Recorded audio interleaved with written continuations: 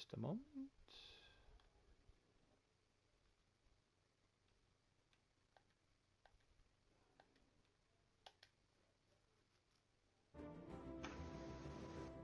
Okay, back.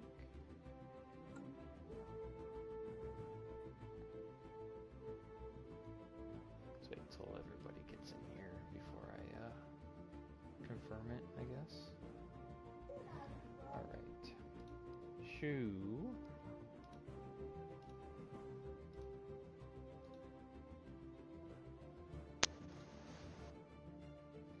I'm gonna refresh my Roll20 page.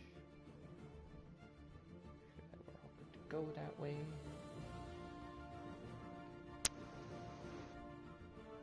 I see Jordan is here. I see Zach is here.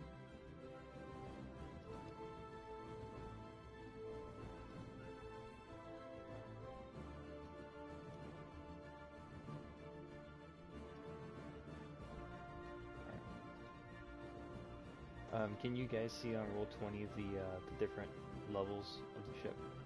I do see them. Okay, sweet. So... can you send me another StarWars invite? Sure. I gotta finish doing this. So... Yeah, he's already got me going in, so it has to wait for me to get through.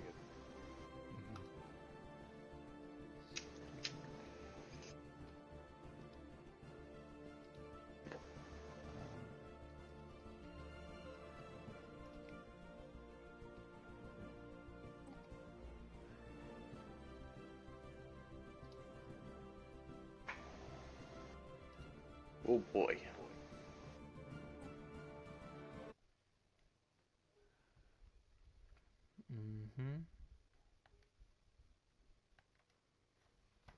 More AI countries than there were before? You know, there are more than what started. That's what I thought. Yeah. Some of them fractured out. Splintered and, yeah.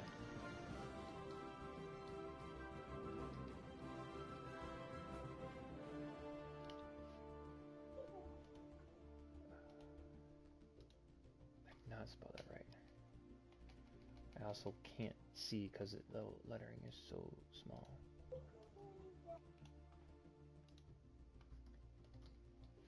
And that time I typed it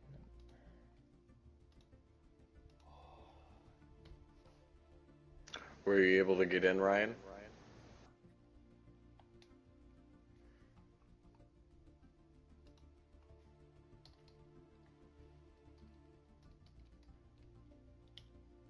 Did he say he was doing something?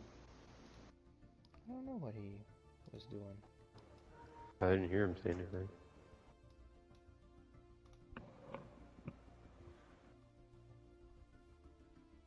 Oh wait, I think he did go to his wife. I think about it, didn't get a call for him to go to Ashley or whatever.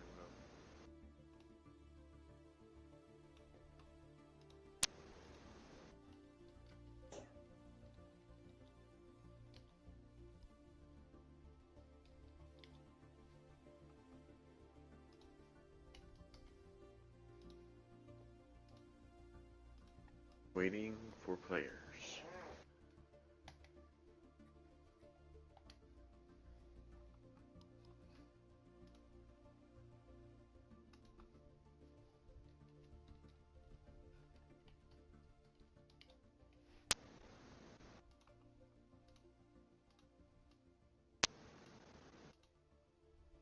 Okay, so anyway.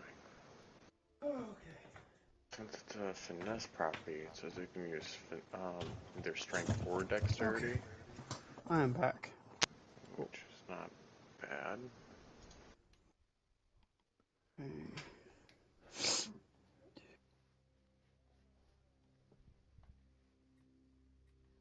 For some reason, it isn't allowing me to start even though the save transfer has completed. Since Jordan got here. Jordan's what? There we go. Is it? Now it's added you in. There we go. Yeah, I hadn't clicked observer mode yet. That's my bad. Oh, okay. Alrighty.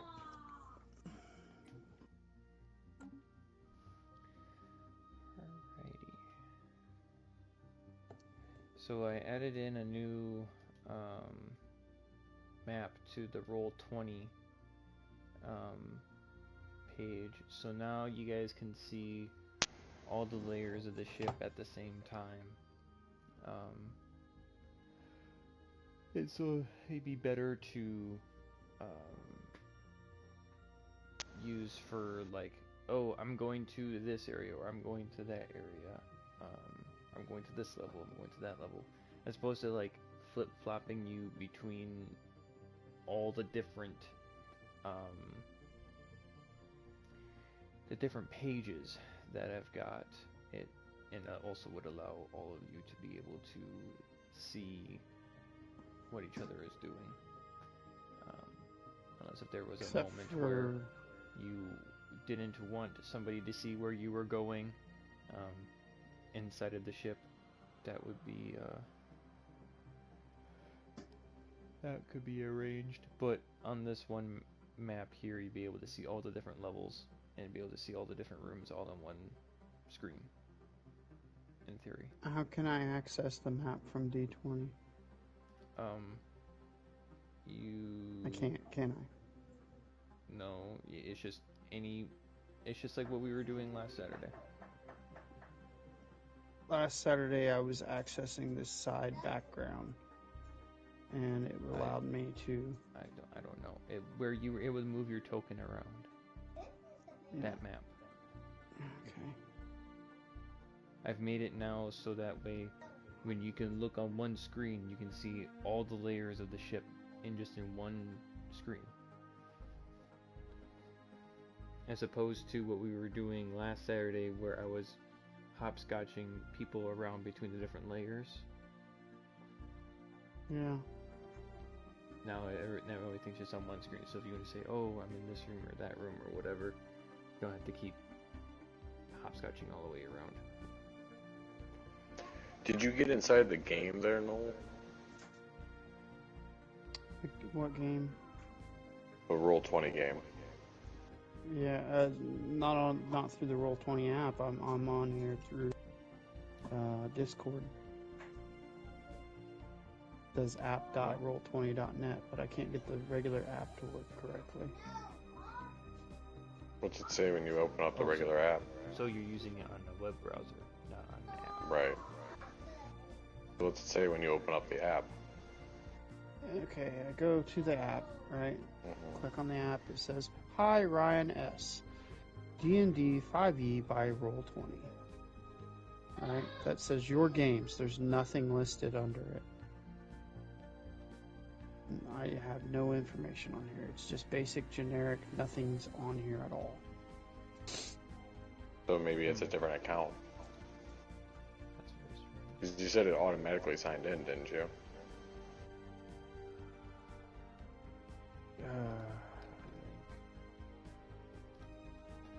I mean, it's Ryan S. I don't know how it'd be anything different. Let's see. I don't think I have you like added as like a friend or anything on Roll20, so I don't know if I can just find you.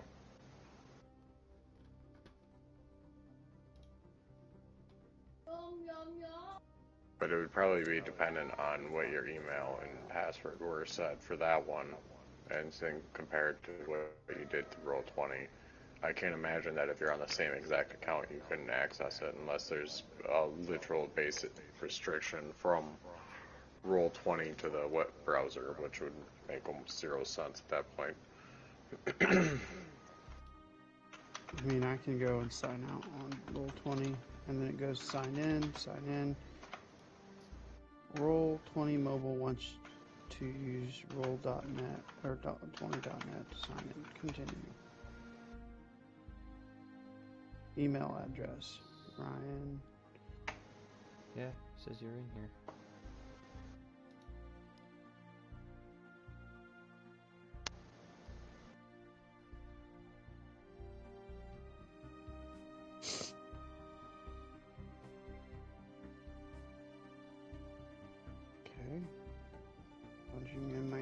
information now. Signing in. And yeah, I'm signed in under the same information, but I have nothing on the app. So it should be underneath games, the games tab on Roll20. And you could probably look either underneath my games, or there might be a banner that pops up. So there's this little down arrow, right? And I've been clicking on it and nothing would happen. I have to literally click on the letters, and then it said go to all games or D&D by 520. So I went to all games, and now I see our Star Wars campaign. Yeah, there you go. Cool. Okay, now I'm on here through a different... Okay, this is different from what I was seeing a minute ago. It might be a little bit more user-friendly for you now. Characters? Maybe. I mean, it's going to be more finger-friendly. Yeah. By that point. Finger friendly. Okay, my character. Good. Exactly. Okay, how do I... I don't know. The eminence? Okay, I can How do click you on that. I would say just... The Z95 model. I do not see a map. I can't look at a map. That sounds like all the stuff from your sidebar. Yeah, all I Sounds see like is... characters and shit. Yeah, select your characters. Play nice clause, code of conduct. Okay. Yeah, and it just takes me to that. And that's it. That's all I can see. It doesn't show me anything else. What's still left of that? But I will make use of this. Left of it, it has nothing. It says it shows my characters, or select your character, which shows my character, the eminence, and Z95. And then it shows who's online, all four of us, right? But that's all it shows on the app. Where is it showing you those people are online at? At the top. Okay. Is there like a set of lines or a set of dots to like close that toolbar for the characters?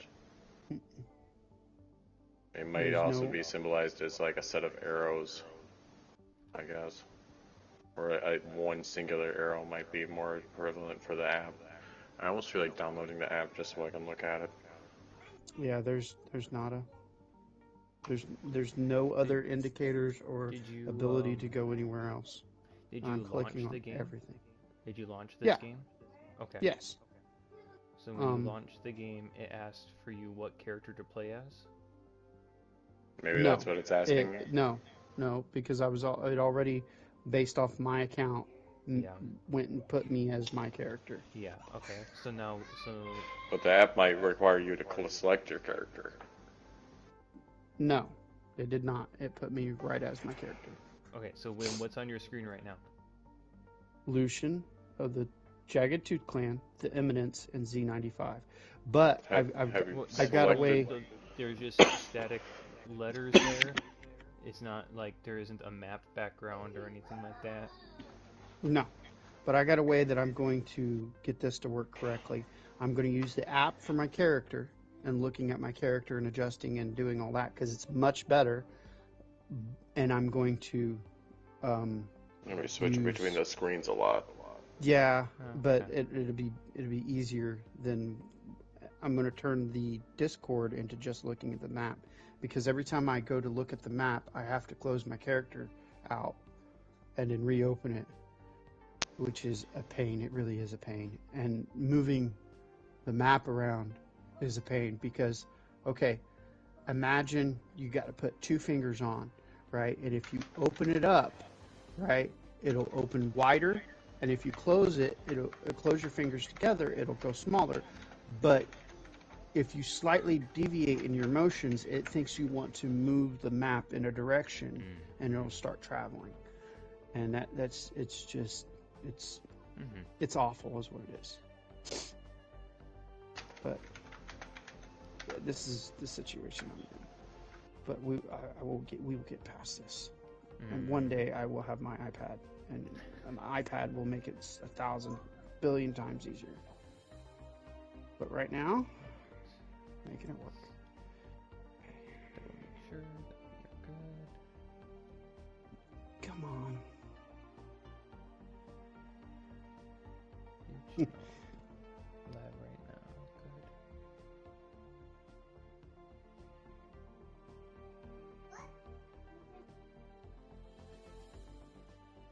Ready, that's going. Okay, I got it as far out as I can, I think. I do not see on the bridge. Ooh, I hate The reason why you can't see anything on the app is because the app is just the character sheet app. Mm. That's why. That's okay, it still helps you then. That's kind of neat, I guess. Because that way you have it just right there, you don't have to be navigating between the two. So if you Okay. really wanted to get I wonder fancy if with you, it, if I Go ahead, Jordan. clicked, did that roll come up? Yep. Yep, so you can just do all your rolls from the app. Oh, cool. Like, you can just, yeah. And And so then if you really switch want to to the get map. fancy with it, you could have Roll20 up on a web page on your PS5, which is on your TV, and then you can look at that on your TV, the maps and whatever, and then you can do your rolls from your phone. Hold on, I gotta figure it out. You just made a roll. Where do I go to look at that? Should come up as like two talking bubbles or something. And Chat. Usually be highlighted. nada. Okay, I figured it out. I see your dexterity roll. Okay, Dexterity save. save. Roll, save. There's my telephone now. Did you already start the stream? D20, roll. Can you see that? Yep. Okay. How the fuck did we do that again? Is that just on the Yes, I website? did. It's /R space 1d20. There's another way you can do that too. I was just making sure that the song was all coming through just fine. So I think still got a little bit of echoing coming from Ryan's mic, but I can That's adjust okay. that.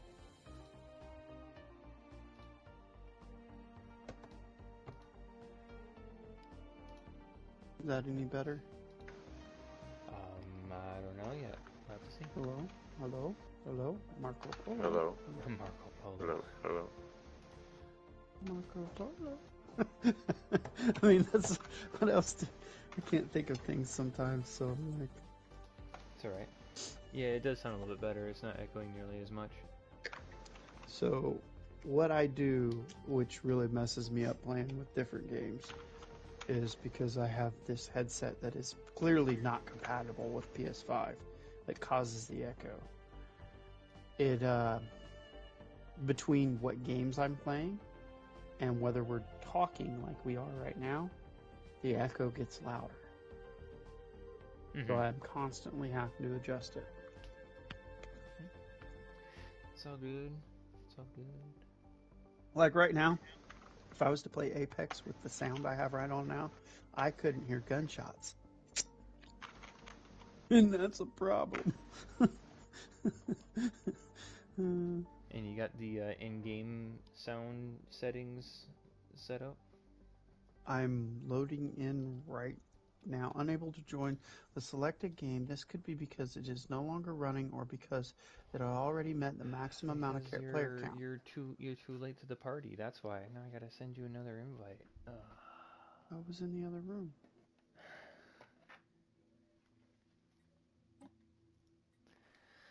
Fine. I'll send you the invites, I guess.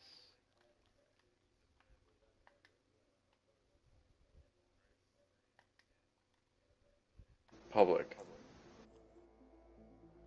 Did mine come up white to you? You talking about in Right. the chat? Yeah. No, it just looks like the normal. Oh no, it is in fact. You did a whisper, didn't you? I did whisper. That's why I was Uh, curious. I wanted to see how it worked, if it came up in a different color or how it was working. I sent one to Johan, but guess he didn't see it. yeah, I Yes, I didn't did see see it. it. If you Okay, you did see it? It's It just it's says highlighted in blue. It's uh, highlighted in blue. Yeah.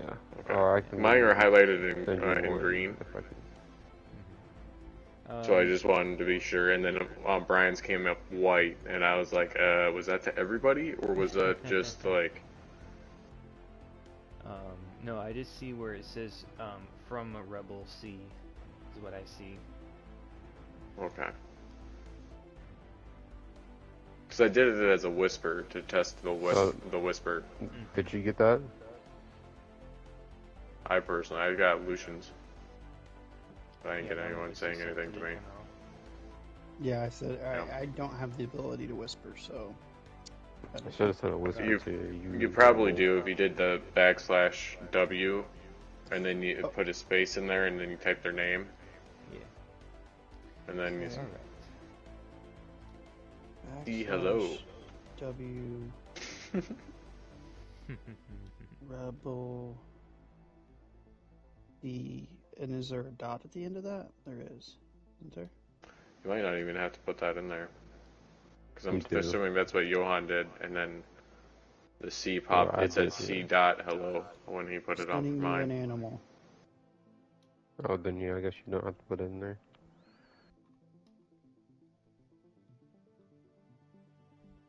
Did that come as a whisper, or can everybody see my?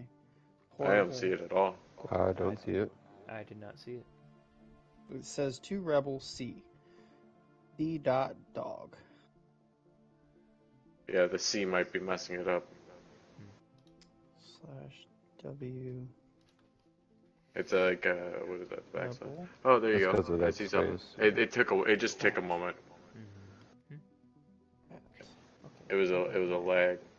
Role-playing book over here. There you go. Yeah, I'm That one not came also up just using it. fine. Like it didn't Yeah, show the any C extra might have messed words or with it. anything. But it was lagged. I saw your other one pop up finally.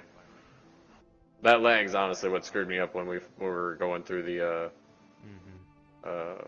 With the whole pinging thing. yeah, that hurt a lot because I was like, oh, okay, well, I guess I'll just move on from here. I thought we hit all the rooms. Like, I saw the pings come up once, and I'm like trying to like type this shit onto my notes. Like, fuck, the rooms were here, here, and here, I think. Mm-hmm.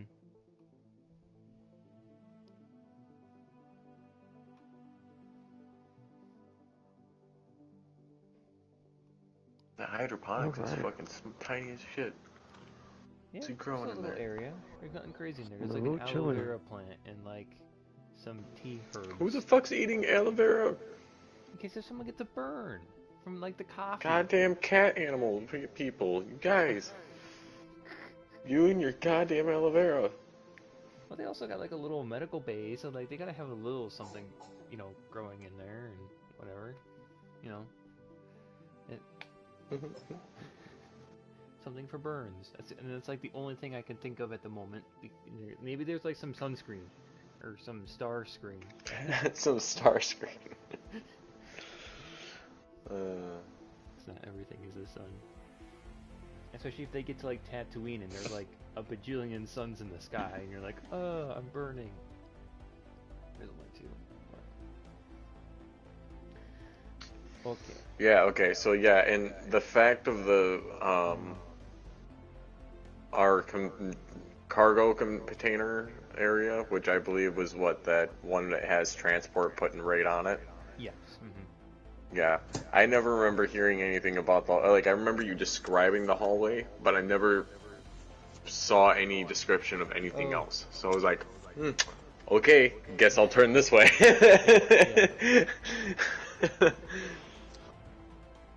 Oh yeah. So I guess from what you guys know, that across from the transport suite, basically, which had the like Delta airplane style seating, there was like a door across the way from that hallway, and then there were two more that were also mirrored farther down, and then at the end of the hallway there was another set of doors.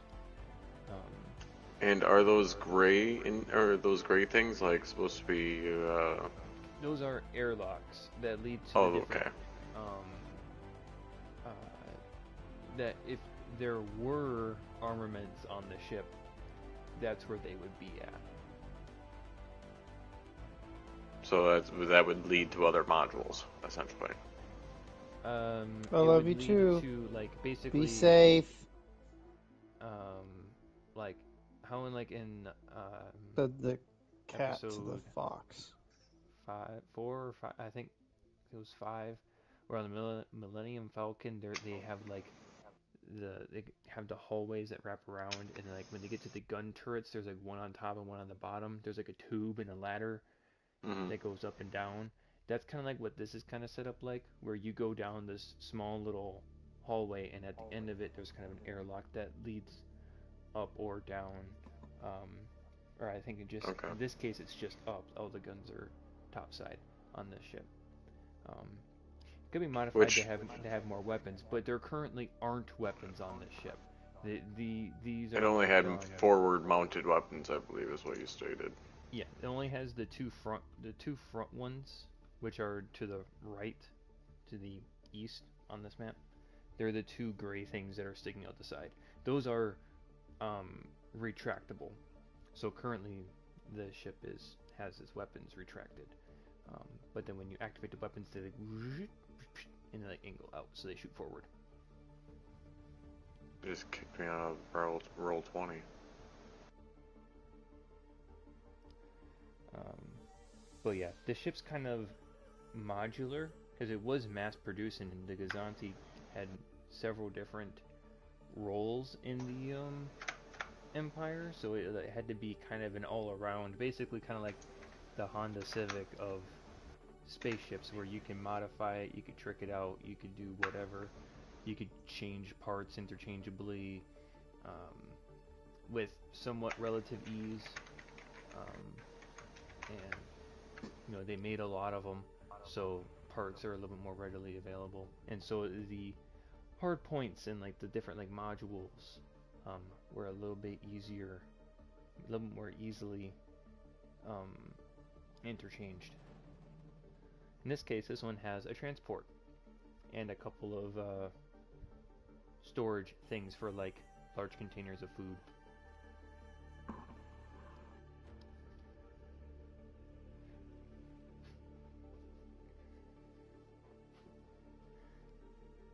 Okay, so we know there's 3 other compartments other than the one we're in. Yeah.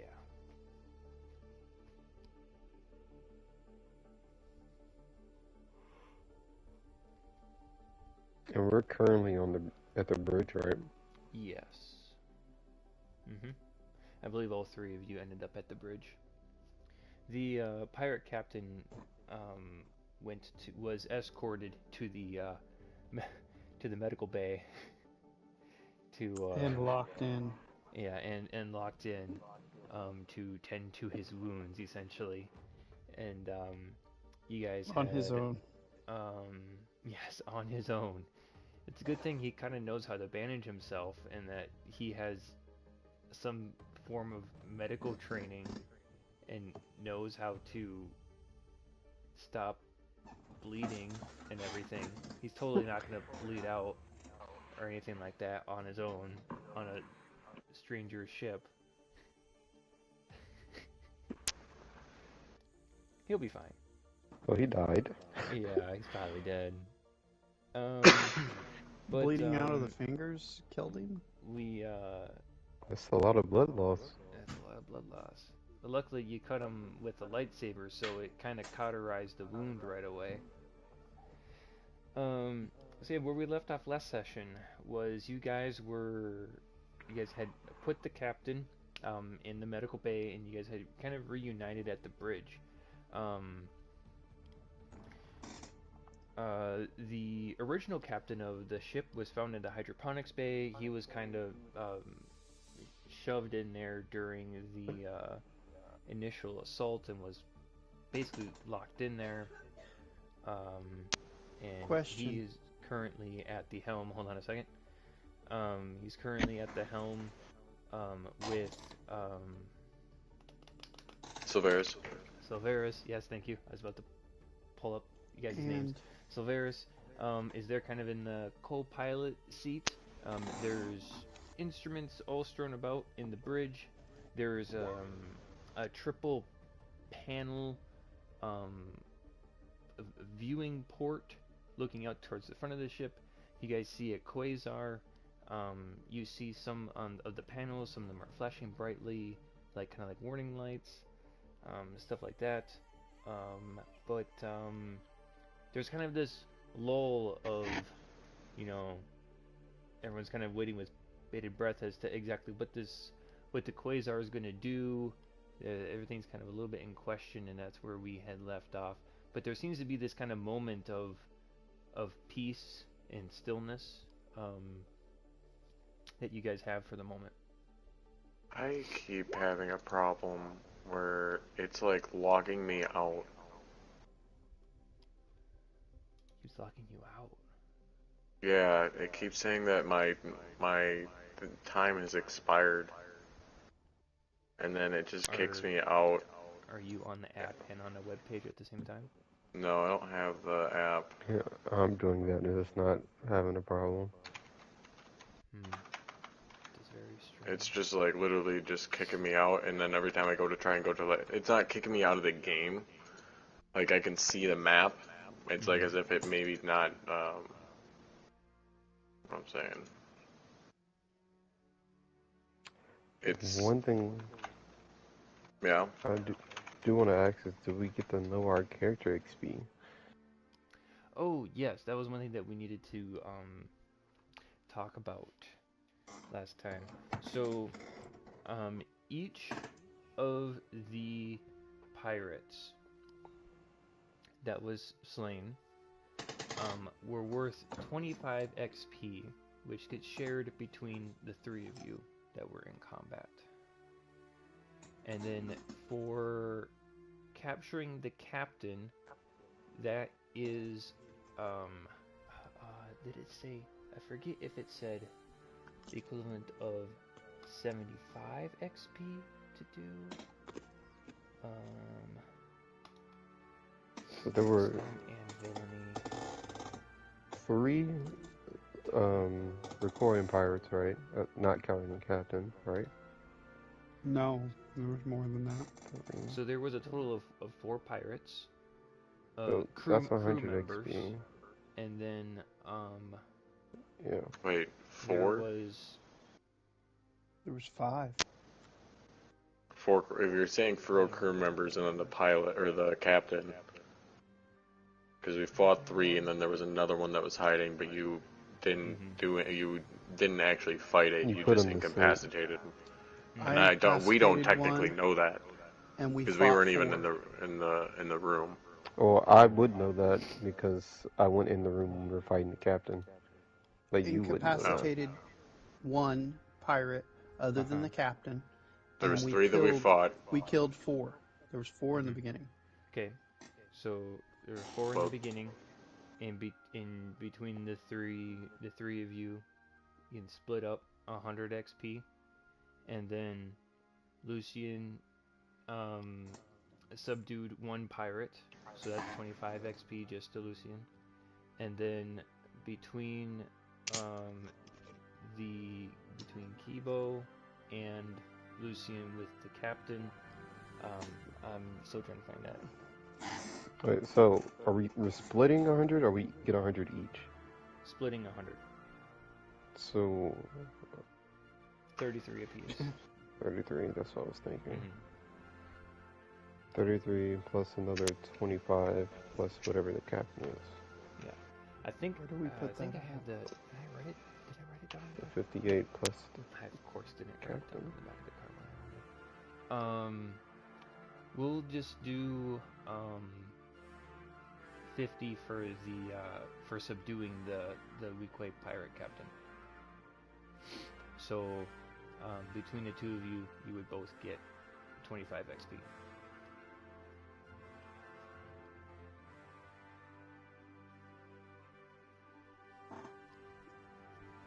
Okay, not. Where's that even on the character sheet? Next to your alignment. It should be 83 if my math is right. Alignment. Okay, that's a whole hidden page to get to. Got it. Mm-hmm. Okay, so I got 25 from the captain, 25 for Yep, 83 knocking the dude is our out. total. Mm-hmm. And then how much is left over? 33. All right. 33. So That's right. I got 33 XP. plus 50 is 83. And I meant to look to see how much those power cells have for ammo. I thought it was 12, but...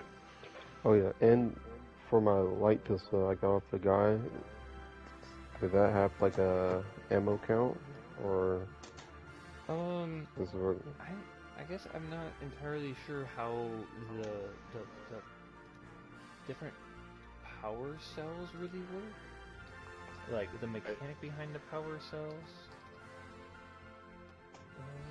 I'm sure there's certain things that require a power cell, and there's certain things that don't.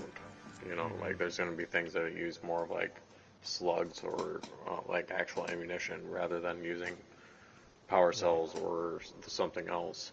Or I think you could generally use it at all. I think you could probably generalize all the power cells to be a base amount. I would figure there is something in here somewhere about it. When I looked up power cells... But could I catch that invite? No. I sent that to you. Sent it to you a while ago. Never came. To which thing? To the StarWars thing. He sent me the first one, which would not work. Get you going.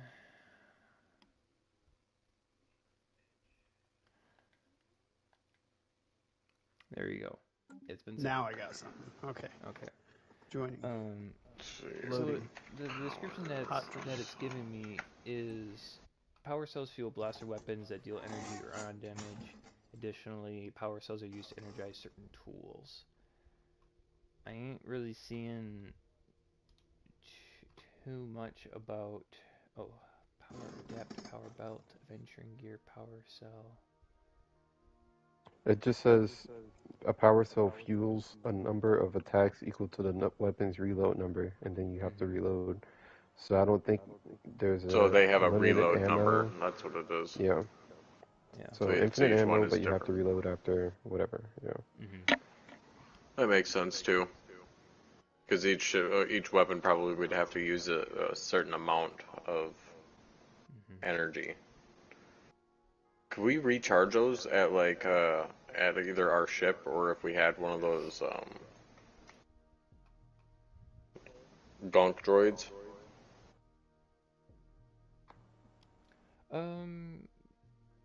I believe so. Yeah, we should be able to. I don't see why not. I'm gonna have to figure out what the fuck a gunk droid does for us. Alright. I'm all good to go. A fuel cell fuels a number of attacks equal to the weapon's reload number. Weapons with this property are fueled by power cells, which must be loaded in order to fire the weapon.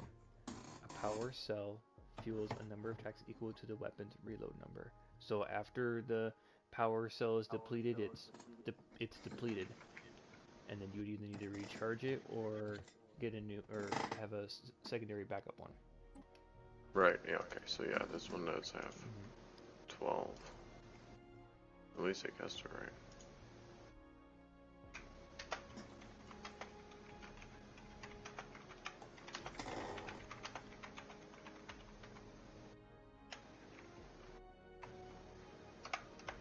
And then are we just assuming that the ones that already came from the pirates already have a pre-in power cell?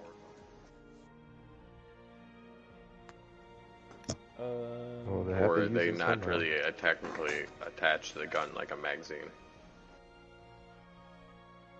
Should have a power cell if they were shooting it at you. I'm not really sure. Because those light pistols, I thought would have been, I need something that has a, like, yeah, it requires a power cell and it reloads on 8. Yeah. I guess I'm not really sure. I think that they would have, like, for that particular weapon, it would have a power cell that would be able to adapt into it. Kind of like, basically, I think the way that it works, they're kind of like rechargeable batteries. Like if you got a drill and for the light pistol, they make a power cell, right? That's there's a power cell that fits for the light pistol. So that light pistol power cell would go to that light pistol. I'm saying that because I know I grabbed a light pistol, and I think I was talking to you before about it, but I've just said it as like, this is what I'm going to do. But this way it's cleared. I have the light pistol, and then I increased my total power cell count to 3. Because I had already 2 in backpack. But something that we can do is like power cells for like for pistols. Just like you find a pistol, you can throw a power cell into it if it takes a power cell.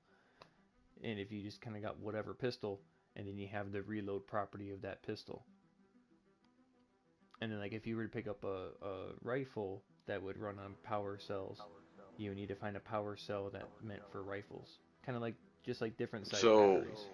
Okay, so then we should probably specify that our power cells are specifically for these in the future, so that way we have pistols. For pistols or whatever the fuck they're going to be. Rifles or etc. Okay. All right. This is good information to go through, because who knows when it comes later on and we're sitting here like, that was a heavy machine gun. That's a goddamn battery pack, bro. Like. It's an E-web, and it's like, well, you Put can't this just in my plug your pistol. pistol into it. Alright, so I'm gonna indicate these power cells as pistol power cells. Perfect.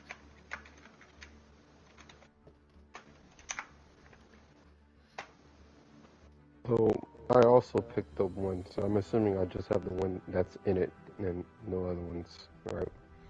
Correct. Yeah, I was gonna work with the vibro daggers.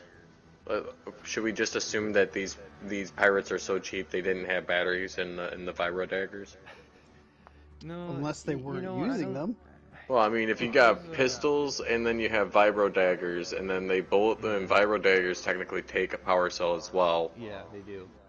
So, and then that would be a different type of power cell in comparison to the light pistol. So now we're talking about having 2 different kinds of power cells right now.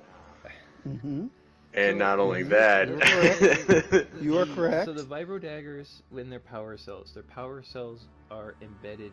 They are a part of the dagger. So once you use it, it's done? You might be able to recharge it at another time? You'd be able to recharge it at another time, but you can't take the power cell out of the melee weapons. Okay. You could still use the weapons. It is still a dagger. It's just not a vibro dagger once the charge is done. Which I don't even know how many uses or how much time a vibro dagger would last. Like maybe if you left it on for an hour. It on might the 5E website, they say the power cells only fuel blaster weapons, so they're not using the power cells in the melee weapon category. Yeah, so it doesn't technically. So the vibro daggers just vibrate; they just go 24/7. That's gonna be a little weird.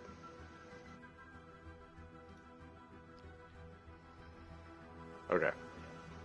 So there's no on and off switch at all? It just vibrates all the time. You're carrying around a vibrator. I would assume there's a way to turn it off, but it's probably just solar powered. We'll just say that. Vibro weapons, a class of bladed powered melee weapons. Vibro weapons are among the deadliest items in anyone's close combat arsenal. A vibro weapon consists of a mundane looking blade with an ultrasonic generator in the hilt or handle. The ultrasonics reverberate along the blade edge. The user gets greater cutting power with less effort. Vibro applications are seen in a variety of cutting tools, from industrial-sized cutters to small scalpels. Offensive versions were a natural evolution of the technology, from the small vibro dagger to the medium-sized vibro blade to the large vibro axe. And then when I go to vibro dagger, as with other vibro weapons, an energy cell produces rapid vibrations along the specially seated blade edge, giving the vibro dagger extra cutting power with relative little extra effort on the part of the user. A vibro dagger requires an energy cell to operate. Energy cell. You can just plug in your dagger overnight, and it'll always be charged. Or just plug in your daggers. So how many swings do we get with that? Yes, you get before a yes it turns no. out. If you don't charge your vibro dagger in a week, it might turn off. I don't know. It doesn't say exactly how long it lasts. It's like, bro, you're not gonna be using this thing by session 3. Come on, get out of here. No. You can use them as much as you want, but like, I don't know. It's such a there's a You never know when you get get disarmed. That which, like, so with the vibro weapons, the idea is that you can turn them on and off to do extra damage. So the vibro dagger, when it's turned off, it's just a regular dagger. I don't want to get so caught up in the minute little details, because while yes, there may come a point where if a vibro dagger is turned on or off, if it's, it could make a big difference in a very detailed situation where where every detail needs to be calculated for. Well, it will come down to how you want to do it, because at least on the website there is no differentiating between it being on and off. It's just a set, it's on, Right. I don't know if you would have to come up with your own numbers with on and off. You want to do all that. Do it. I don't want to get so bogged down with just little details like it's that. alright. So, as you were explaining, we were on the bridge, somehow, Kibo, right? Kibo.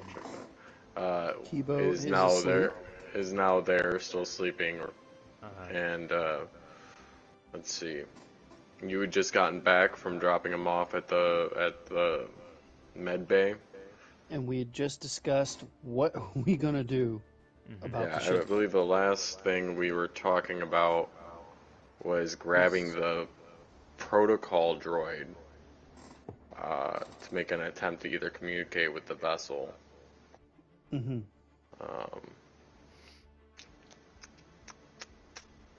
We said that we took some damage. I remember that. We looked at some of the damage that the ship had taken. And you said we were, what, 1,200 meters? It was something like that. Your spaceship is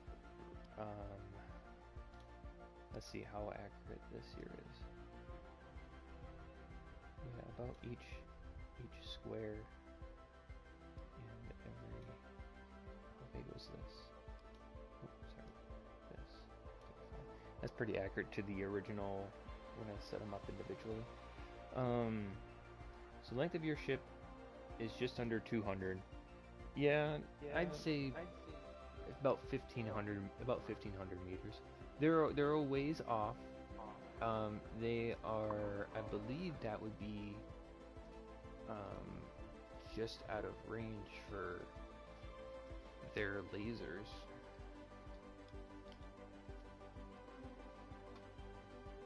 But they're in the direction that we need to be going. They are in front of you. Right. If you're looking out through the what's the word I used before for the glass? Not the viewports, but the triple pane view out to the front of the ship. I want you to make a perception check.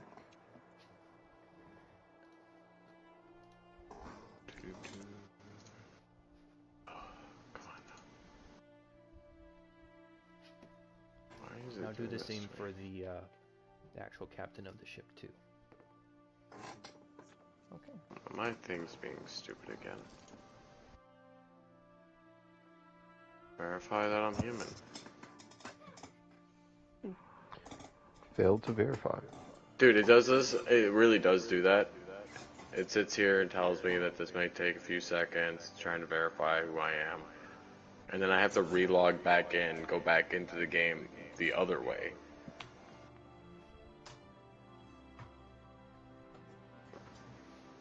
Sounds like there's problems no matter what platform you're operating this on. Yeah, it's just the first time it started doing this. It's just being an asshole.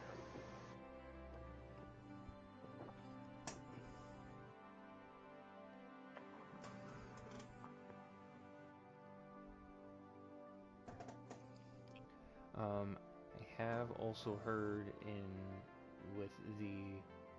the other session of D&D that I play that Roll20 sometimes works better, or it works better on Firefox. Yeah, it does tell you. It works good on Chrome too. Yeah. I even have Firefox right now. Because I was doing it on Opera, and it's like, this site is not compatible with your web browser. Yeah, there's a couple of times when I was playing my other session where the map just wouldn't load, so it would just be white, just with the white background. No map would load or anything. No amount of refreshing the page or logging out, logging back in would allow the map to render for me.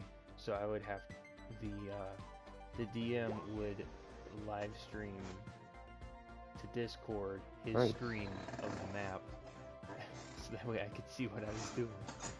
You rolled a 19. Okay. So you can see the distance of the quasar. You can tell just about it's outside of its typical range to be able to reach you. You find it kind of weird that it's not taking just straight pot shots at you. You do notice with a 19 as you're looking out of the viewport that the communications button on the console that's in front of you, where it typically is, it's lightly flashing. Excuse me.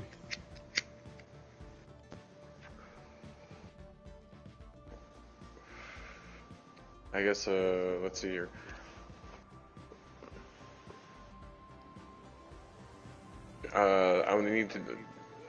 I'm gonna talk to the captain, or the captain of the ship.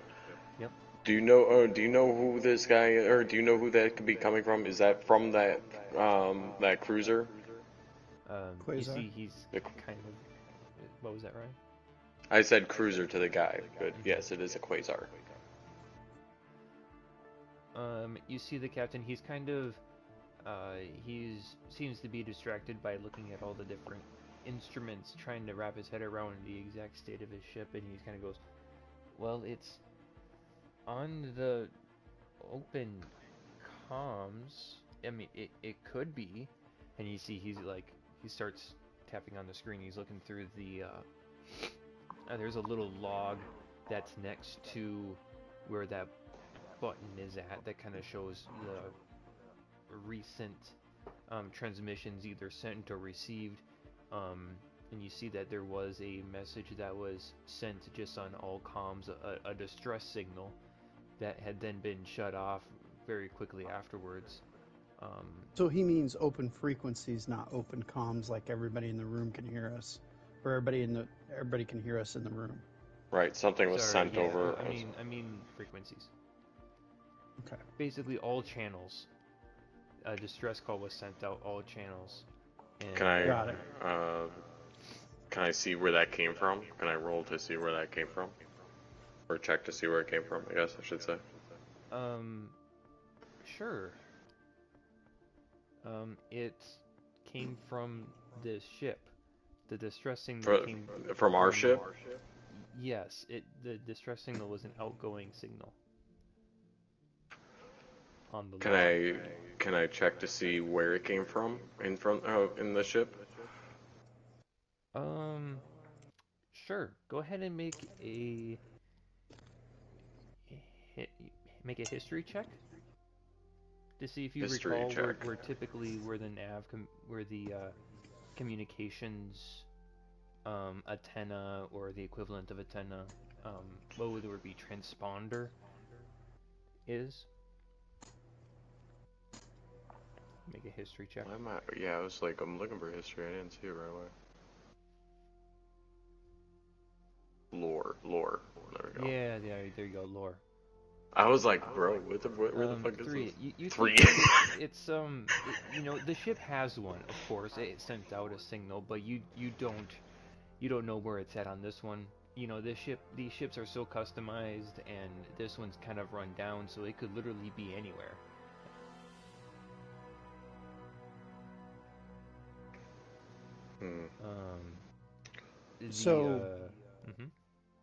He asks, does the captain know where that's coming from on the ship? I haven't asked him anything. Where the distress signal is coming from? Yeah, within the ship. Are you? Did you send the distress signal? No, I noticed. Well, no. I don't. I'm in character. Talking to the captain. I'm sorry. He turns to Lucy and says, "Yeah, I know where that signal came from. It came from this bridge to send out because we were being attacked." And he kind of looks at you that like, makes sense. Are you dumb?" And it's like, and then I was thrusted off of the controls by Pirate Face over there. I thought Pirate Face might be sending a signal to the other ship there for help. Why, yes, the pirate would send a distress call to all available ships to come and find the ship and potentially rescue it. Who? He can, like, do I look like a pilot? It's like, do I look like a pilot? Okay, this is getting out of hand, Captain. We're going to have to start making evasive maneuvers. That ship's not going to stay out of range for very long. Yes. And you see a couple of more lights kind of flash up, like, and he like goes and he presses the button that was previously flashing, and it brings up a miniature hologram of a human standing at attention. He's like, the captain kind of leans over in the chair to get kind of more centered up with the human hologram that's maybe about 6 or so, maybe 10 inches tall. He's like, hello, and he like kind of like leans in. He's excited. Is like, the hologram responds with, "We received a transmission from the Eminence. This is Asylum Station. Is everything okay?" And the captain quickly goes, No, everything's very bad. We need your help. The pirates attacked us." And he says, "Understood." And there's some talk back and forth as to what the ship's like identity code is, and ISD. Right, basically. And the as they're kind of wrapping up the formalities of like, yeah, this is who I actually am. You know, we're looking at the pirate ship right in front of us. A couple more lights kind of flash up on the side, and he like slams his fist on the table. He's like, "Did you have anybody?" And he specifically turns to Lucy and he's like, "Did we have anybody actually make sure the pirate captain couldn't get out of the medical bay?" I locked him in there. "But then you left him, because you're here now. You're not in the medical bay." and he like throws his hand up and is like, "Well, we're down in this." All right, I'm pod heading now. towards the medical bay with my hands in the air, like Go check frustration. I've literally just walked away, but okay. As soon as Lucian's at the door, the captain presses the button, and the door closes behind him. Okay. Check the scanner, and he like is kind of talking. He's facing forward out of the porthole, looking out over the quasar, and said, "Check the scanner, see if there's any small life forms out floating out around there." He like takes the helm and he starts to steer the ship over to the port side. He's telling this to Silverus. I don't even see my character, remove my character, so... Here, gotta move my thing because I gotta zoom The only one I see is Zach's guy. Oh, now I don't see nothing. I assume I'm like right about here. I'll go to the sensor. Yeah, I one gotta of the go panels. to one of the panels to. Mm-hmm. You know yourself around a spaceship well enough that you're able to kind of decipher the layout of this kind of menagerie of controls. And you find one of them that looks like a scanner. Okay, and then I wanna scan the escape pod. I'm asking to do it. I guess I want to do it. I want to scan. I want to attempt to scan it to see if there's any life. Okay. So I want you to roll on for the eminence let me look at that rule. It's got a big tall order here. Okay. I see the rabbit. I want to make sure using ability scores. Okay. Processing. I want you to make it's going to be a wisdom check, but with the ship. Oh, that was a mistake. A wisdom check with the ship. Uh-huh. So if you go to your journal, okay, you should be able to click on the eminence. I believe I gave access to. Yep, I see it on there. I see that it's got a 0, but I was just checking to see. Yeah, it has a 0 modifier, but I want you to make a check with it. Right, I was checking to see whether or not my piloting skill gets gets anything to it.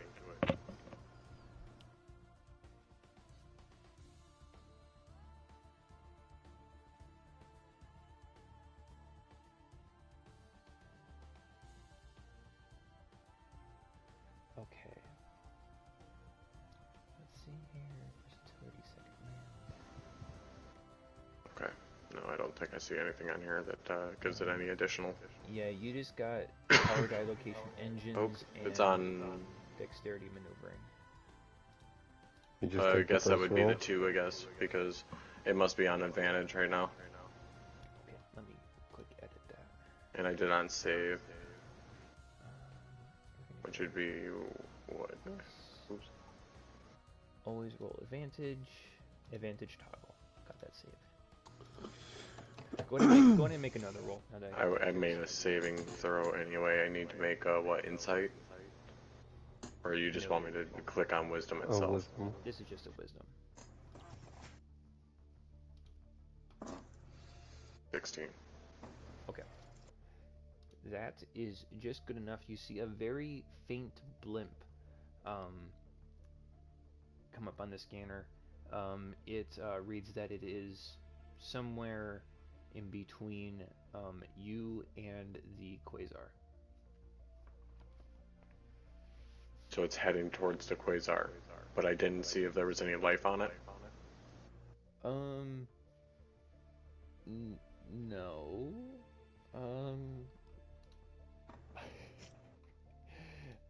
Let me see here.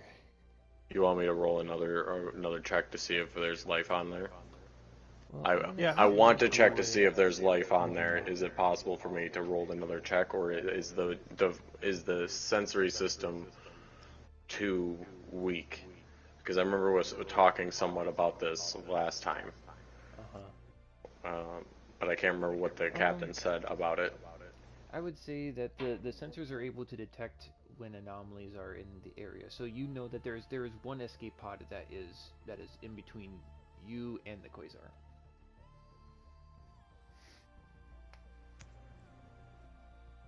Okay. I don't know if you don't remember, but the captain said earlier that we had all our escape pods. None of them had been launched. Yep. And now there are only 2 escape pods. Because I remember you saying there was 3 total. I'd like to run a perception check on the captain. I want to see what, I want to run a perception check on him, see what he is. I don't know anything more than that. It's just a captain of the outpost. What'd you call it? Of the hologram. Yes. Sure, you can make a perception check. And you didn't wake up, Jordan, when the captain slammed his hands on the console? I am exhausted. I'm out. 21. Woken up. The hologram, it looks like just like a normal human, nothing really special about him. Wearing officer's garb. What officer garb?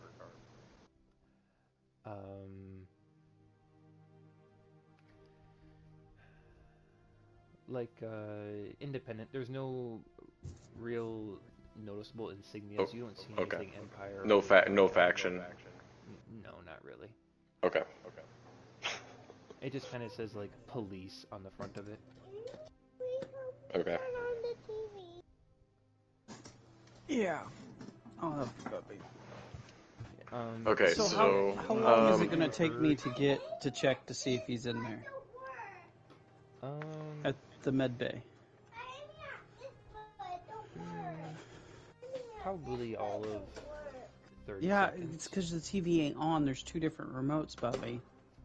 Hold on. That ain't going to do anything. You got to wait for the TV to come on. Okay, you want to watch Ninjago? Yeah. Okay. Captain, it appears to be heading straight for the quasar ship. I think he might be aboard, but it could be a ruse. It could be. But either way, I think that our situation remains the same. We're going to have to start trying to head off to the as close as we can to the local outpost. He'll basically relay what what the officer had told him, as the captain kind of summarizing what was said over the comm, that they're going to be there as soon as they can to try to help us, and that suspect support in the next minute. That the distress call had been received. Okay. So he's not freaking out. He's kind of leaned back in his chair a little bit to, he's not super on edge. But then you kind of notice that he's like looking around the bridge. He's like, "What happened to? And where's?" And he will look to Kibo and say, "Well, would you check the rest of the ship and see what happened to the crew?" He turns to you, Silverus. I'd like to do an internal sensor sweep then, to identify life forms. Okay. You do that. There is on the scanner, you can switch it to like internal to get a general reading on the inside of the ship. There's the 12 passengers still in the transport hold, There's 12 life forms there. Um, there's one heading who's just about to reach to the medical bay. Um, and there's 3 in the bridge. Okay. And that's all I see. Mm-hmm.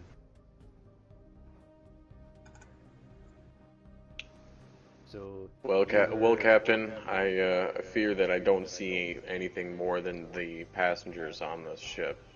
Do you know their last known location? And I will go and check.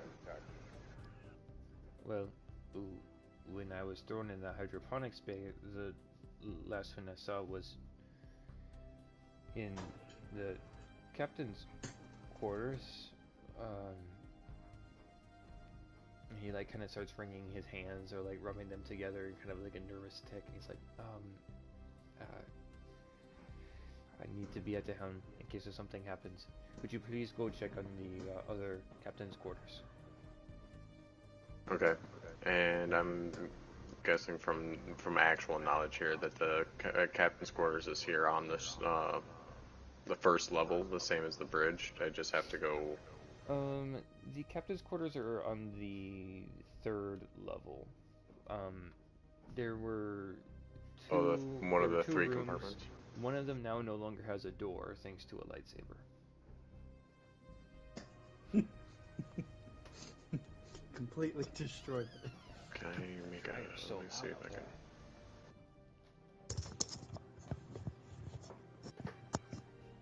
Anywho, I have no clue where the med bay is on these maps because there's nothing listed as med bay. That is on the 2nd level. Let me I'm gonna say right here is what you're talking about.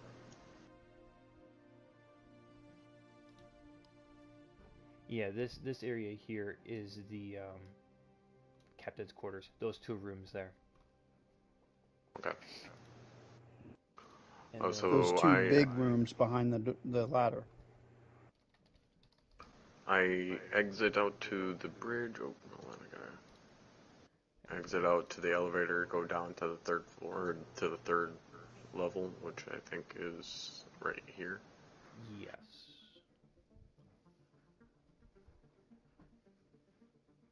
Okay. Ah, there's medical. Yeah, I just added it in there. Yep. So Silverus, when you get down to the 3rd level, you see a completely destroyed door that has been melted. The metal has now cooled. Inside, you see it seems to be somebody's personal belongings, and you do see a corpse, kind of slumped over. There's a kind of there's a small desk, a little personal area over next to the bed. It's very simple accommodations, but it is a lot nicer than where you were staying at during your travel, and it's a lot nicer than the other compartments that are in the ship for the crew to sleep in. The body, is it a pirate or is this another species? No, it's not a Wequan.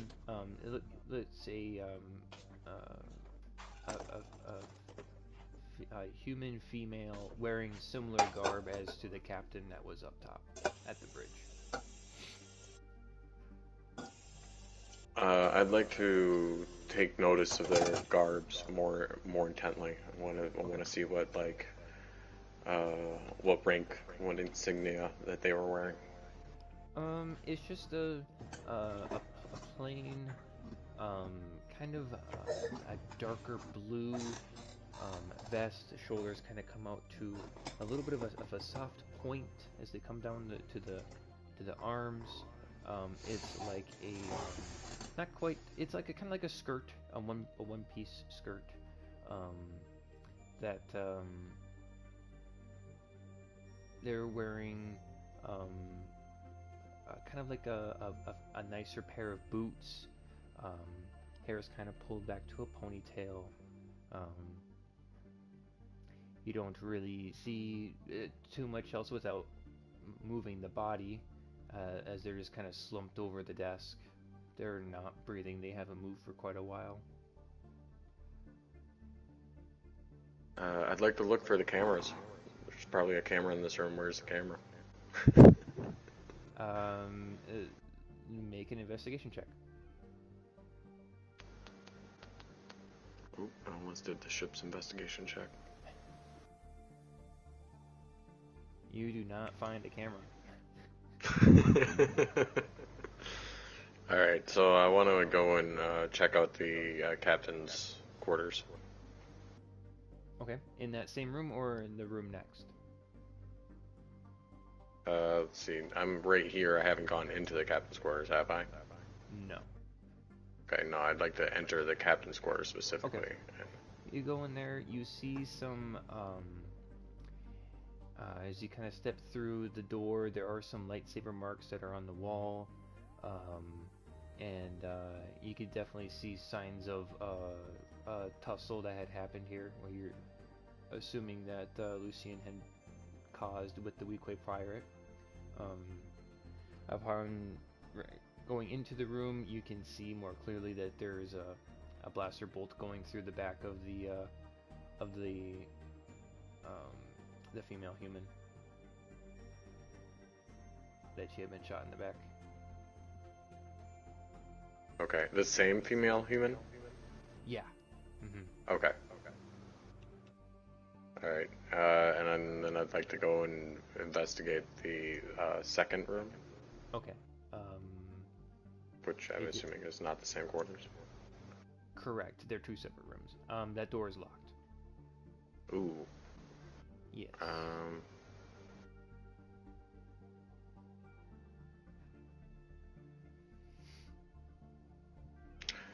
I'd like to hail the captain. I'd like to try and hail the captain, I guess I'd say. Okay. He doesn't hear you. Oh, there's no, like, internal comms that I can activate? I don't... No, I don't know. Okay. Alright, I'd like to try and, open the door. I mean, like, if it's locked, I'd like to try and, Okay. Go crack ahead it and make take a a crack strength at it. check. It's a saving throw.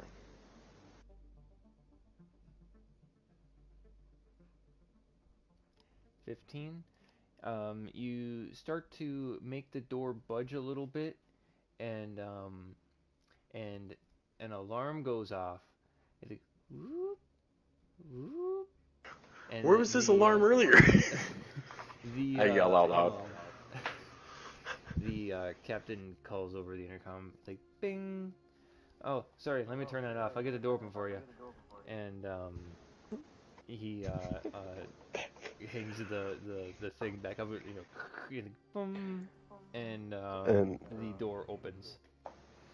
And with that alarm, I wake up with the most pissed face imaginable. The most pissed face a rabbit can give. I sucked on the wrong carrot today. Man, he looks adorable even when he's pissed.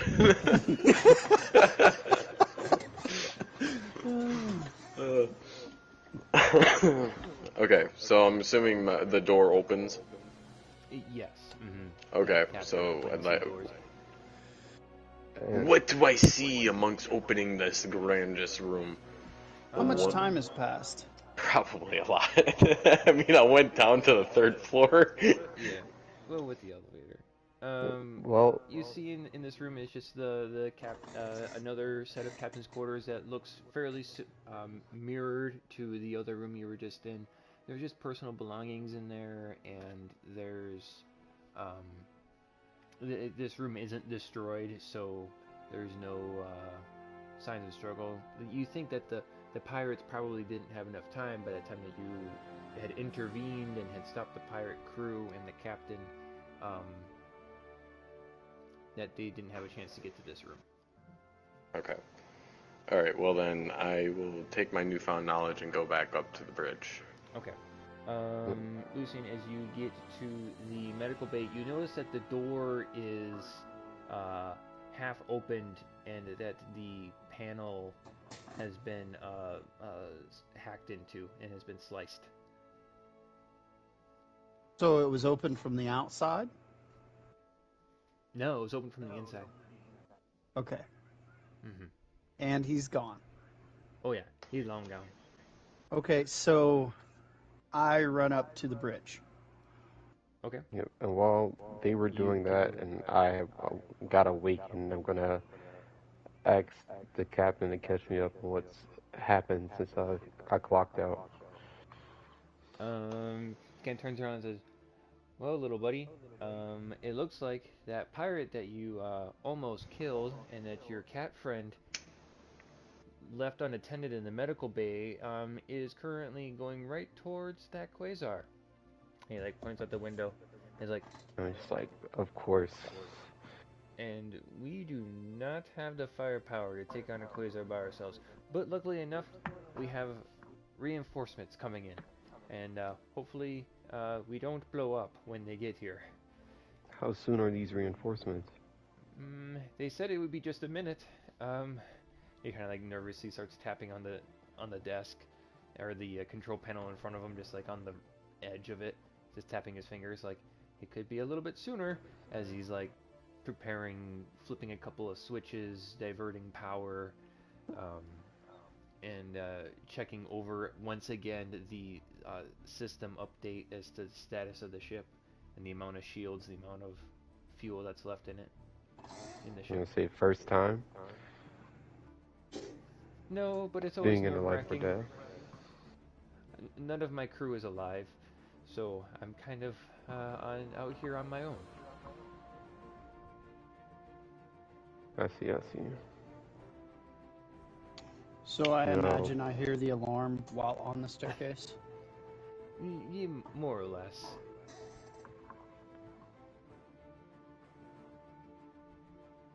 It goes off just a couple of times, and then it's done. I get back up to the bridge and Captain, I am so sorry, but I found one of your crew members and they had been, well, they're not with us anymore. Question: who arrives first, me or you? I came up the elevator. I don't give a shit. Yeah, you guys come back up. You can be here at the same time, so you just heard me. Or we could have had a very awkward, silent elevator ride. The captain's gone. Has any escape pods launched or anything? Well, What's with the alarm? Apart from your pirate friend, that's the only one. Does the escape pods have comms? Yeah. Can you contact the escape pod?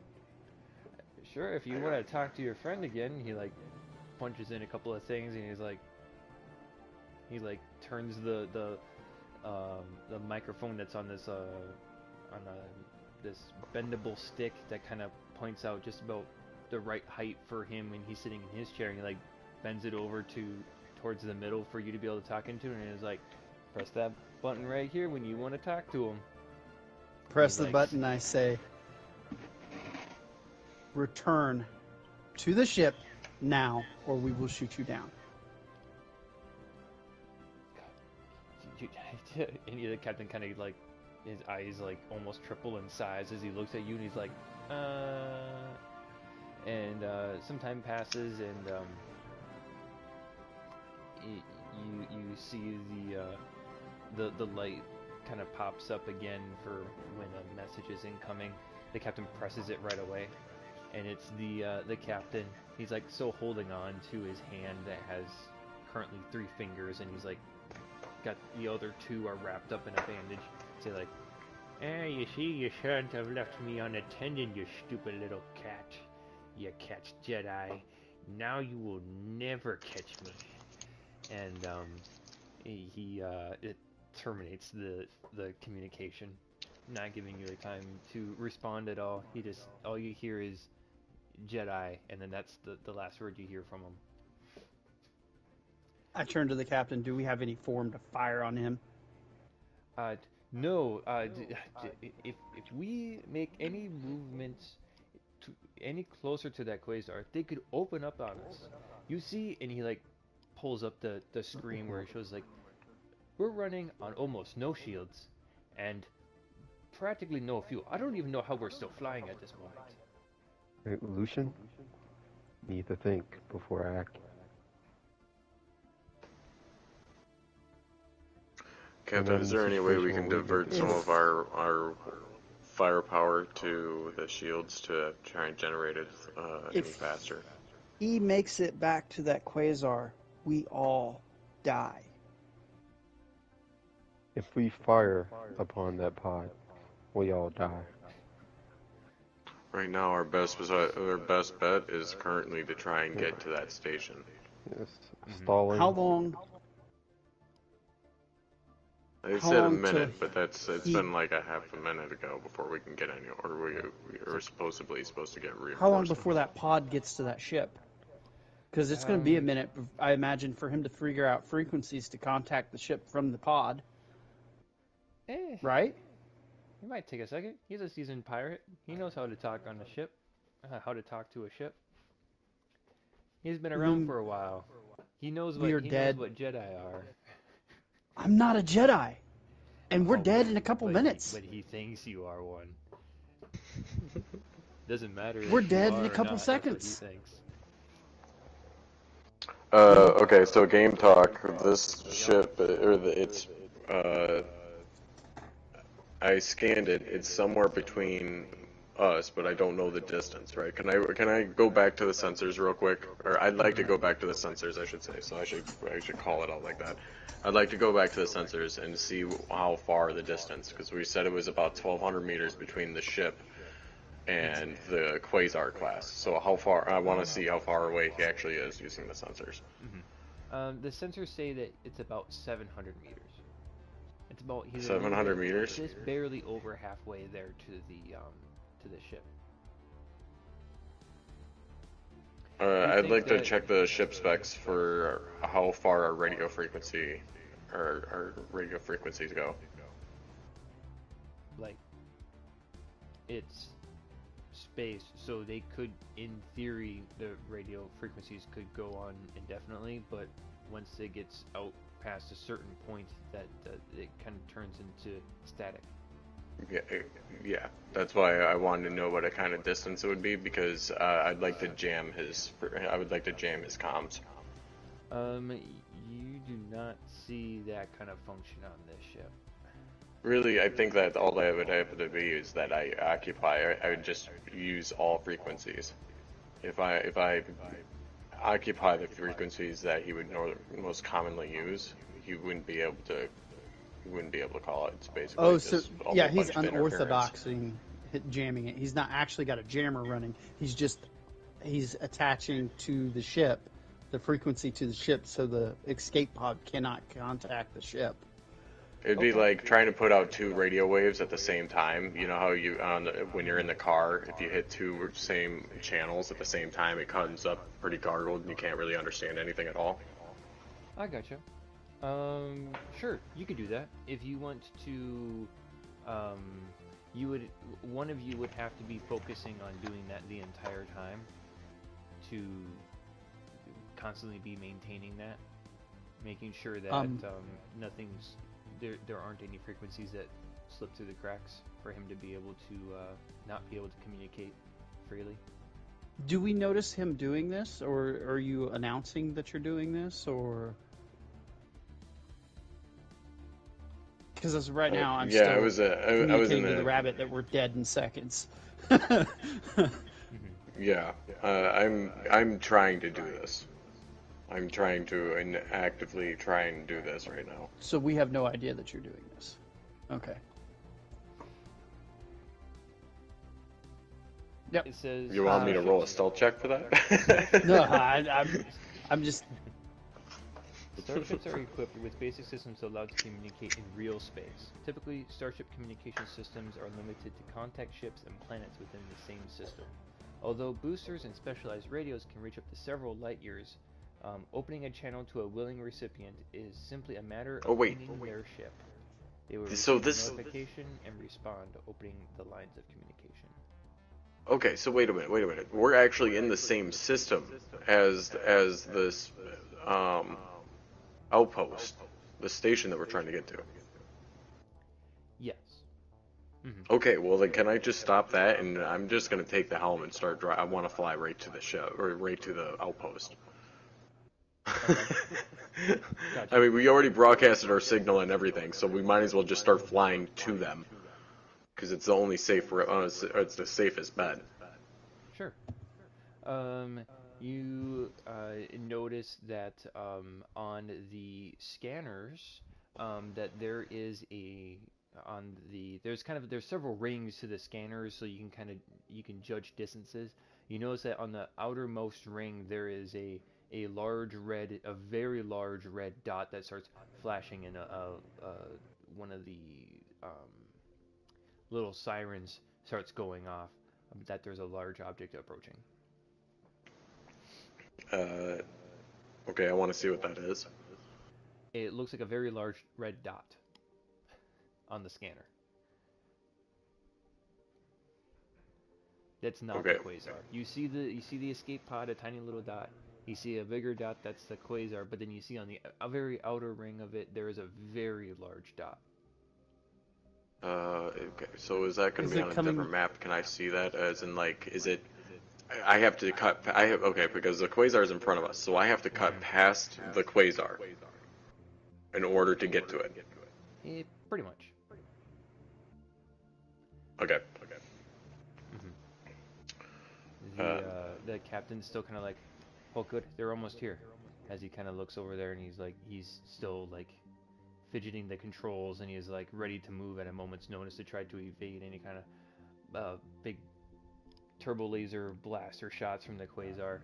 They're just kind of awaiting as the captain's still kind of floating out in the middle of the space in the escape pod.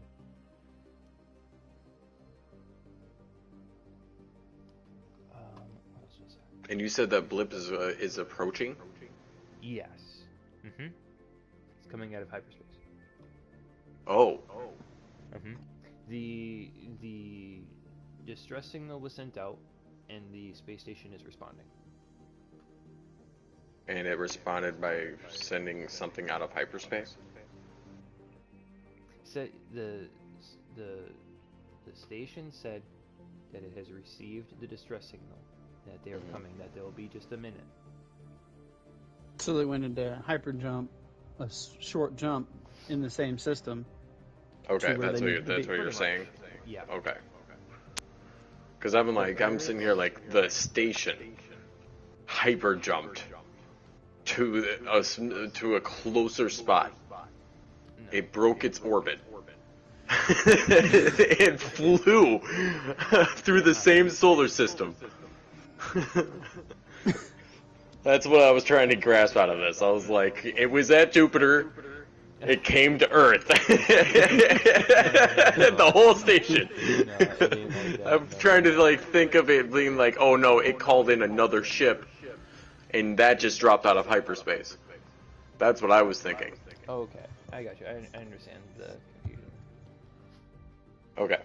Yes, but there is a big blip now that is on the sensors.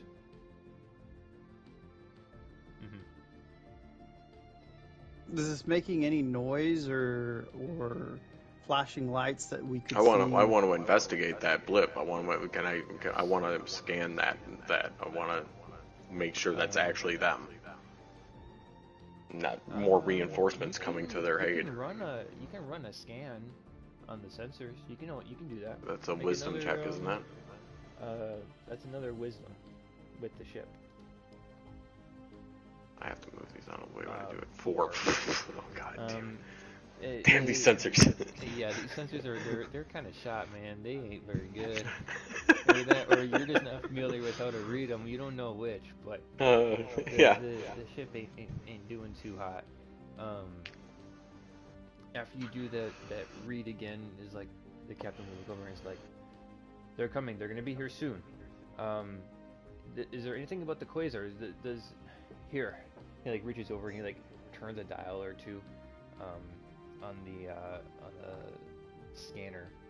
he like kind of checks it over. And he's like, well, I think the Quasars noticed that we have reinforcements.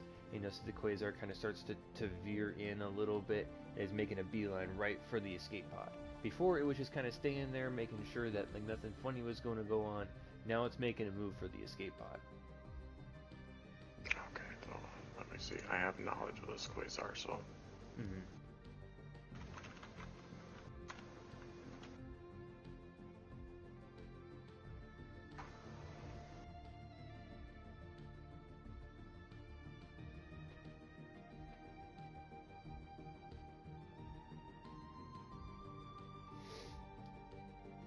Okay, at this point, I guess my character just accepts fate as what it is, notices the ship's moving, I'm sure, and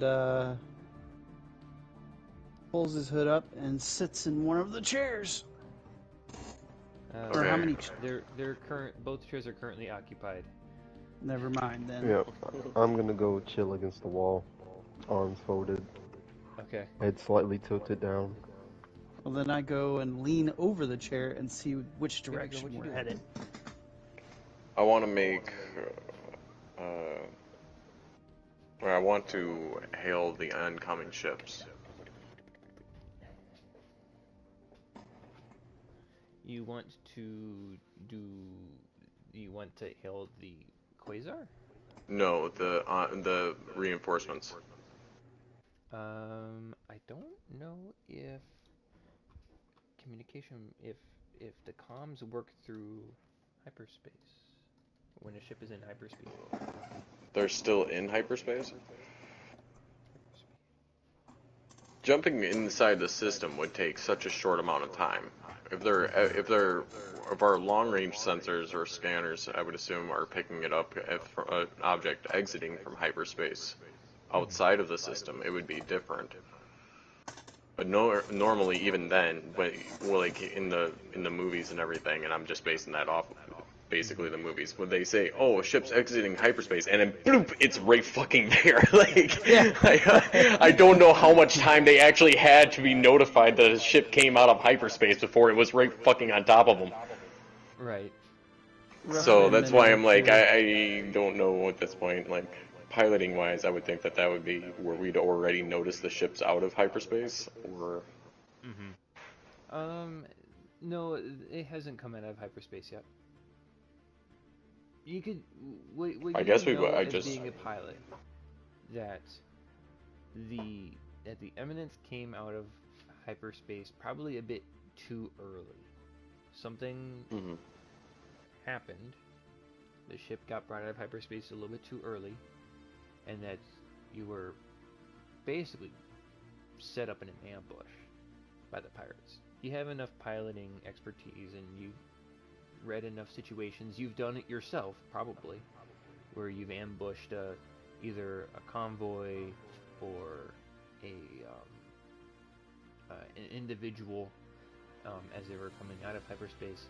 The ship, judging by what the captain had said, you probably can infer that, you know, it probably was a bit more unplanned of dropping out of hyperspace so soon, but the lack of fuel and as equipped as this ship is, it was going to finish its journey without too much of a hiccup. That unless everything was running pristine, you guys would have already been on the station, no problems would have been had. Okay. I should notice, I should be able to notice the location in which they're going to drop out at. Yes. Okay. So I would like to fly past or want to attempt to fly past the Quasar cruiser to get closer to that location. Okay. You guys can do so. That's fairly easy. The captain's like, okay, guys, make sure you keep distance on that Quasar. You're like very nervous, like I know she's got some scratches on her, but I don't want to die out here. There's only 2 escape pods left. and there's like Yeah. way too many people on the ship.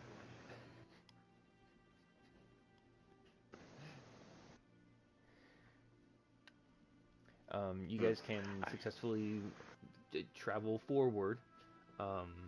Another sensor starts to flash, and there's a bit of a softer warning. There's an amber light starts to flash a little bit. He's like, I know, as the captain's like moving and steering the ship towards the way. It's probably the fuel light.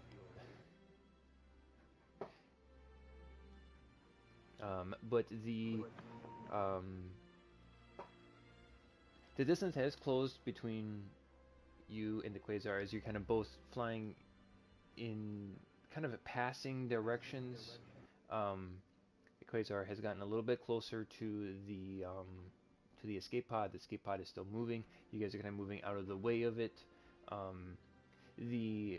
you start to almost reach the point where you are the closest distance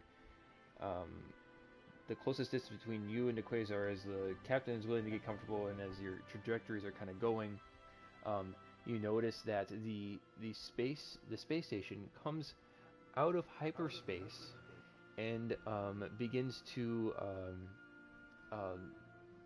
proceed to send a volley in the general direction towards the quasar. Just kind of almost it drops out. A couple of seconds later, some of the turbo lasers on top of the station light up the sky. You see red and green streaks cut across the blackness of space. Nope. Also nope. Yep. Nope. You see as four of the lasers start to kind of converge towards the quasar. Some of them streak past, boom, boom, boom. But one of them does make a mighty land on the ship, and on our ship, on the quasar, and it starts to lurch a little bit. The engines start to kind of flicker on one side of the quasar, and then it still kind of veers over, and the scanners kind of show that the escape pod and the quasar are still getting closer to each other. And as another volley proceeds to follow forward in your guys' general direction, some of them streaking past over top of the eminence. One more? Nope. Nope. Yep. Yep. You see two more of the bolts from the space station streak out and hit either side of the quasar, dealing a bunch of damage. You see a very big explosion come out from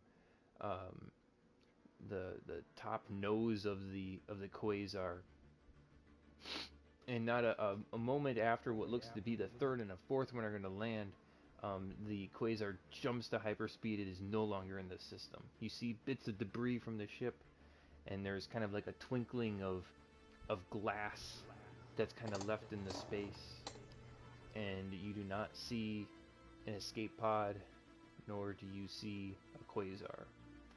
But before you see Asylum Station. It is a massive space station, considered on the scale of the different size spaceships.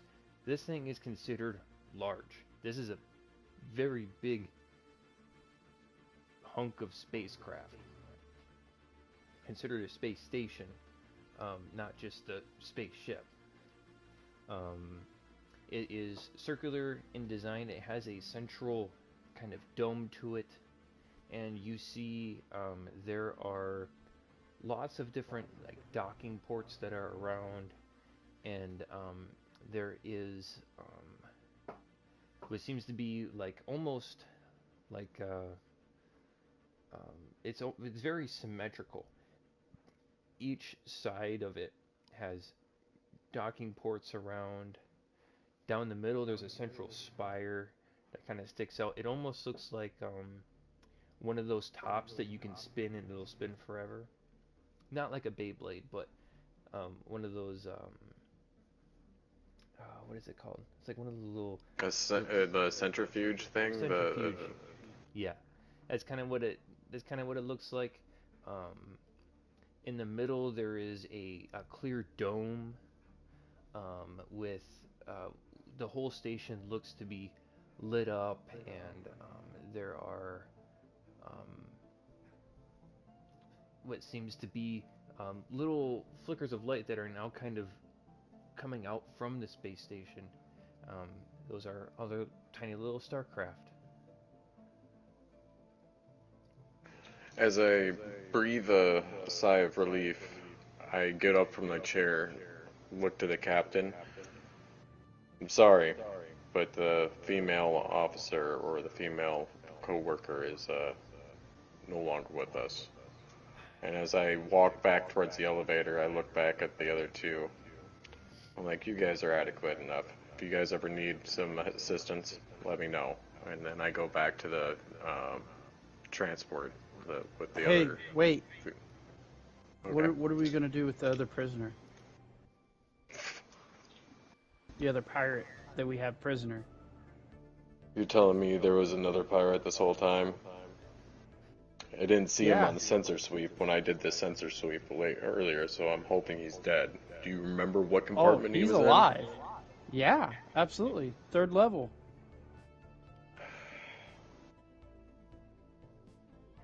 As I go down to the, or as I exit the, or I go to the elevator to go to the 3rd floor, 3rd level. I go with you, I guess. I guess the elevator's faster than the stairs, so. Yeah. I would hope so. Well, it's only a 3-level ship. Stairs aren't that bad. I mean, he might have diverted power from the elevator to power the rest I of mean... No, the elevator works just fine. And it is faster than the stairs. It's also slightly more convenient, and there's soft music playing. So, let us know when we get there. This is StarCom 3. Sorry. Okay. So, as we walk down the hallway, he will be tied up on a bed in the last door on the left. On the left? On the left. Wait, Right this where- green one? No. I was Right gonna where say he that has should be your the kid. X-Gun No, pods. other side. Other side. Oh. You were right on the other side. Okay. In that room. You should be Alright. tied up on a bed. Now, in full disclosure, here, Game Master, I did a sensor sweep, and I don't remember that sweep coming up on the scan. So, okay. So I go in there, and I'm going to investigate, and I presumably see a body, so I'm going to investigate the body. You can make an investigation check. Yeah, I'd like to at least see if this person's actually alive and somehow defied the logic of the sensor scan. Fuck, where am I? Are they still tied up? With a 19, your investigation proves that there is in fact no pirate in this room. And I'd say with that investigation, you find his blaster pistol underneath the bed, like underneath the mattress that's in that room. Okay, well, shit, You I'll do take that. see, that there was probably a pretty major tussle in here. You don't know exactly what happened in here. You do see some lightsaber marks that are out and about. And Are my wires still here? wires. That I used to tie he him used up to with? used his trapper's kit or something like that. Oh, with a 19, no, you don't see. There's no evidence of the wires in the room. You don't see them. So he Well, left I tied up. don't see them. No. That means, yeah.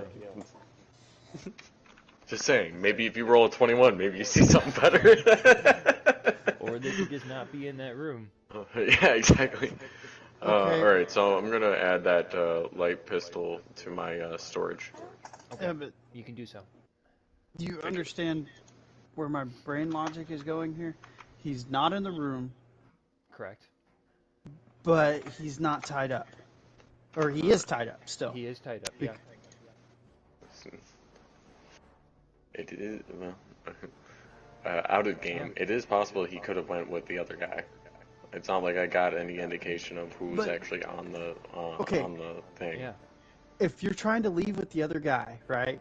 Wouldn't you take the things off that are tying you up so you could move efficiently? He didn't even have some of his fingers. Do you think he had? Do you didn't even have a weapon, bro? No, that's more evidence to the point of how is he going to help this other guy get out that's tied up. I guess that's something you'll just have to. Is? That's something you'll just have to ponder on, I guess. I'll tell you what. When you see him next, you can ask him. That doesn't. So my trapper kit's gone. Okay. That part of your trapper's kit is gone. Yeah, your snare. Yeah.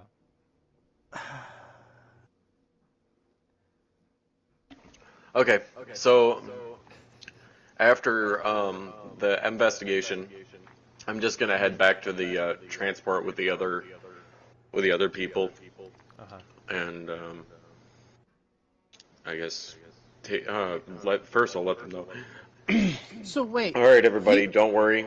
We've come back to the station where there's no more pirates on the ship. We can all rest easy. I'm personally gonna sit down for a little bit, and then they start to slowly clap more and more as they're like, thank you, and they like come over and like some of the little kids run up and they give you a big hug. It's like, oh, you're my hero. I tense up. Okay, I still, the mystery in my brain.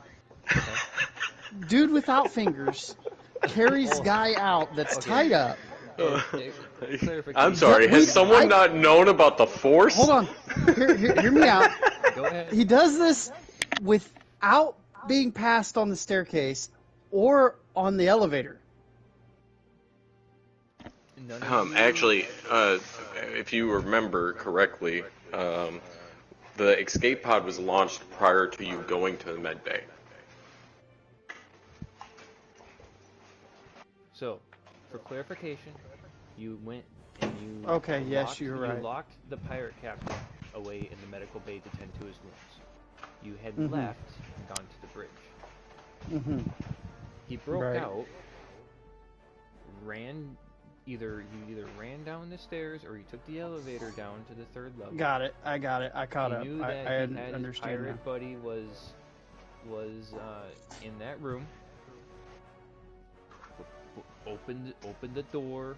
Either by that time he had that pirate had woken up. That sleep, I forget exactly what that's called. That one spell isn't like an indefinite thing. It only lasts so long. And if you can shake a person awake.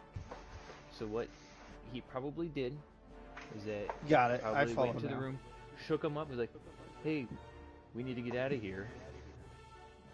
Maybe helped that pirate up to his feet. Maybe helped him hobble to the escape pod, and then the both of them launched out. Because you guys were up in the bridge, freaking out over the quasar, that gave them enough time to escape. So everybody, imagine with me the pirate captain carrying his hands in one pocket or something. I get you. I know. I see where your logic's coming from. This other guy who's tied hand to feet. Yeah. Hopping through the hallways. We did spend an exorbitant amount of time trying to figure shit out. Yeah. Plus, we had to go get a tired out guy who was passed out in aloe vera. Yeah. By the time you guys found the captain and everything, there's a lot of time had passed that he was able to sneak out, and you guys didn't check the internal scans until he had already been gone.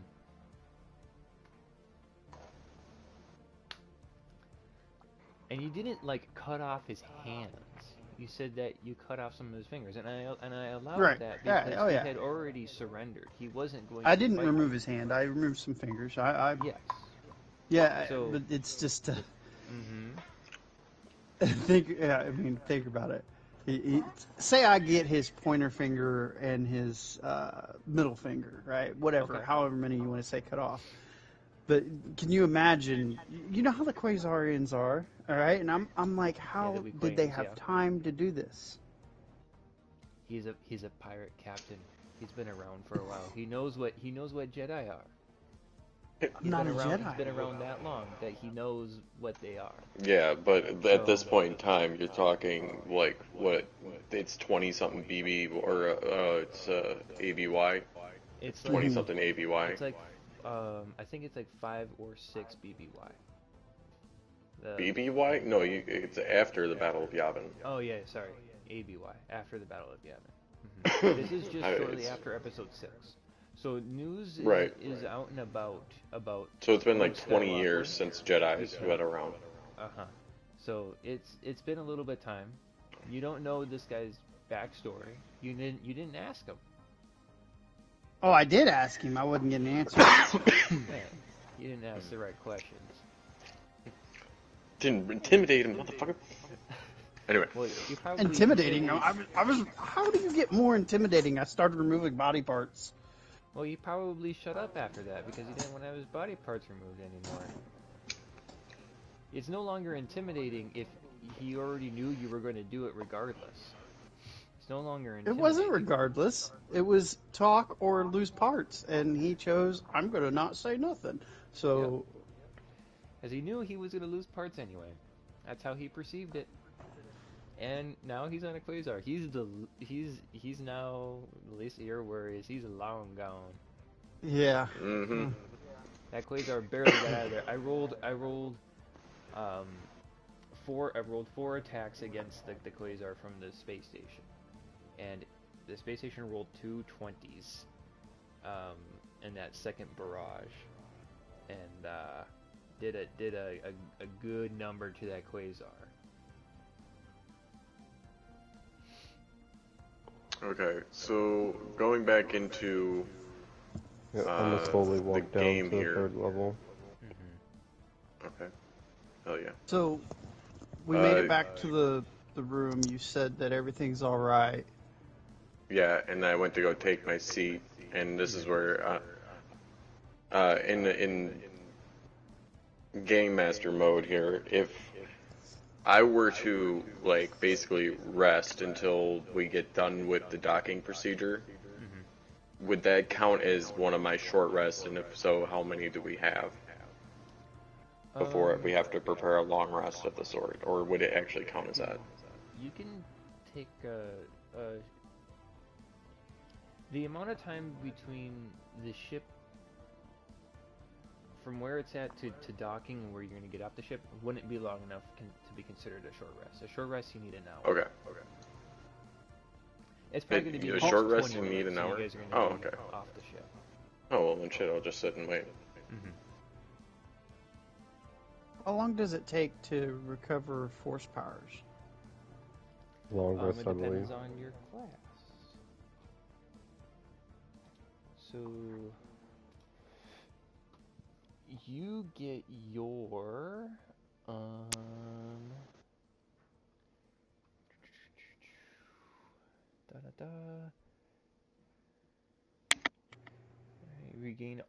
you regain all expended force points when you finish a long rest. Okay. I don't know what it says about a short rest. If you get any on a short rest.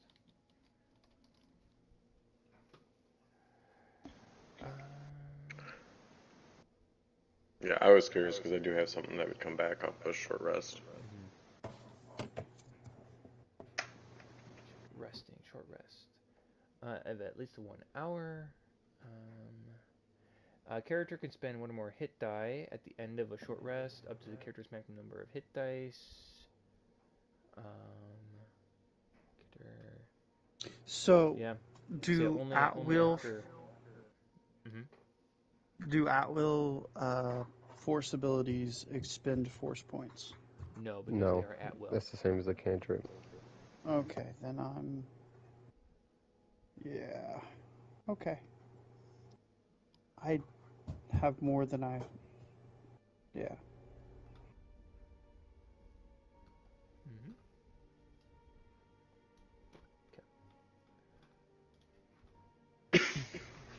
Are all Alright. three of you going back to the transport? Yeah, I'm going and just gonna wait to board or Okay. to land. And what is Lucian Look doing? over at Lucian. Lucian, are you going to take a seat, or are you going to stand there all awkwardly? I'm thinking.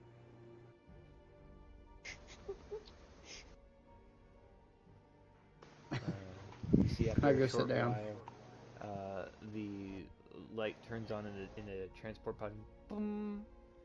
This is your captain speaking. Sorry for that exciting interruption. Um, we're gonna land at Asylum Station in just a minute. Go ahead and buckle up, and we will be done with this leg of the journey. Boom. Light turns back on.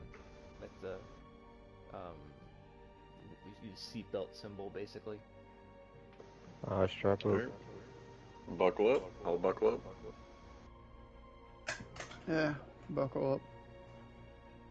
You see, as you're getting closer and closer to Asylum Station, that there's a couple of what would be like basically real small strike craft that are kind of zooming around the station, kind of willy-nilly.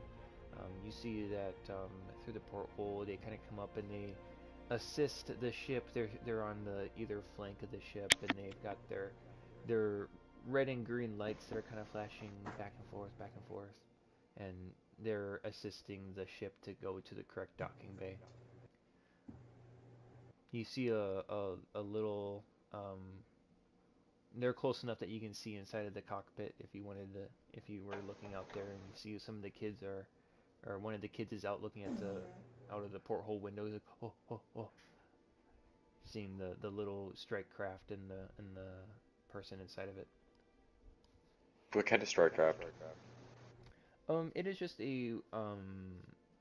it's a basically a Z95. It is a very Okay. simple. It looks like maybe it doesn't even have shields. Like, it's very simple. It's short range. There's nothing to them. They're meant to just help guide the ships in for docking. I was just curious. Hmm. Could have said anything. I would have been fine with it. I was going to jokingly be like, could have said Starpiper shooter or something like that, you know. It's a TIE interceptor. You know, Yeah, it's a TIE interceptor. Don't worry about it.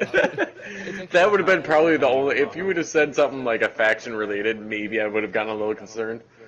You see the Mandalorian symbol on the side of it. It's actually You see a couple a of hyena bomber. B-95s. Yeah, it's a hyena bomber. You see the God. proton torpedoes light up. I messed up putting these down.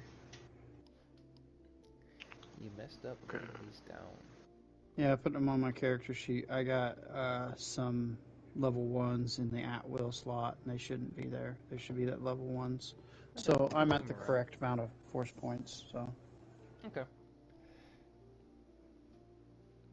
Um, the patrons that are next to the other passengers that end up kind of sitting next to, like they like offer like a hug, and they're like, yeah, give you like some of them give you a handshake, and the two kids are like, oh, you guys are my heroes, and like, you shot that pirate right in the chest and he died. He's like super excited about it. And he's like, Mom never lets us have this much fun. And he's like, one of the Don't kids says, try it at home, kids. like, one day I'm gonna be just like you and save a bunch of people from pirates. And the mom like scolds him. And is like, no, don't. And he like waves them over. Get your seatbelts on. He like puts the kid down. It's like, and she like mouths over to you is like, thank you, but is just now concerned with just making sure that her little kids are are all right.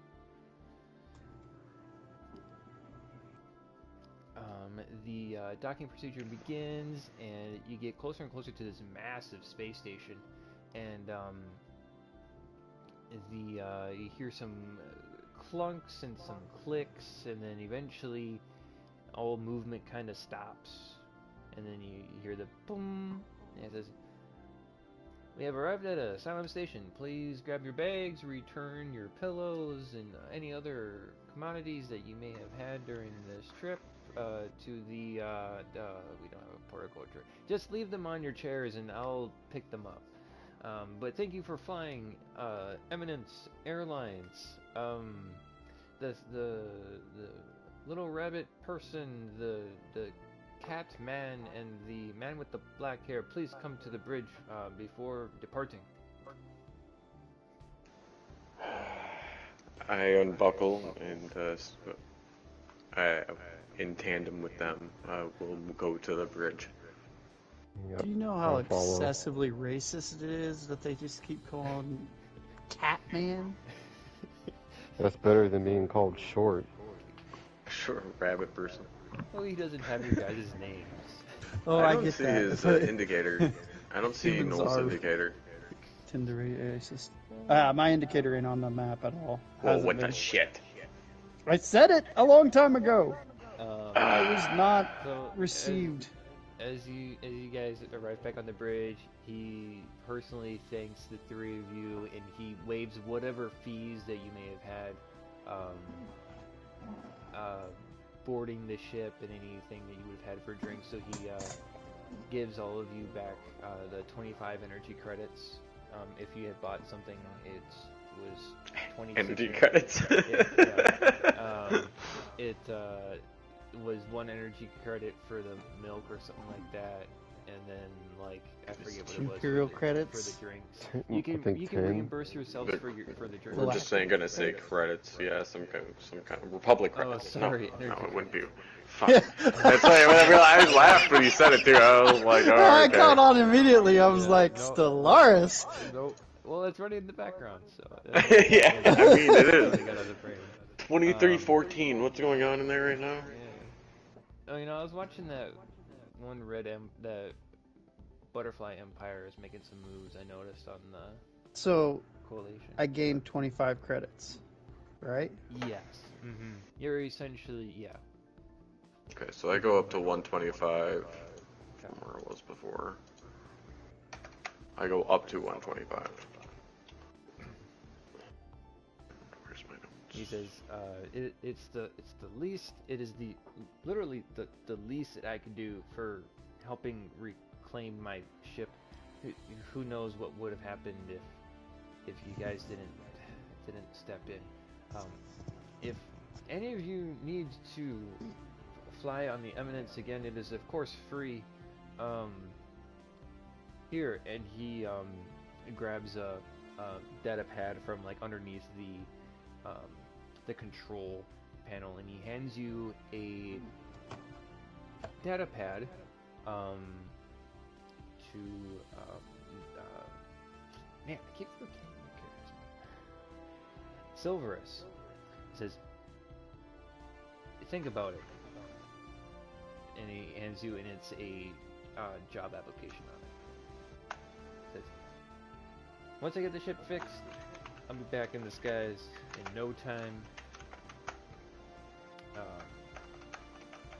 You seem to, when the situation arose, you were able to stay calm under pressure. You were able to follow orders easily without hassle, and he just kind of lists off a couple other different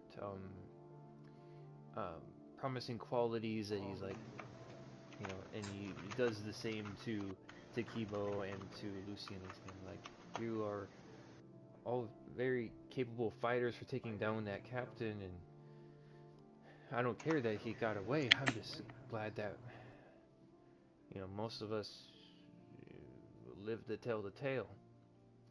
Are you going to be able to recover the? Are you going to be able to cover the repairs for your ship? Eventually, yes. Yes, yeah, yes.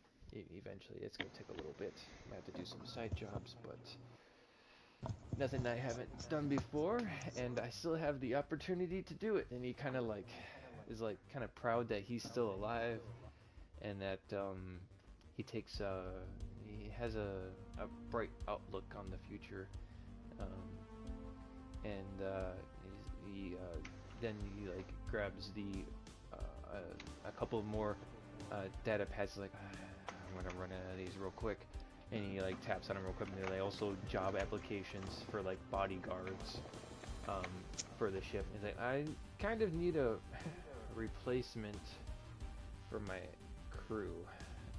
This is too big of a ship to run with just one person, and with at least 4 people, you know, one person to watch the scanners and one person to, you know, obviously I need more protection because my previous crew didn't even put up much of a fight. And he kind of is like, now that's like, you think about it, I'm clearly not going anywhere, but just so you know that you 3, you have a job here on the Eminence if you were to so wish. Thank you, Captain. And you've my name is Silveris. Yours is? Down.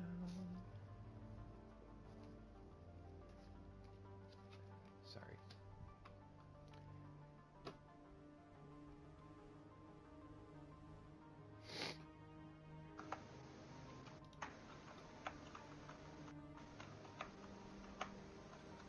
Durin. You gave us job applications. We need a name.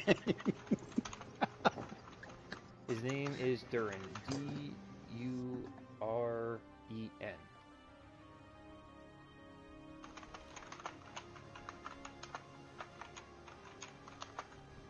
Say that one more time for me so I know how to say it. D-U-R-E-N. I know how to spell it. How do you say it? How did you say it? Oh, Durin. Mm-hmm. Durin. Okay. Captain Durin. Of the Captain of the Eminence. Eminence. Mm-hmm.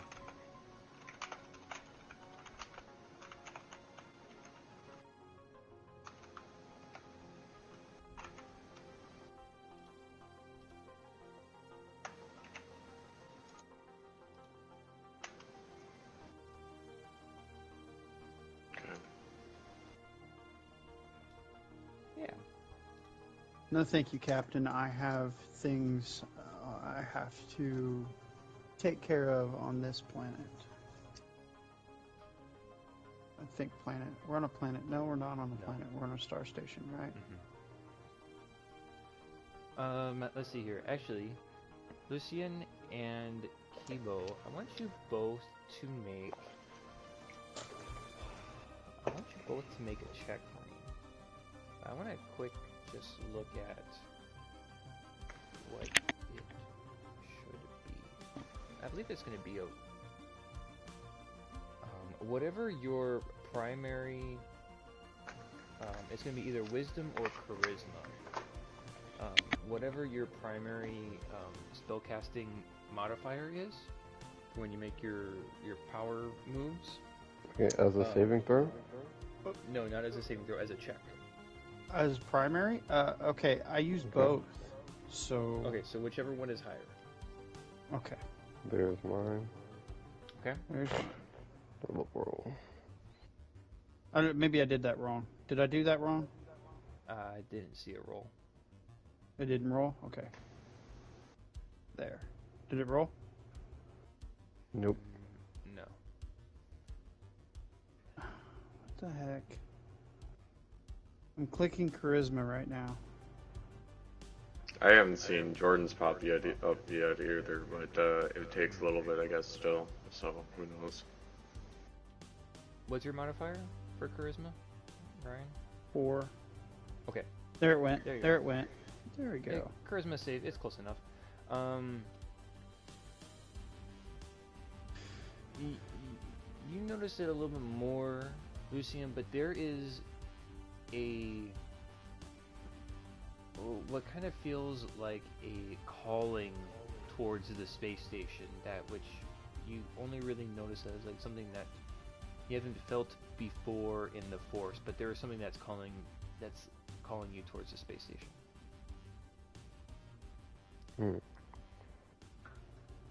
Do we know if it's something good? Is it something bad? Or just... Lucian thinks that it's the Force.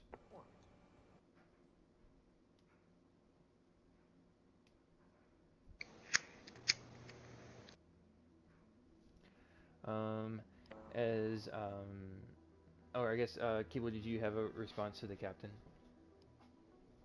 I had no response. Okay. I just said thank you.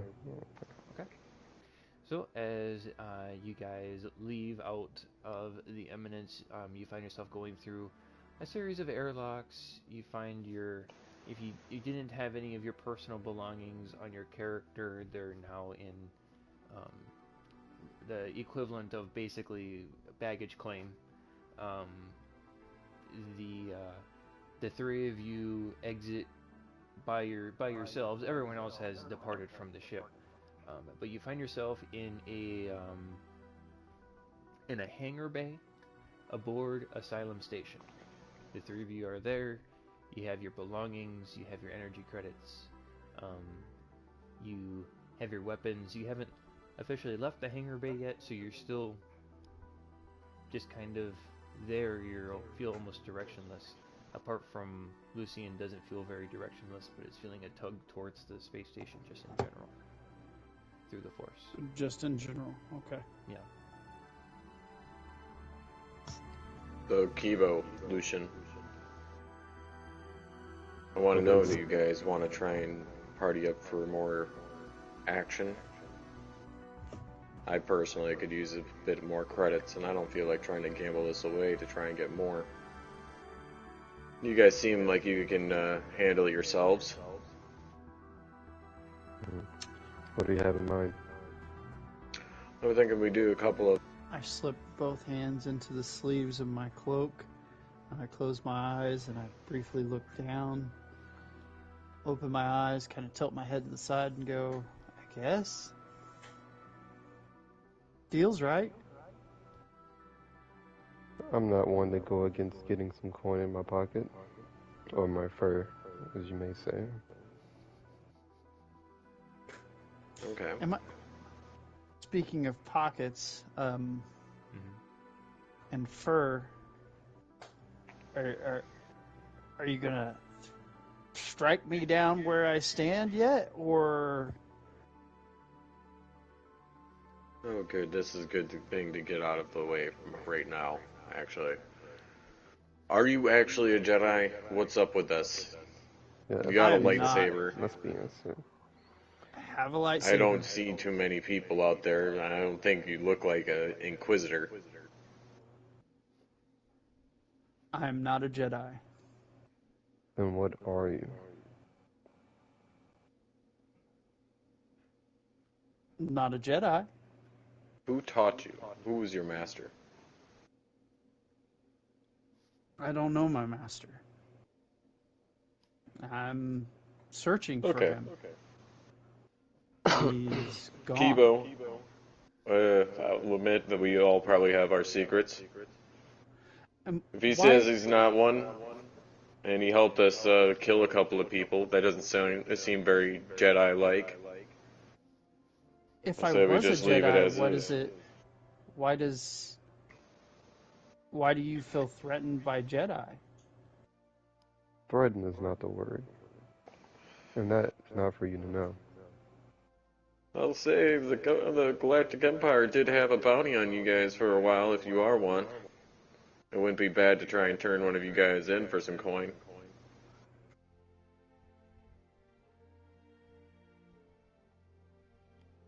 But, as of now, I have no beef with any one of you. I had a I would bounty not I on don't. mind continuing everyone on. with the ability to use the Force.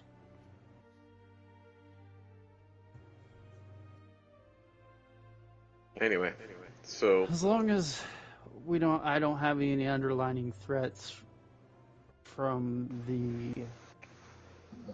would I know that he's a Kushiban? No, I wouldn't, would I? No, you just see it's there's plenty of species in the Star Wars galaxy. This is just one of them that you haven't seen yet. Okay, You should know my name, though. Right. Kibo. As long as I don't have any threats, I have your name written down, from Kibo, any overlooming threat that I might be struck down at any moment for breathing or drawing my weapon, I'm fine. And he seemed to prove himself in combat. I think we'll be alright. So, I think our first decision needs to be, where are we going to go to find a job? Usually I would think in a place like this, there's either going to be an information board or we're going to have to go to the tavern. Cantina. Yep, there you go. Or can we just, I guess, walk around and see what we find? I'm game. Do you have a map, Game Master? Do you have a map of the station or no? I did, but it didn't save. So Dang, okay. all that work lost. That's okay. Honestly, if you want, do you know if any of these guys are plantoids on the Stellaris game? Because you said it's a big circular or open dome like station, so we could just find one of their stations, like like a fortress or some shit, and just bring it up on the the Stellaris. Sure. You know what? I'll entertain the idea. There is, I believe, a hive mind plantoid at the Panaglaxia hive. The one down in the southern part. Yes, I believe they are a plantoid. Yeah. Okay. Yeah. This is kind of what I was talking about. If you go to look at Burzun in the southern part, the turquoise looking area. Yeah. It's a fortress thing would kind of look comparable to what you're talking about, except for the circular centrifugal thing. Because you got the open middle dome, kind of like what you're talking about. We're in the hangar bay just below probably that area. And if you want a busier one, the Panaxia, the place right over, has ships at it. It doesn't matter what you want. Yeah, this one's fine. This is fine to look at. Okay. So yeah, it is set up similar to this. Each of the little petals kind of sticking out is its own separate little dockyard, or hangar bay, the equivalent of. Smaller ships can fly to this area, and then people can get out. And there's, walking amongst you. This is a fairly big hangar bay. Lots of Gazanti spacecraft could fit. The size of the Eminence could fit inside of this hangar bay alone. There's crates that have a wide variety of labels. There's people walking to it towards the inside of the station. People walking out. It's kind of it's a organized chaos. It's a calculated storm of people moving in and out. It kind of ebbs and flows with traffic. There's quite a few looking around the hangar bay. Just on the other side of the hangar bay, you could assume that there's just a plethora of shops, any kind of delicacies, or any kind of culture of food that you could think of. It's more than likely going to be inside this station. This is a big station, and there's a wide variety of species here. This is Asylum Station. People come here to seek asylum, and if that means just coming here to relax, they catch a hop on Asylum Station for a while, and they get off when they want. Or this is where people go to when they're on their last legs, and they need to make a quick buck gambling because they need to get back on their feet. Some of them make it, some of them don't. There's a wide variety of species that are walking around in the hangar bay. There's maybe 3 or 4 other transports in this hangar bay alone, with people loading and unloading. You see resupply. You see there's a mechanic or what's the name of the species? And this is all floating above Coruscant, right? No, this is just in interspace.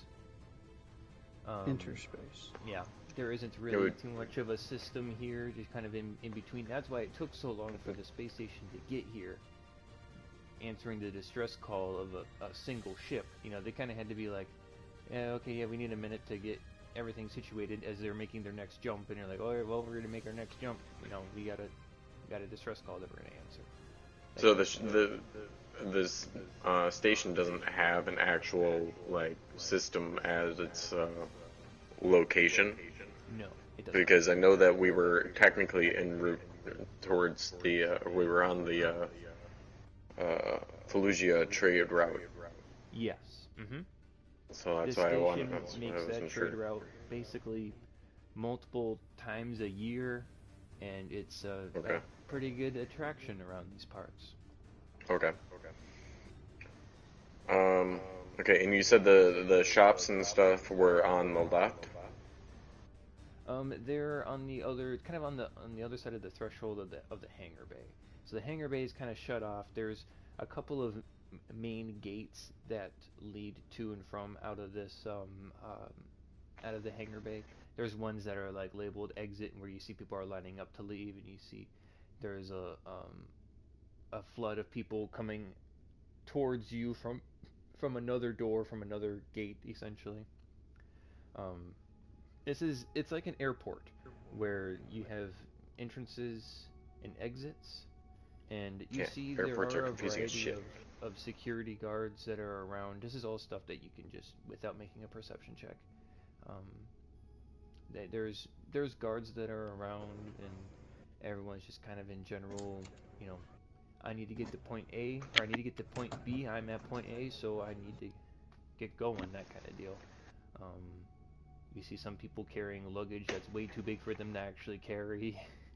They probably have too many personal belongings with them. You see all the ones that are barely walking with the shirt on their back. There's a wide variety of species, like I said earlier. On a side note, by the way, on a side note, the Burzoon station that we're looking at, did you happen to look at the planet that's right next to it? No. Look.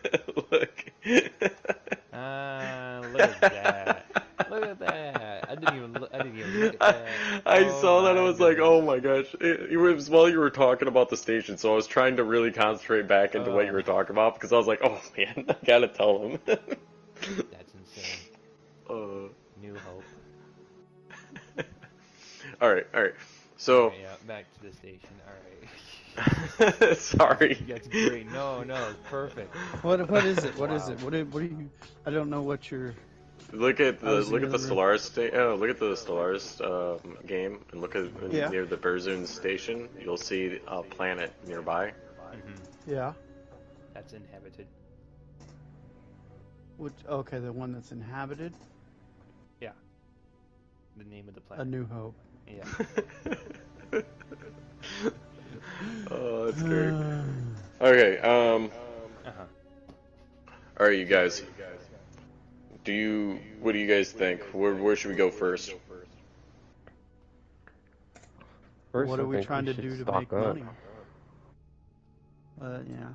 Before we do anything, we should be prepared. Oh, We need to get supplies. Meal. Alright. If we're getting a meal, we want a drink, let's go to the cantina. Yeah. Let's do it. We could possibly find both a meal and a job. Precisely. Mm-hmm. Alright, so as a group, we'll head off to the cantina. As you guys are making your way towards the exit path from the hangar bay, you notice three similarly cloaked figures of varying sizes a little bit taller than Kibo, come up to him. They kind of whisper to him, and they continue to go on their way, breaking off from him, and they're heading towards a different part of the hangar. They are grabbing their luggage, as it would look like. We Two noticed cloaked them. figures. We noticed over to them talk come to up to Kibo. Yeah, the same cloaked figures that he was on the transport with you guys. You guys would have seen them all together. And they were whispering. Mm-hmm. Can I use the Force to, like, sense intent from them or anything like that? Do you have that ability? No. Okay. I do not. Make an insight check, I guess, to assess their demeanor.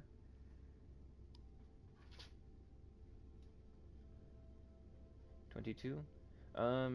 You would know that these are people that know and probably trust Kibo, and they are going to go get their luggage, and that they will probably catch up with him later. That's what you get with a 22.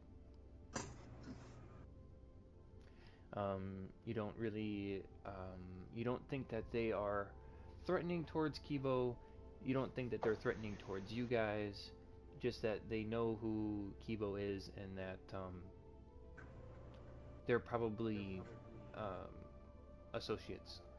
Being that they all kind of wear the same kind of garb, they probably So all no came from the same disturbances place. in the Force, no good or light side of the Force. Is that even abilities? With that insight, Force? you don't pick anything up. Okay. I think there is an ability for you to sense Force, but I think it's a higher level thing. Okay. I eye them suspiciously, as I don't know these people. Do I see anything on them? Go ahead and make a perception check as they walk up to him and quickly walk away. Okay, I can get rid of the eminence for now, so I can just keep this Ferris one.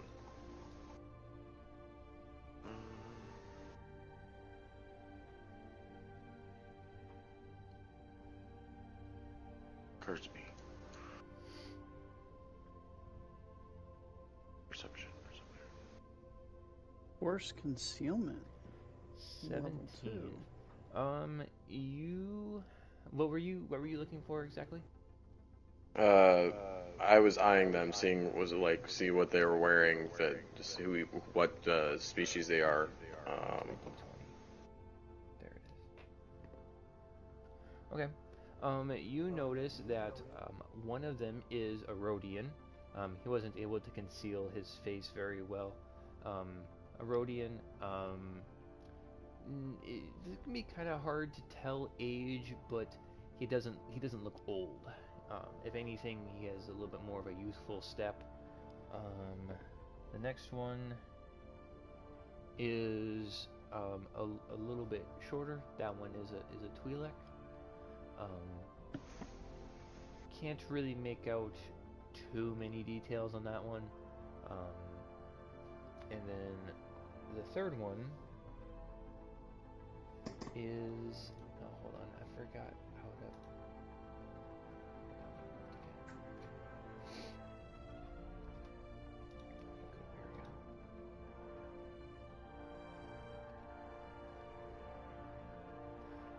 That one is just a human male with darker complexion. With that role, you see that he has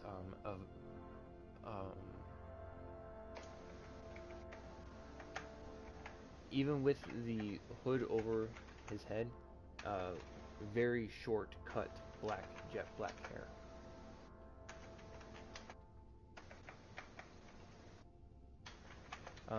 With a 17, you assume that they have weapons of some sort on them, but you can't be certain what kind they have. They didn't spring to action when the ship was under attack, so maybe they don't, but you don't see any weapons on them.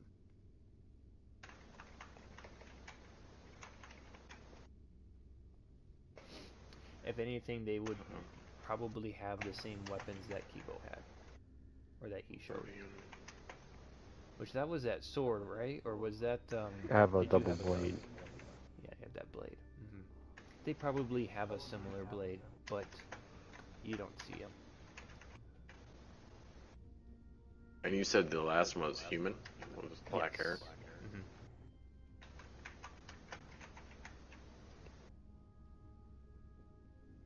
Yes, I knew I made him the basic bitch. Oh, he's the last one. He's just a human. Oh, bro, they're everywhere. They're human, everywhere. black hair, you know. What is my character? Human, black hair.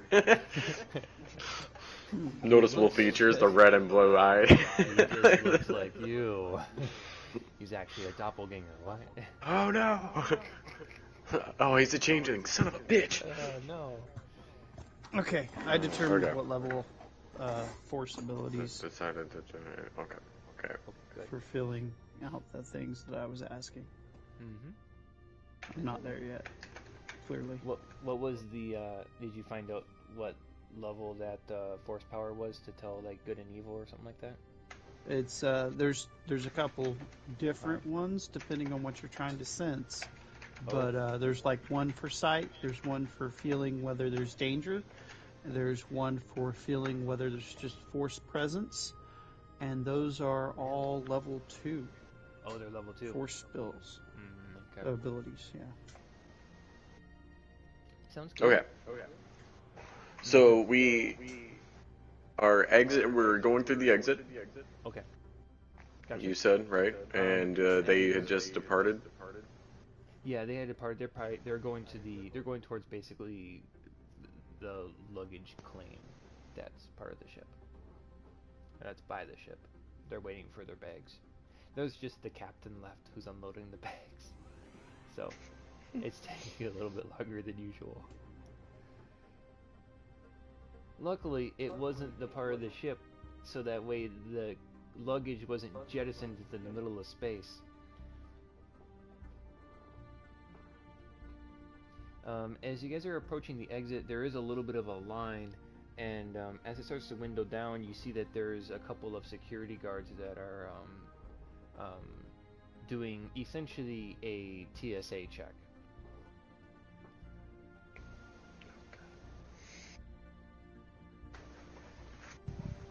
Okay. As you're in line, there's maybe about 10 or so people in front of you in line before the 3 of you would be next to get checked out.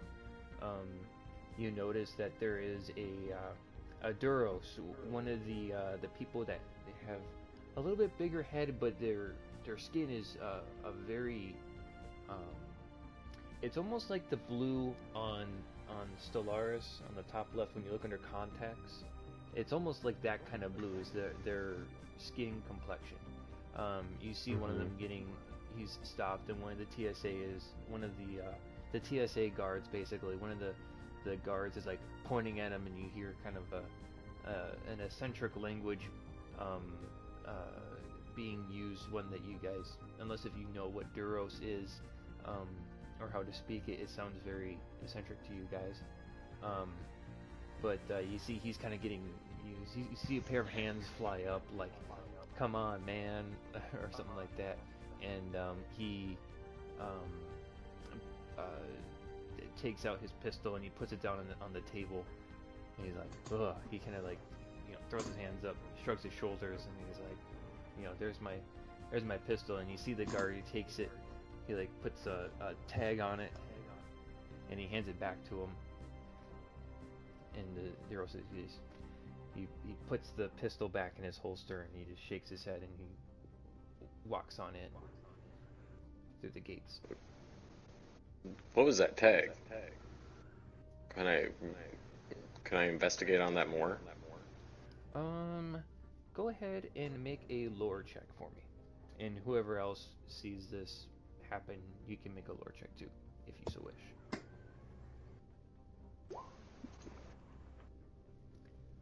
Hmm.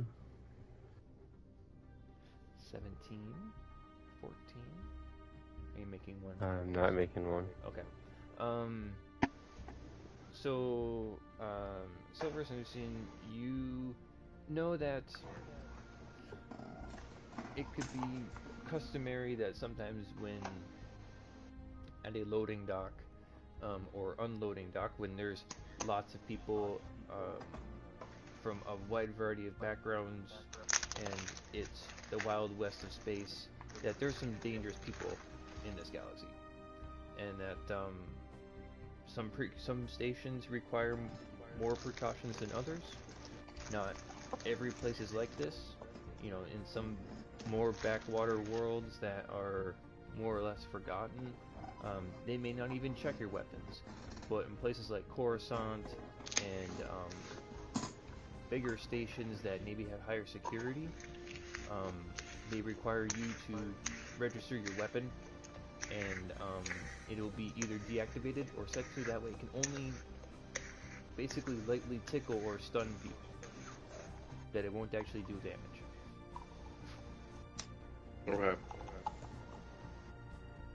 Okay, cool. That's what I kind of expected it to be. I got a little concerned. I was like, oh man,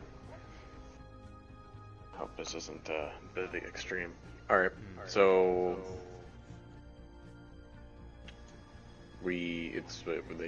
that was how many guys? Is that the guy in front of us? No, that was about 10 people up. It takes a little while for the line to go through. You see some of the people are like checking their data pads for like, what time is it? Okay, alright.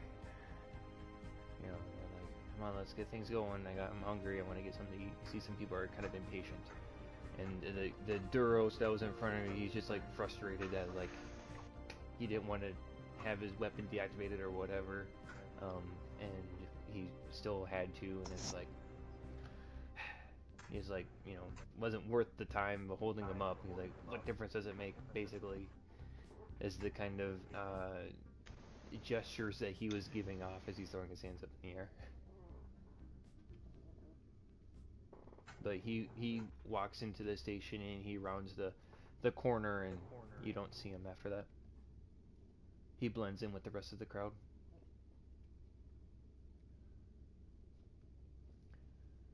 I'm gonna continue waiting in the line. Yes, same. Lucian, do you do anything in result of the I'm thinking, how much time do we have till we're next in line? There's a bit of a crowd in front of you. There's about 9 or so people in front of you. It takes a while to check the person's bags and everything as they're going through. You notice there's some people that have some pretty big pieces of luggage, and it's gonna take a while for them to check through it. And there's only one line. You're also at the very end of the line because you were the last ones to get off the ship. So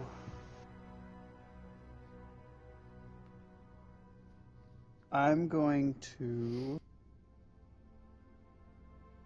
open part of the tube to my emergency shelter. Or how big is the emergency shelter tube? It is a 2-foot long tube. Yeah, but how big around? I thought it was 2 meters or some shit like that. Yeah, that's how long it was. I don't remember how much it said that. Shelter. Emergency shelter, adventuring gear. 2-foot long tube.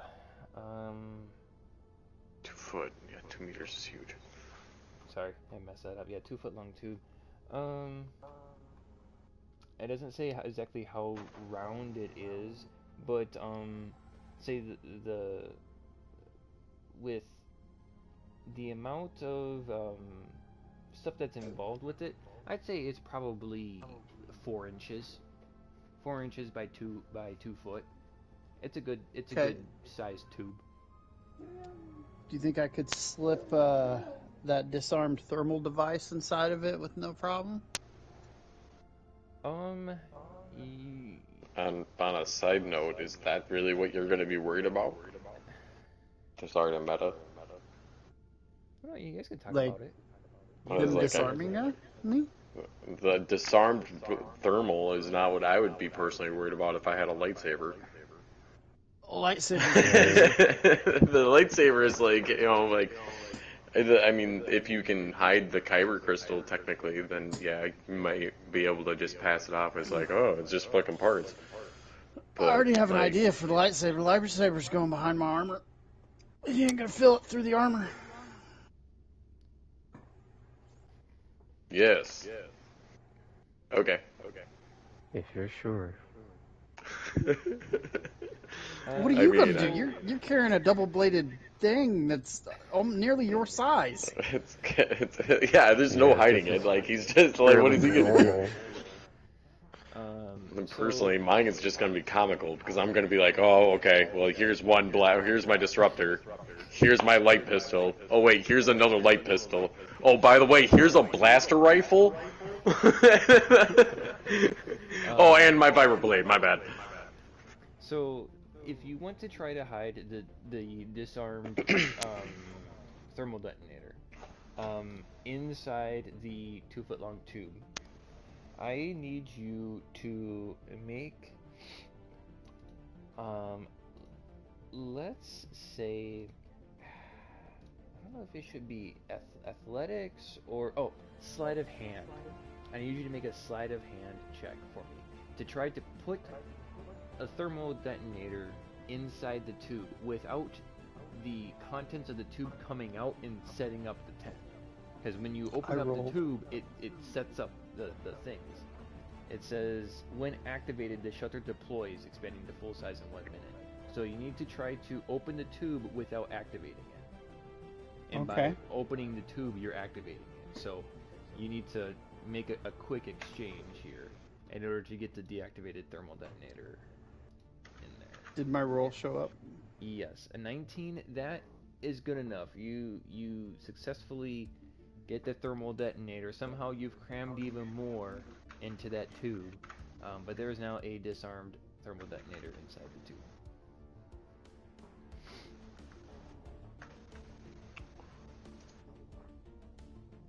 Okay, is there anything? And then I slip my lightsaber, the hilt of my lightsaber. I just pull back my armor and slide it right down inside. Where are you sliding it down? Behind my armor. Behind which part of the armor? Like the neck and down. Oh, okay. So it's kind of gonna be up against your chest. Yes. Okay. All right. A couple more people go through. There's some people who have some really big bags and they're carrying stuff that they don't really need. And so it takes a little while to check those bags and everything. You're maybe about 2 or 3 people before the TSA thing comes up. Before they check you guys. Okay. So, are you going to hand over all your pistols to them? For them to tag? Yeah. I mean, at this point, I might as well. I mean, I've got so many of them. What's the difference? But what I would like to do is take the time to equip the vibro blade that I have. Okay. I would like to put it in my boot. You can do that. Yep. Where am I again? Lucian, if you are attempting to hide your lightsaber in your chest armor, I need you to make a stealth check for me to see how well you hide the lightsaber in your armor. Okay. And the same thing goes for you too, Silverus. If you're attempting to hide the vibro blade in your boot, I need you to make a stealth check also to try to hide it.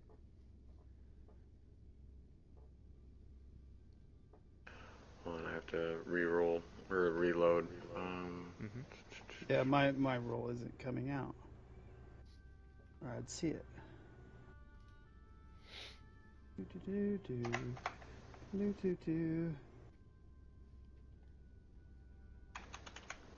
17. Okay. Dude, what are these point zeros? Yeah, I know. It's disturbing me. I don't know what's up with that. Well, one of the guys in my other group, he ends up rolling like when he rolls for an attack, or I think it's initiative. It's initiative for some reason. It's like if he rolls a 16 or really anything, it shows up as like 16.17. I'm like, where are you getting the .17 from, bro? It's all kind of question. What is he clicking on while he's on roll 20? Just like, is he just clicking on everything while it's not his turn or something? But it's just like, I don't know what he's got going on. You said you need me to do a stealth check? Yes, a stealth check to hide. If you're attempting to hide your vibroblade in your boot, you need to make a stealth check, or really any weapon. I was gonna say, I don't know if I really need to hide it. I figure this is TSA. They've got a fucking metal detector one way or another. If I'm assuming this is like the airport, basically. I can't imagine that I can't imagine that they're not gonna have us go through something like that. More or less, I just don't have it equipped, and I mean, I could put it on my belt, but you know, other than that, it's just in my storage. I don't really need to try and hide it. Okay. And just turn it off, so that way it's like when it's off. Mm-hmm.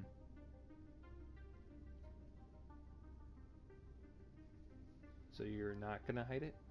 I don't need to hide it. I'll just equip it. Alrighty. If there's anything else that you guys want to do before you get checked,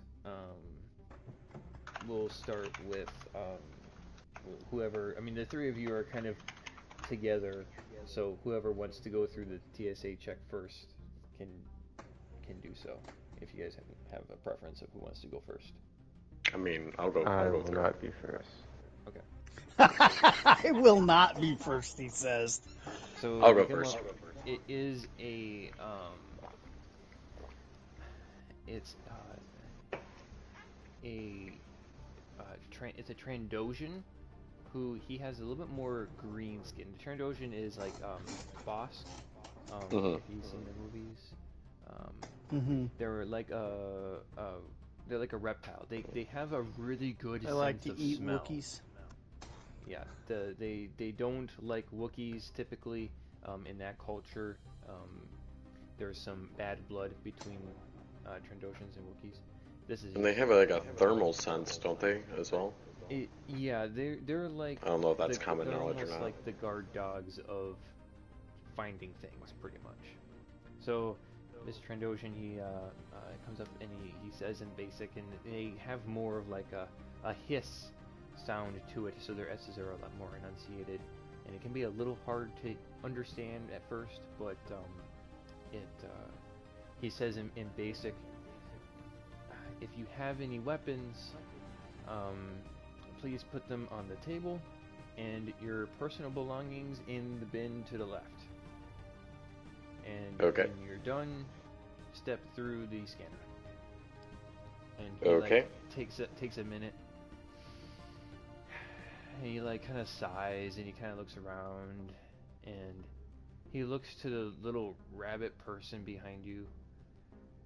And he's like, huh, that's strange. I haven't seen one of those before. Also, for some reason, I can't talk to Ryan. Yeah, he just like DC'd.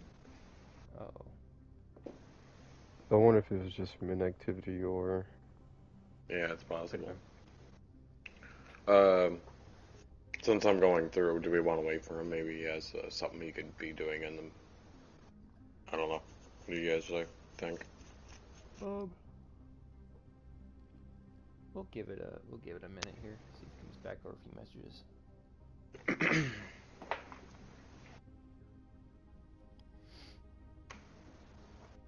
Out of, speaking out of character here, I was looking at some of the level 3 stuff for my class, and the options are pretty interesting. I don't know if y'all have looked at y'all's, what are they called? Subclasses? I've looked a little bit into it, but one to get there first. I mean, we haven't even leveled up yet. Just got a little curious. The one thing I do need to look at is...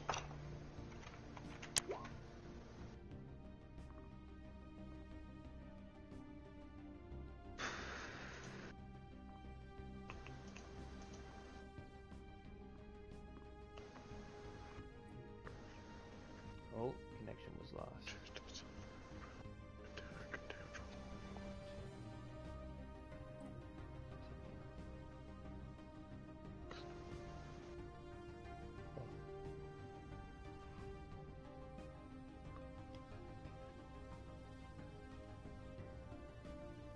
Let's see. Did he end up getting all the way offline?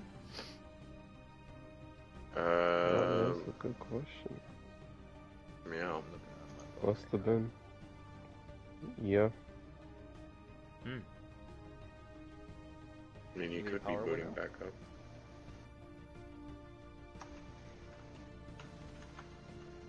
I'll probably send us a message here in a second if he doesn't get back on soon. Mm-hmm.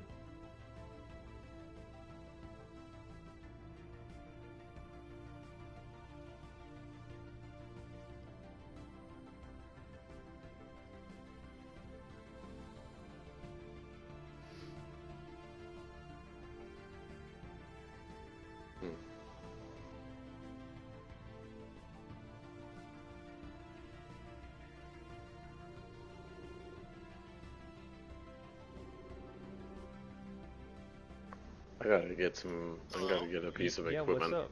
You left. I don't know what's going on. I don't know why I'm disconnected and what's going on. My internet says it's on. I'm trying to reconnect right now. Huh. He might need to restart his router. Yeah, because it could. Jordan said something about restarting the router, maybe. Is your phone working with the Wi-Fi? No. Huh. Okay, yeah, so it's definitely an internet problem Yeah, because you're it's- completely it's offline an here. internet thing, not a PS5 thing. Maybe. It shouldn't be a PS5 thing. No, we're just problem solving. Oh look, it's transports arriving at the space station. Look at that, it's you guys. That's the evidence right there. That's us. Yay! 58 power. 58 power, exactly. That's our combined strength. Through the power of friendship. Well, we don't Yeah, have but good anyway, I need friendship to get a piece of armor at some point. I do know that, but I'd like to get a little bit more cash before I do. I know that. Talking about it on Okay, I'll connect to the server. I have to unplug my router, which my router will have to reset. Yeah. So that will be a minute. Alrighty. Well, we will continue, and then if you can't hop on, we'll just leave you for last going through the line. Okay. Plus, it's already almost 2 o'clock. It's getting kind of late. Yeah. Alright. I'll catch up with you in a little bit here on the PlayStation chat. If not, just shoot me a message.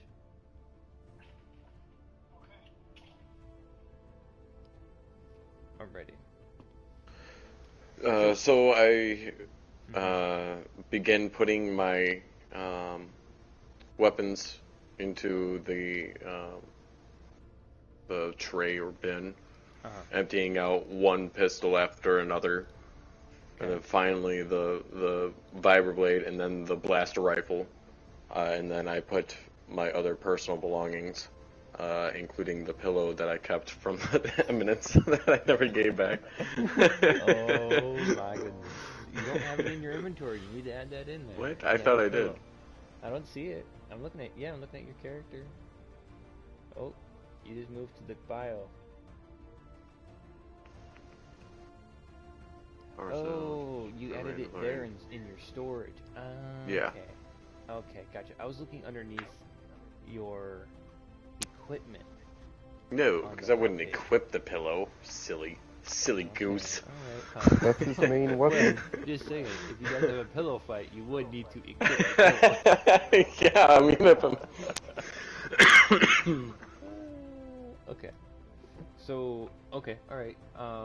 He's visibly impressed with the amount of pistols that you have. It's like, oh. He's like, this is clearly a well-armed individual. And so then, seeing how many weapons you put down. Now, you have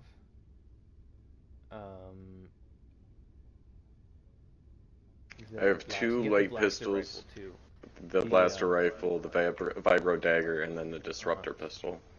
Right. He goes through each of the weapons. The pistols he doesn't really like. He's not super impressed with. He's like, oh yeah, pistols. He's like, puts a little tag on it.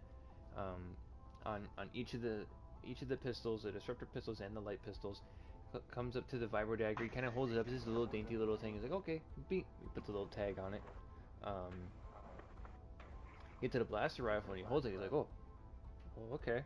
He's like, he hasn't really probably held on to one of these in a while at his job. He's like, he kind of looks it over. He spends a couple more seconds looking for the power cell, and he puts the tag on it. He's like, careful with this, and he puts it back on the bin. He checks over a couple of the other items. He sees the Mandalorian helmet, and he's like, it's a helmet, whatever. He looks inside it and makes sure there's no weapons in it. Puts it down. It's like, okay. You pass through the scanner. He's checked through. You had the vibro dagger. He also had the. You said you had a sword or a blade? Is that what you're calling the dagger? Yeah, it was a vibro dagger. Okay, yeah, I think that's what I said. Did I have it listed? Maybe I said vibro blade. I meant vibro dagger. That's fine. So yeah, he passes through. It does beep and sound off, and he's like, okay, arms out like this, and he T-poses off to the side from you. He says, do as I do. He goes through, and then a kind of a very, not a super full face, but a healthy face, young female human comes up and says, I'm gonna pat you down, okay? And she comes down and she like taps your shoulders and whatever, and is checking out your combat suit and making sure that it's all good. And then says, yep, you're good to go.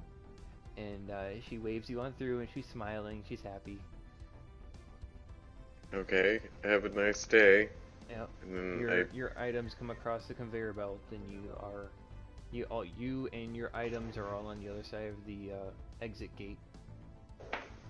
Okay, I'm gonna start re-equipping myself.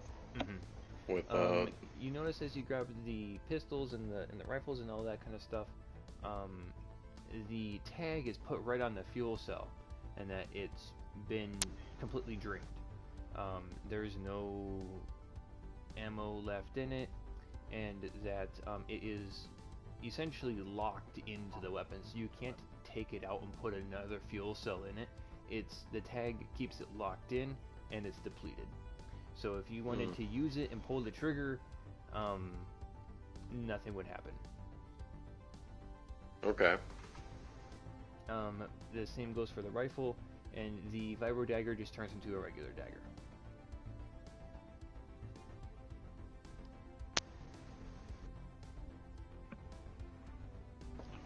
So next up is Kibo. I'm gonna walk up casually, of course, and I'm gonna say to the guy, is this really necessary for a cute rabbit like me? Just he like kind of hisses, and he's like, yes, of course it is for everyone. And he kind of looks at you. He kind of cocks his head sideways. He's like, I have not seen one of your kind before. put your weapons in this bin and your other items on here to the left. And he takes a big inhale through his nose, and he exhales like another day on the job. And what do you put in the bins? Fair enough. I put my double blade down. I'm assuming can't fit it in the bin, but I'll put it down. Okay. And I'll throw my light pistol in there. What conversation have I missed?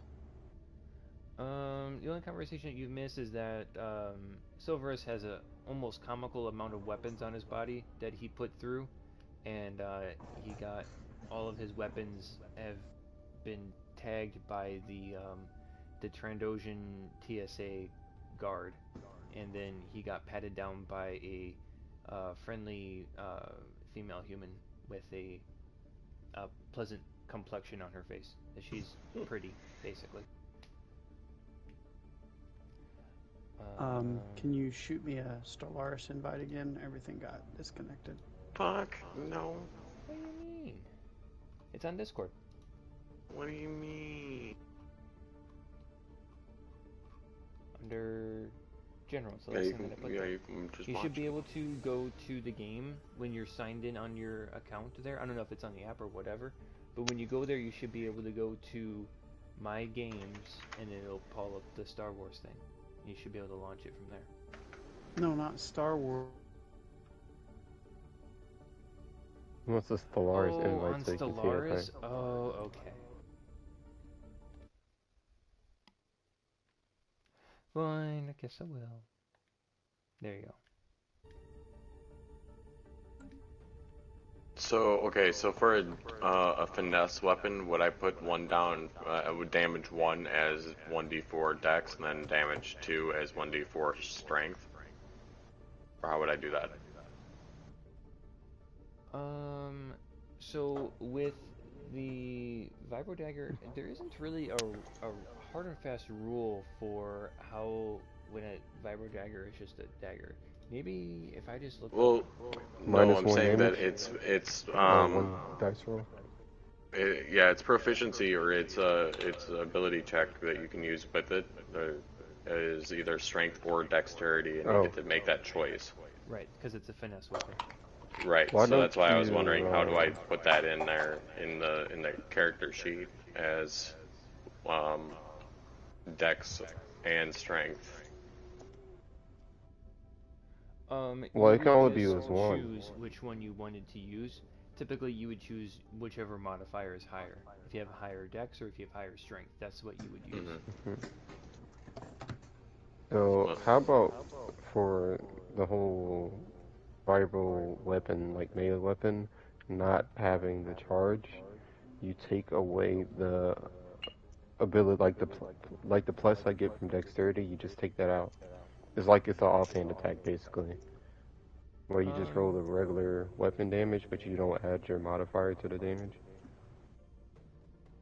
Yeah, that sounds good. So yeah, it would just be the 1d4. It wouldn't be a 1d4 plus dex when the Vibro Dagger is turned off. Okay, so that's why that's why I was curious about damage 1, damage 2. Is there a way for me to be able to select damage 2 so that way I can state it without having any bonuses or buffs? Right. So and that's similarly what you would want to see if you're trying to make it for strength or dex. So in this case, obviously, I'd prefer to use strength, but who knows later on. So I changed that disruptor. Actually, that was a disruptor pistol. My bad. Nope. You stay back on that. And then go here, Vibro Dagger. So what we're going to do is under damage 2, we're going to check that off and uncheck this one here. So it'll just be 1d4 plus nothing, plus 0 for your damage. Okay. Alright, Bobby. And then go back to this one. Yeah, that was a good roll too. What do I say, the 20? I know.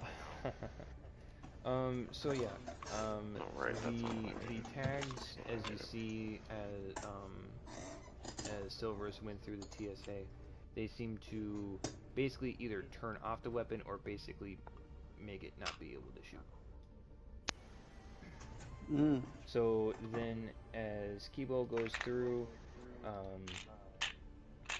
you see the big double blade.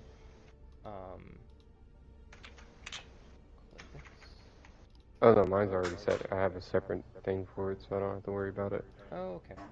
Cool. The double blade offhand at the bottom already has it correct. Cool. You see that. So you got your double blade. Did you grab any pistols? I have a light pistol, which I will fix that right now. Okay. So you're putting that on the table. You weren't hiding anything else. Nope. Let's see. You're not. Are you wearing any armor? Go get Mom. I do Tell not her wear armor. the I TV am isn't butt-ass connected to the internet. naked. Okay.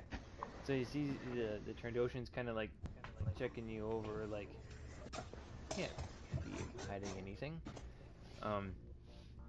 Takes your items, passes them through, and you see the friendly female human say, "Oh, aren't you just the cutest little killer?" And Don't you say that.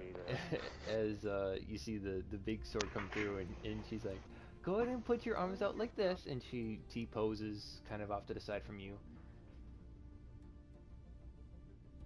I'll do as she says. I'm like, go ahead and get a feel. Because all part of the job, and she like starts with your arms, and then she snicker. She grabs your face, and she like pats your cheeks on your face. Is all part of the job, and then she goes to the arm, and then she checks your sides and everything. It's like, I'm just face palming the whole time. I was gonna like roll charisma. Wait, I don't think I need to. and she says, "Oh, you're all good. Enjoy your time in Asylum Station, dear." And you are on the other side of the TSA check, and your gear pulls up beside you. You grab, notice that re-equip. On the light pistol and on the vibro double blade, that there's a little tag on it, and the power cell is drained and it's locked into the weapon, so that you can't take it out, and it is currently empty. Alrighty. I will continue on. The Trandoshan says next, but the X is like an S, and it draws out. Next. I step up. Okay. Did you go tell Mom? Okay. Anyways. This is the same thing that he said to your two compatriots when they stepped up to put the weapons in the bin and your items to the left.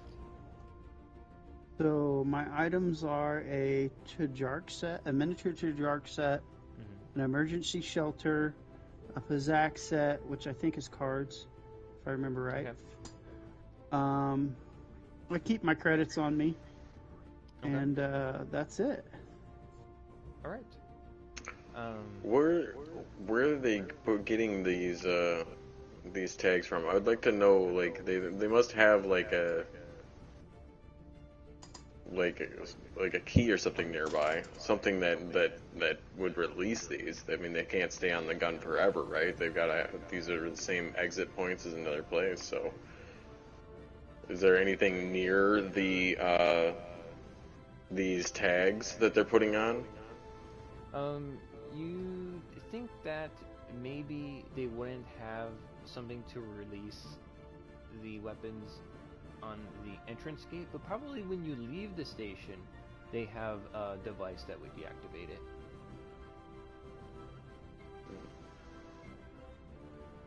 But not on the entrance. At the exits, yeah, more than likely. Okay.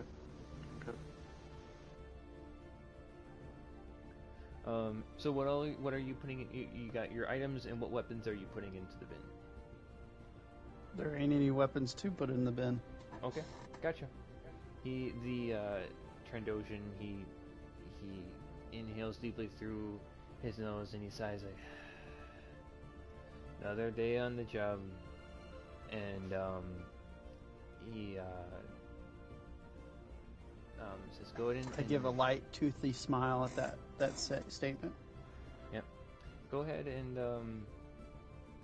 go through the scanner, and I step.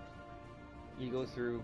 It goes beep beep, and she says, "Oh, right this way." And it's the same lady. And she's, "I gotta pat you down now." And she like starts with your arms and like checks your sides. Mm-hmm. She like stops on. She's patting down your pockets, and she checks your chest. She's like, "Oh, that's some tough armor you have there." And she like goes down and she passes down your legs. He's like, "Oh, looks like you're all good to go." And she lets you pass through, and you come out the other side of the TSA check, and your items pull up beside you. Have a Lucky pleasant day. bastard. Mm-hmm. You, sir, are very lucky. Because I did indeed have her make a check when she pats you down. But luckily, you rolled good enough on your stealth check. Alright. Okay.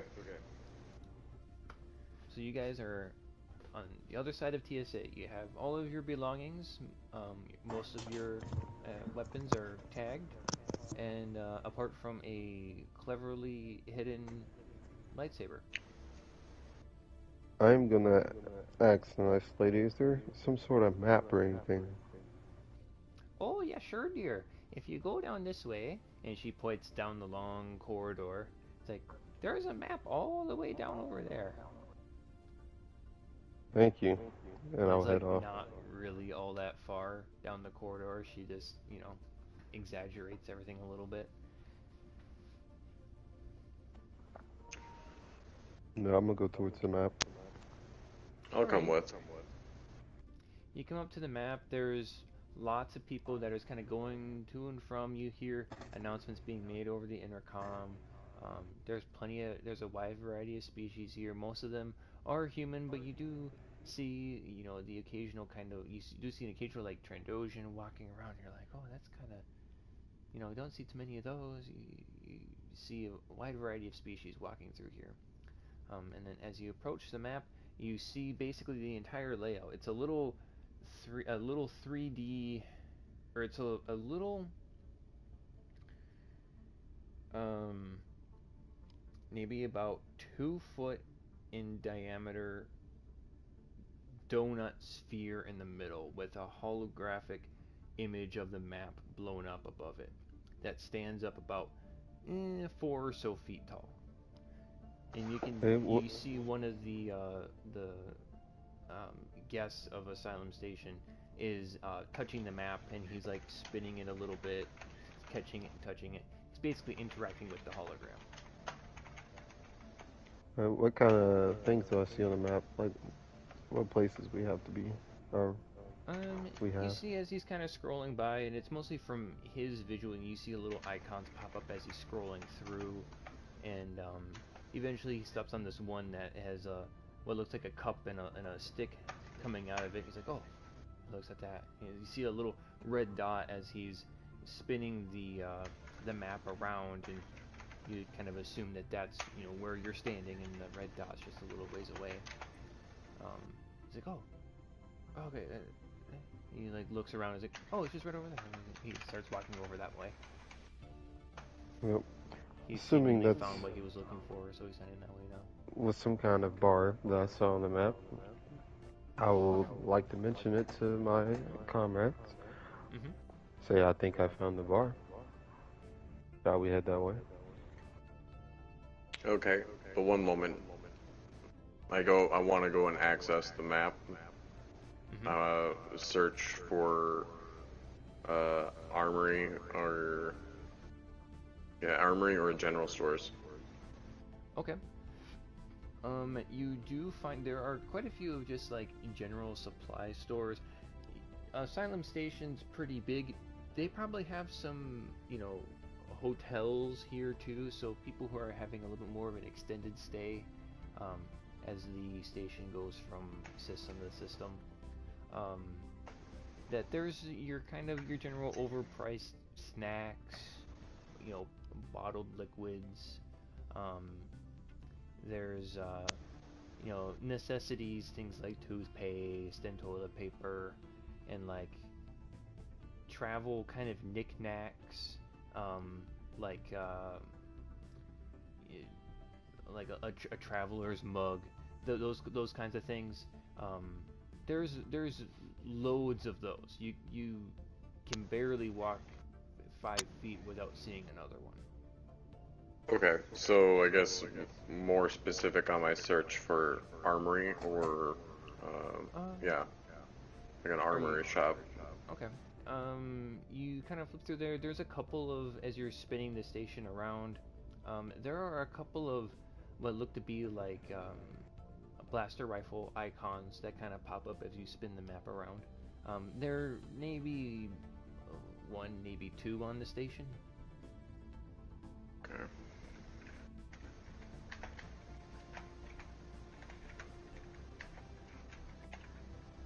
Okay. Alright, so no, I'll follow him to the cantina. Okay.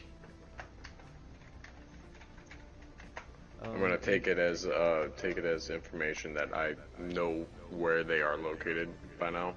Okay, gotcha. You got it kind of plotted out that the or a general idea. How about that? I have a general idea of how to get to them. Mm-hmm. If you were to continue around this part of the station, that you would stumble across a weapons dealer, essentially.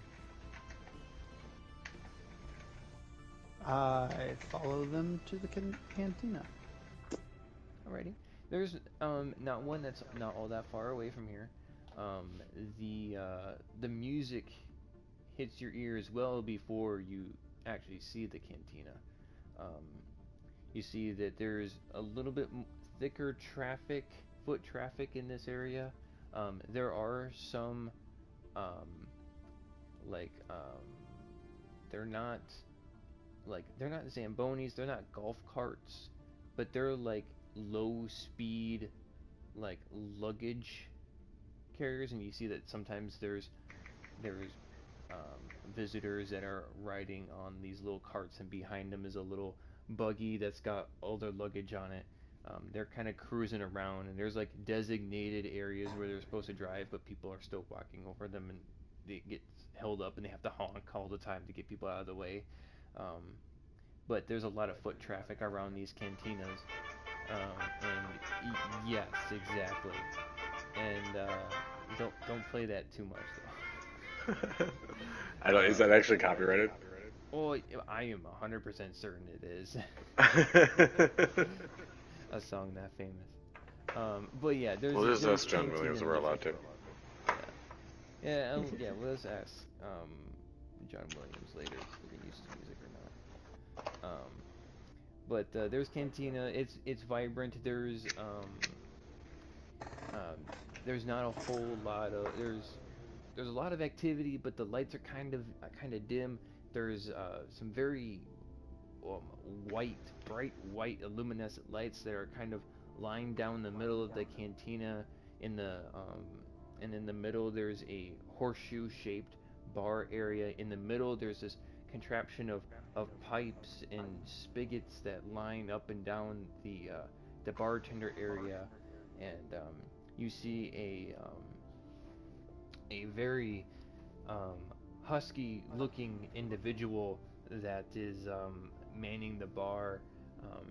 He's human. He has a bit of a stubble, has kind of long blonde hair that kind of comes down just about to his shoulders, but it's kind of light. It's not a very full head of hair. It's maybe kind of sparse. It's a little sparse in some spots, a little light in some areas. but he has got a very clear 5 o'clock shadow. He appears to be fairly stressed trying to keep up with all the patrons that are in his cantina. There's music, there's drinks that need to be poured, there's food that needs to be dished out that, isn't being kept up on. There's too many people in here and there's not enough hands, it seems like, but you know that business is good in this cantina.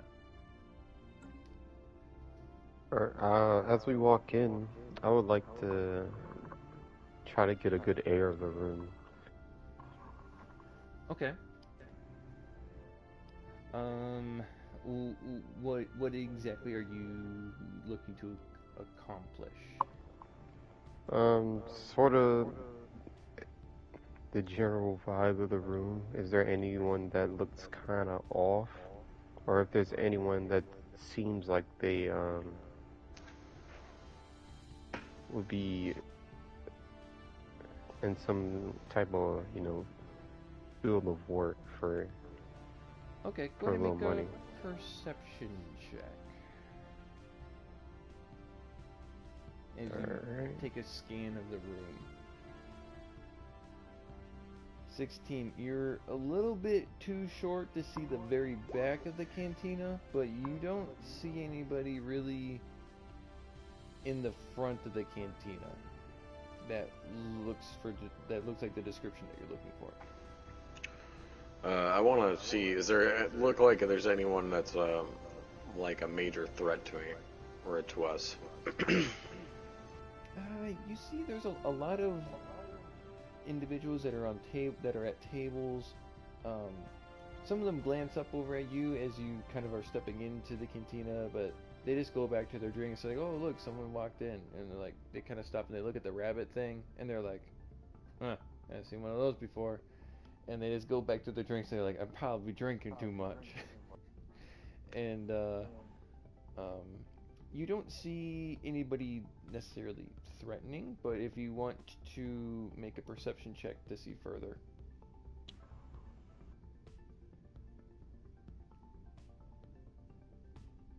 Okay, let's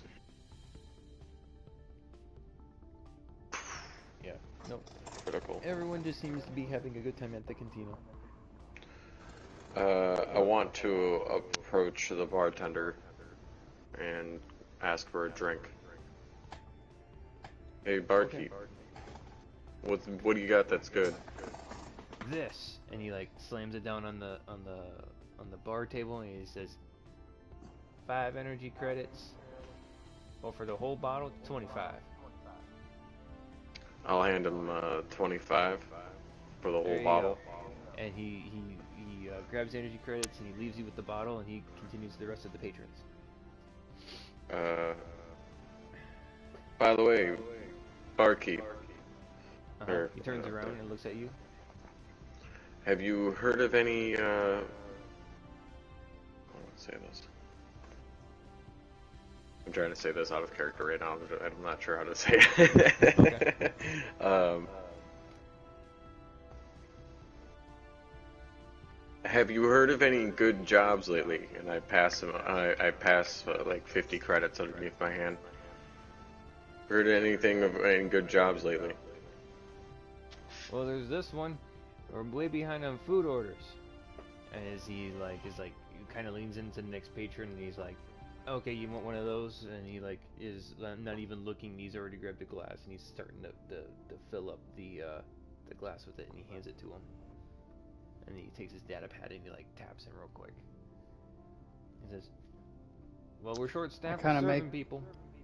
I sit down and I kind of make a noise with my mouth, or like a cat kind of would, and okay. That's not what he means. You know it. Alright, I'll take my 50 credits back. Mm-hmm. He seems pretty occupied with his patrons that he doesn't really have time for chit-chat. Says, if you're looking for work more than just busting tables, you might want to talk to that lad over there. And he points. I get a better towards description than there. towards the back of the cantina. Okay, and I start heading over that way, and I look over and see.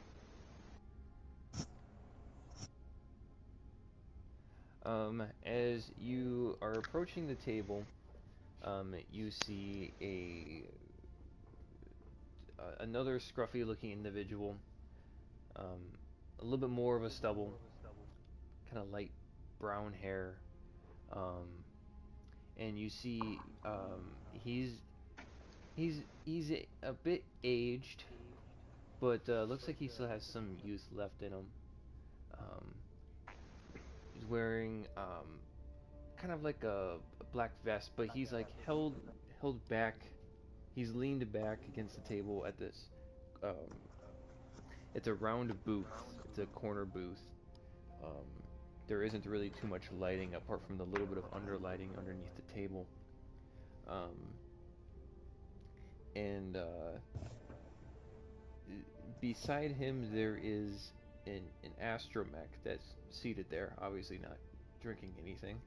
There's an astromech seated there beside him, and says, "You've come my way." Yeah, I heard you were the man to come to if I was looking for a job. He kind of The seat taken? says, "It is." And he puts his feet up over on that spot. Says, "I see you got your blaster deactivated there. It's a shame that happened. I might have had some work for you." I'm more than capable. And I got my own team here. Short stack and Mr. Sheds a lot, huh? Alright. What do you guys do? He's sitting there. He's leaned back with his arms crossed. Bodyguard work. Pirate hunting. Yeah, I do that myself. Odds and ends. Don't need to pay people for that. I do that myself. I do things that need to be done first for money. That's what I was kind of hoping I was implying with the odds and ends, but... I think I understand. You're a bit tied up for credits, huh? What would give you that impression? Yeah, that you guys didn't have enough to bribe the guards to not deactivate your blaster. Look, man, I'm just a simple guy trying to make it into a simple universe. I flex my paws. Who says I need a blaster? The nails are coming in and out. Says me from way over here while you are over there.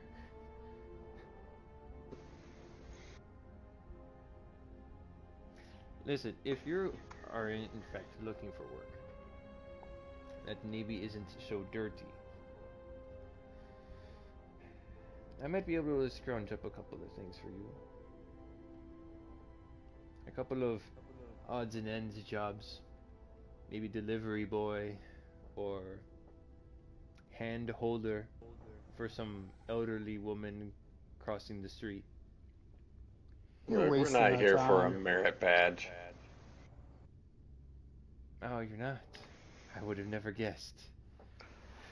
Look, buddy, I can handle myself in a ship. I can handle myself without a blaster. I don't need it.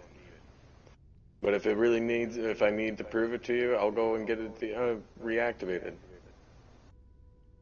Now that right there, that would prove to me that you are up for the task that I have.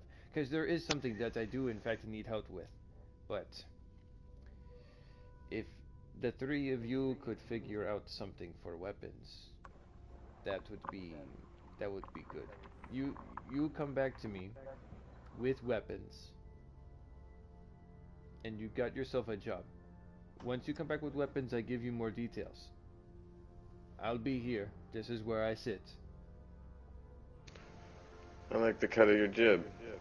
As I open up the bottle, I take a good swig. I pass it off to Kibo. I down it.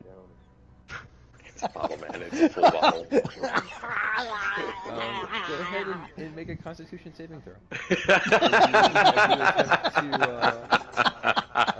To down this entire bottle. And this drink that you don't even know what it is. The bartender just and I just look at him in disgust, like you know how a cat would look at something and it's just like, what is that? A 5. You start to drink it. You in fact do down the bottle, but you do not hold on to that bottle as it's in your stomach.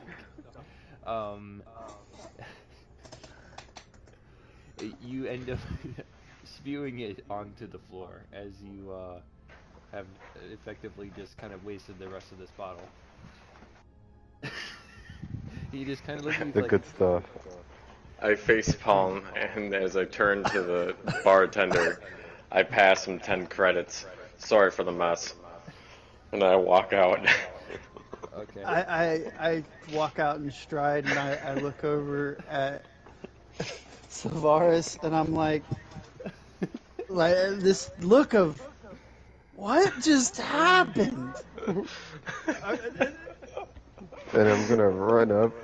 He's an untrained wombat. Hopefully, Wombat. Lucian doesn't notice. But I jump on his shoulders and just stare him in the face and say, "You're ashamed of me?" Hold on, what? Just hold on. Hey, hold on. He said you jump on him unnoticingly, like he didn't notice you. Well, okay, I'm hoping. I think this is a stealth check. I'm hoping to jump on his shoulders and he doesn't notice me immediately, and then like he turns. When he does notice me, he turns and my face is like right there. Alright, if you And want like, to try to you're do ashamed this, of me? if you want to try to do this, go ahead and make a stealth check. Alright. Against what? And we'll see how well you do. This is against. So your passive perception should be either 12 or like 13. Lucian. So the rabbit hops up onto your shoulders. Unbeknownst, and asks, "You're ashamed of me?" I believe your passive is like 12. Where do I find that at? Your passive perception is 14. How do you find your passive perception? Yeah, it's on the how do you know character what it sheet is? underneath skills and charisma. Was this considered a whisper? What do you mean whisper? Okay. I mean, I would assume he almost said this in a drunken or a buzzed state, so I'm wondering if he said this loud enough that I heard it. Oh no, this is like a medium tone. Okay. So you guys are walking No, together. you could hear me too. And he jumps up on my shoulders, and my passive perception is a 14, you said? Yeah. Okay. And you're ashamed of me. Are you ashamed of me? I cut in. I'm not ashamed of you. I'm disappointed. That I can deal with. My And I mouth do not- opens, and I'm just... Where's your class? Where's your... I know you didn't ask for class from me. Have you seen me? I'm a naked bunny. I wear no clothes. And you speak of class.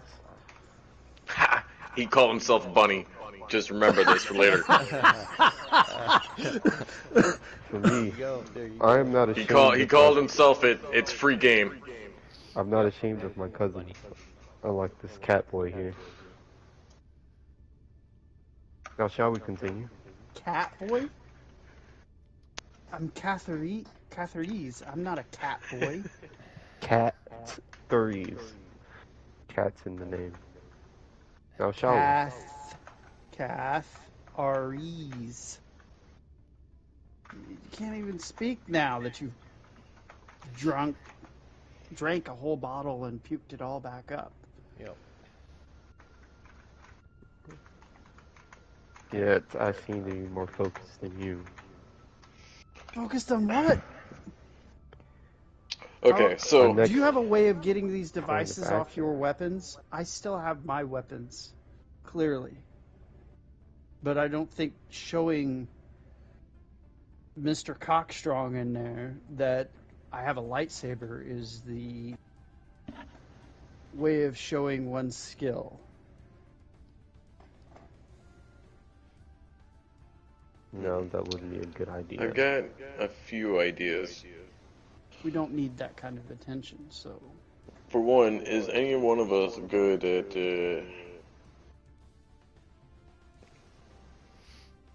thievery kind of abilities? I dabble. Or any kind of magic tricks? I'm good at cards. I mean... I dabble. You dabble at taking things. Get off me. And I pick up the rabbit and I set it down. The Bunny.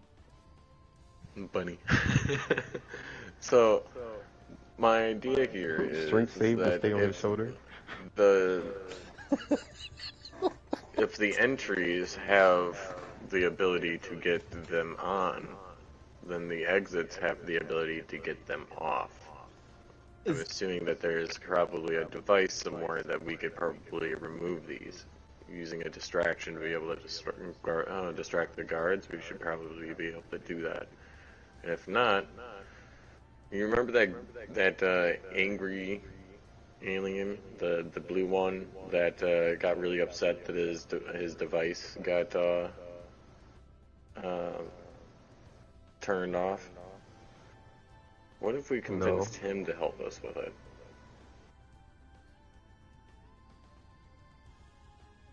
Whoever You this don't is remember? you speak of may be of use.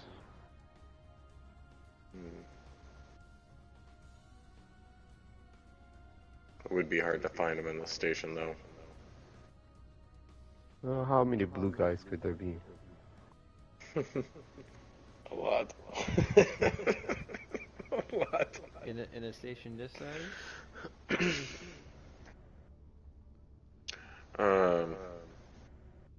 Besides that, I still need to go to an armory. I do know where the two are that are on the station, kinda. Wouldn't a dealer at an armory know how to remove a gun safety? It's very possible that they would, but if they're following all the rules, the problem would be that they either wouldn't divulge that information, or we were going to have follows the rules, right? I was going to say, Unless or else you're we're going to have convincing to enough. pay them for it, and I already need to get something from them. So at least let me buy the first thing, and then we can try and pay him off.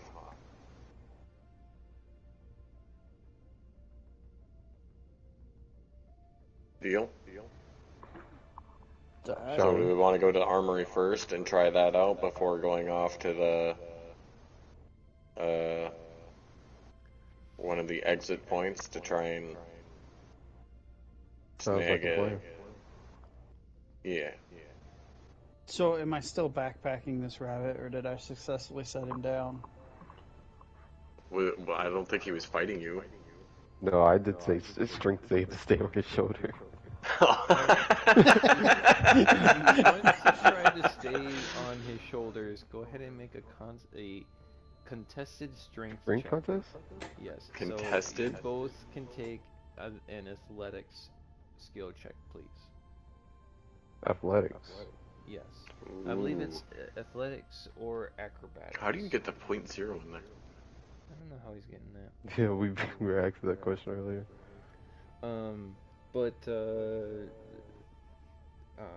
Kibo... Watch he crit on this.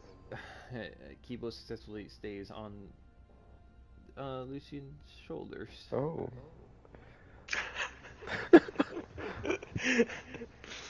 Uh, It's like Rocket and Groot. you start to notice that some of the patrons outside of the cantina kind of take an amusement of this situation that's happening outside, and they kind of stop their drinks for a minute to see what's going to happen. I point forward, saying to continue. Alright, so... Like, you're stuck with me, buddy. We start heading off towards the closest armory.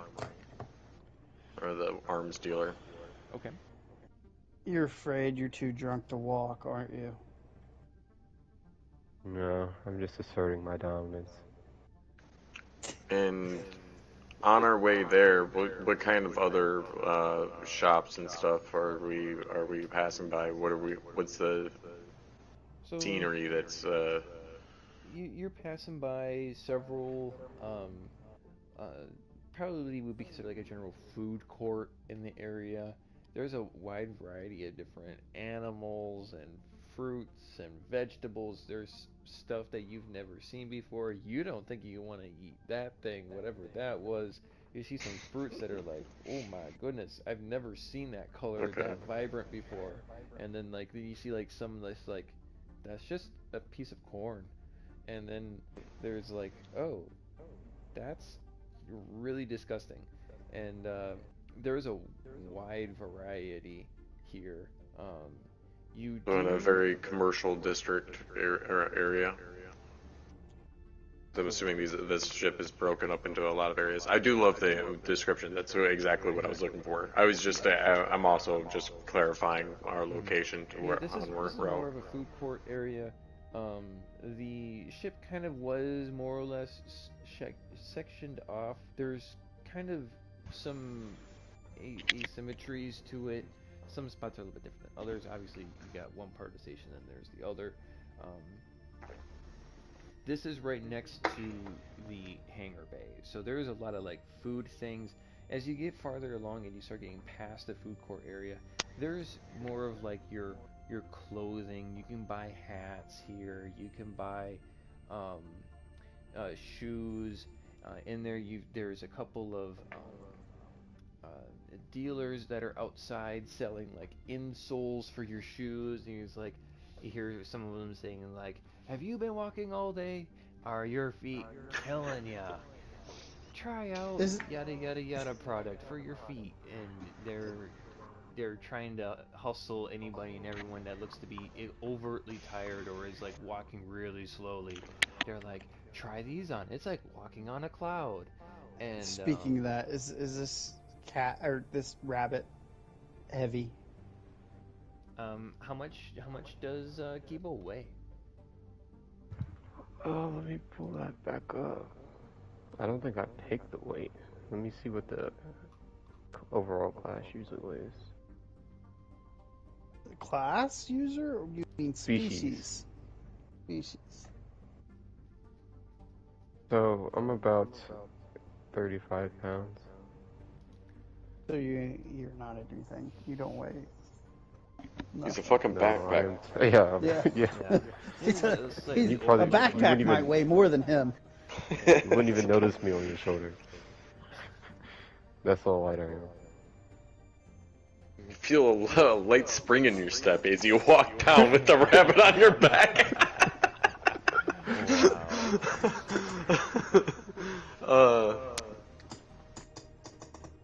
Okay. I can use the bathroom. I'll still be listening though. So yeah, you kind of walk past this kind of like merchandise kind of district, and there's still like the occasional. There's like a drink shop there, like you want to get like drinks that pick you up, drinks that kind of calm you down, drinks that boost focus, drinks that they advertise like you won't need to eat for a week. There's kind of a wide variety that are kind of sprinkled in there. Knickknacks. You see a merch shop for Asylum Station. You see everything from like they got visors, they got shirts of all variety of sizes meant for all kinds of species. There's everything from like coffee cup like coasters to sunglasses to they even have like little toys for kids that are just like noise makers that say Asylum Station on it. There's just a little bit of everything in this little shop. And then you notice next to it is the armory. Essentially, it's a arms dealer. Mm-hmm. Okay, and is this guy a shady guy, or is it? I guess what I want to see is this guy seem shady, or is he seem like he's a very prominent like? Well, is it a vendor, or is it? An upstanding... Do we have to go inside? Yeah, you have to go inside. There's when you walk in, there's a metal detector scanner kind of thing, and when you walk in, I'm assuming you guys are walking into the store? Yeah, I am walking at the very least. You hear the familiar boom, like what was inside the Eminence, and the shopkeep kind of turns around and says, "I'll be with you in just a minute." And it's a it's not. It looks like a Rhodian, but there's one that kind of looked like it. I don't know. We'll just say it's a Rhodian that's behind the counter. Says I'll be with you in just a moment as he's tending to another shopper. And they're like kind of looking over the pistols, and you're like, oh yeah. They kind of hold it, they look at it. He's like even down the sights at the wall. He's like, how do you spell a Rhodian? And a Rhodian, the Rodian. Is the Rhodian speaking basic? Yeah. Okay. Because I was gonna say this is gonna be a really hard conversation. Most species here, apart from like species that don't have the same kind of mouth structure, species like Ithorians, where they have a different, they're just shaped different. They usually have like a necklace on that kind of goes over their mouth, so that way if they want to speak in basic, they can. Okay. Okay, I guess I stand at parade rest while I wait, and I want to glance at the items. So a Rhodian is like the guy that Han Greedo. shot. Yeah. Greedo, yes. Mm-hmm. All right. What color? Green? He's a lightish blue. Lightish blue. Okay. You see in the shop there are a wide variety of weapons, mostly just from rifles to pistols. There are some like commemorative weapons that are a little bit more just like, this is obviously priced to be a decoration on someone's wall. This weapon doesn't even work, but yet it looks really cool because it got held by some famous bounty hunter, and you know it has like some piece of paper next to it that says, you know, the pistol that killed whoever, and you're like,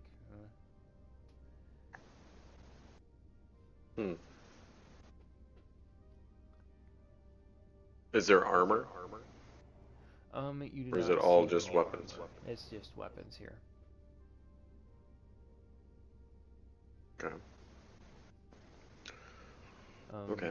You do notice, and it's very blatant, that every single weapon that is in the store, that's on the walls, that's in the cases, that's on display, pistol held by Cad Bane. Right. Every single weapon here has that same tag on it. It was a pistol held by Cad Bane. Every one of them says that. You know, you can make an investigation check to see if you find one that says that.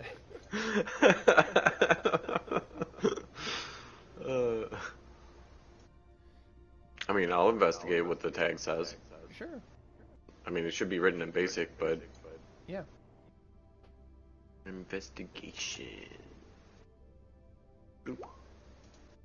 So you see a wide variety of different weapons. You see there's like a couple that say something along the lines of like, this pistol shot, you know, 50 Wookiees before the user died.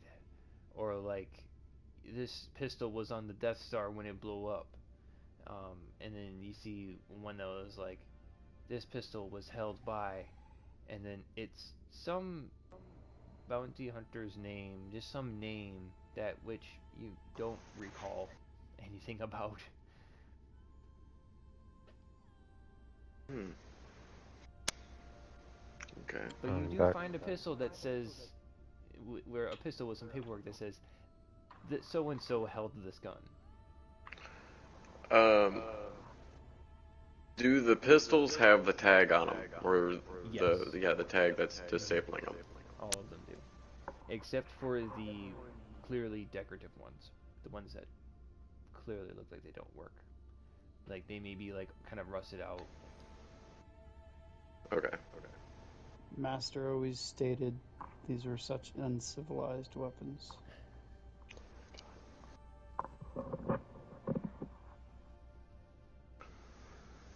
Well, your master's never had a good blaster at his side.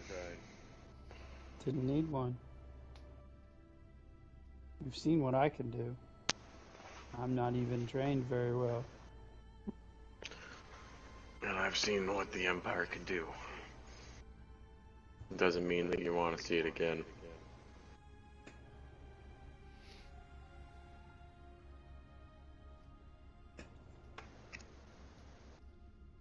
Well, find anything you want. Not quite. So the bigger question is going to be what he has to say. So you see I get a big smile on my face and I say, over to the shopkeep, how much for the rabbit? I'm going to say to him, how much for a fur pellet? The Rhodians, like, kind of a bigger, kind of almost glassy eyes that look like they have almost a galaxy inside of them, kind of blinks, and he's like, I don't own a rabbit. Aren't you just the cutest thing? I believe he walked in here with you. Yeah, I mean, I was, you know. He was joking. How much do you want for the rabbit? How much you want to get for the rabbit? You wish to make a trade with your rabbit friend? Just a moment. And he like grabs a data pad and he starts like punching in some numbers. He looks over. He's like, I wave my hand like no, and all smiles and laughing. 85. It is a joke. Okay. Well, yes. Is there anything that I could help you with? Yes.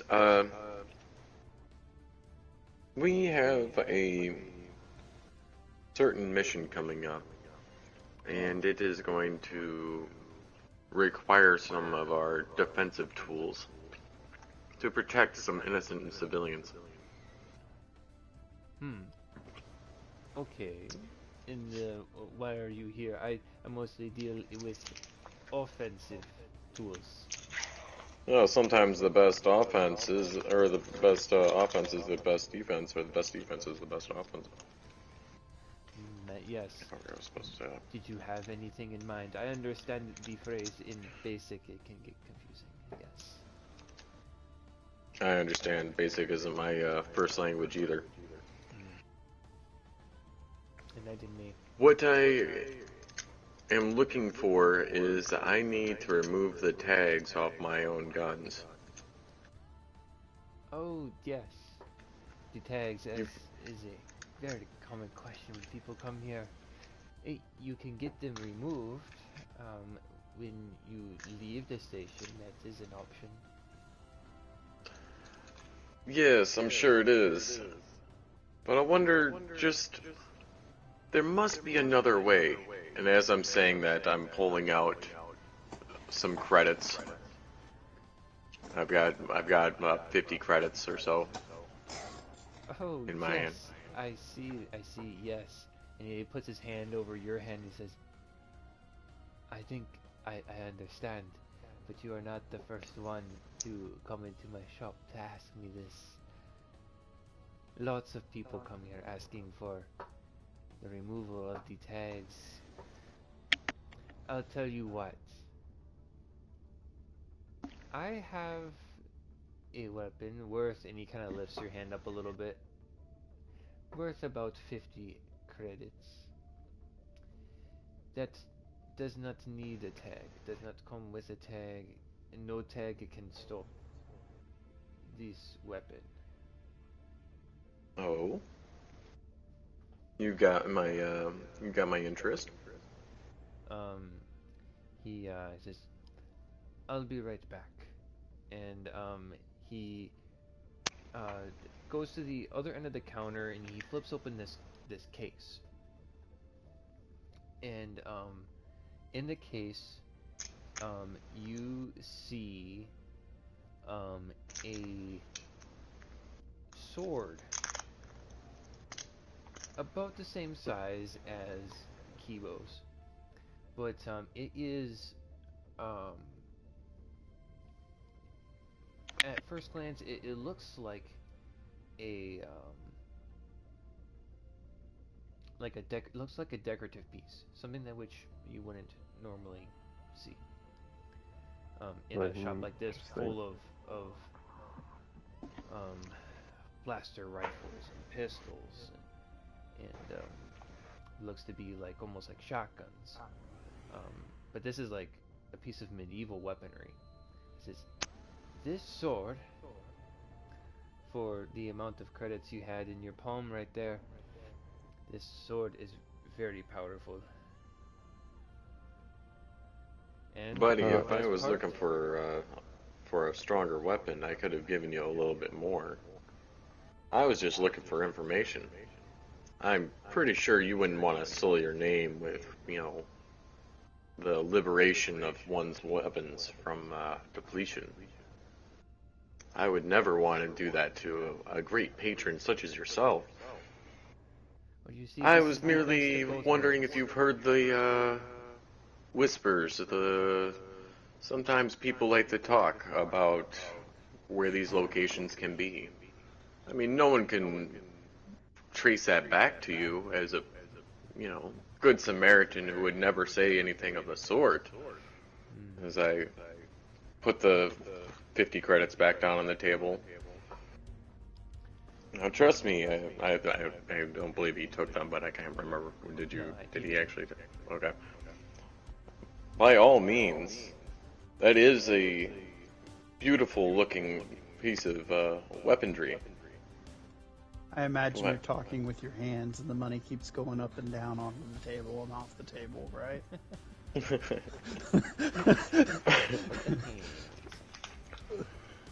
But people like to talk, and sometimes you can hear the little things. Maybe it's just a piece of or corner of the station, or maybe you've heard a name that has come by every once in a while. He takes the long sword and he says, "Do you not wish to purchase my wares?" And he puts it back in the cupboard, closes it. Like, that is fine. Between you and me, there are a couple of people who could provide you with a service like this, but they are very hard to find. They have to hide from the cops. They have to, and he kind of gets he puts his hand back on your hand with the energy credits, and he lifts them up and he looks at it again. They do not like to be known by the public. And he takes his hand off of your hand and he steps back. Sometimes they move around in mysterious corners that which I do not even know of. And he sits back, kind of waiting for a response. These people that you don't even know. Oh, and did he take the credits? He put his hand down on top of mine as if like to stop me from doing what I was doing.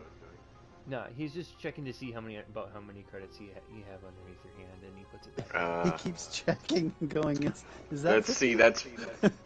That's what I was curious about. I wasn't entirely sure what the notion was there, but all right. And I reach in and I grab 20 more credits. I say, trust me, I wouldn't want to be found either. But you must know a name.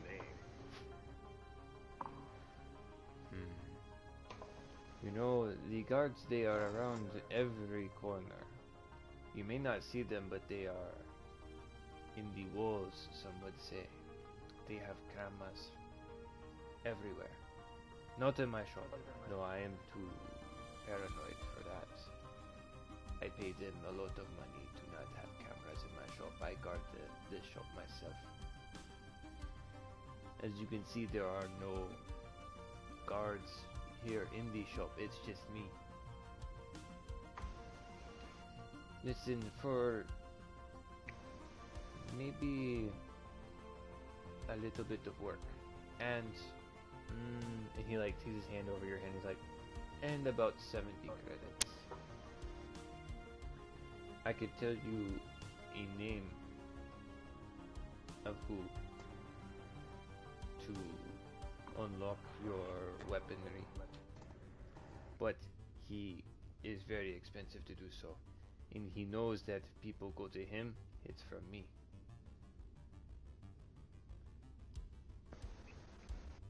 Alright, so then I put out I believe I put out about, with the extra 20, that would have been 70, but, okay.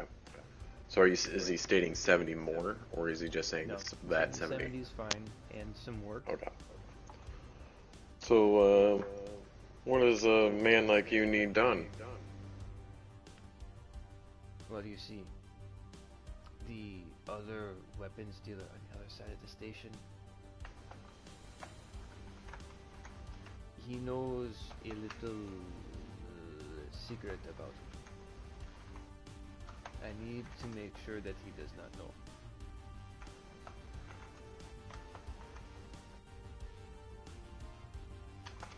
Hold on one moment, I'm typing in some stuff here.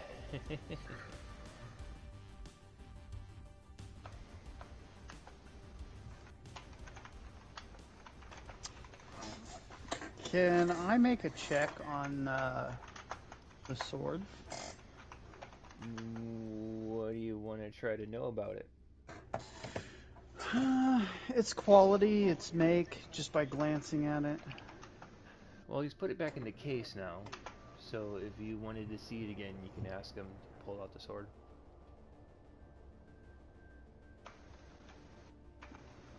Well, while he's doing this back and forth hand check, can I just open the case and look in? Or is it behind the counter? It's behind the counter, but you can reach it, yeah. Okay, I just flip the case lid open and I look. He pulls a pistol and he says, "Hey, who told you to reach behind the counter?"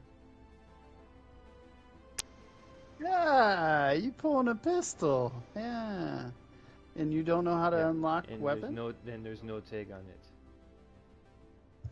And there's no tag on it. Yep. Yeah. But you don't know how to. No, I don't. But you have a pistol. The tool to that's remove it. untagged. Anyways. Yeah, because I know people who do. My eyes slide back to the weapon, ignoring him completely at this point. Can I try to make a...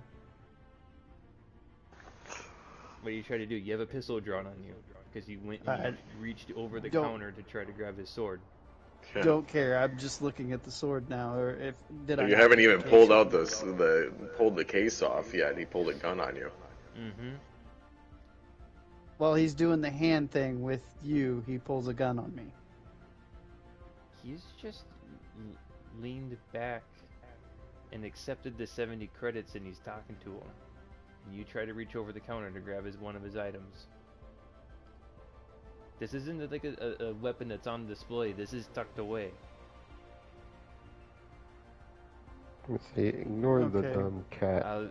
He moves over towards the case, and he makes sure that it's locked and says, "Don't try any funny business. I'm watching you. This is your only warning." He puts the pistol back kind of behind his pants. Just looking. Don't be foolish, cat.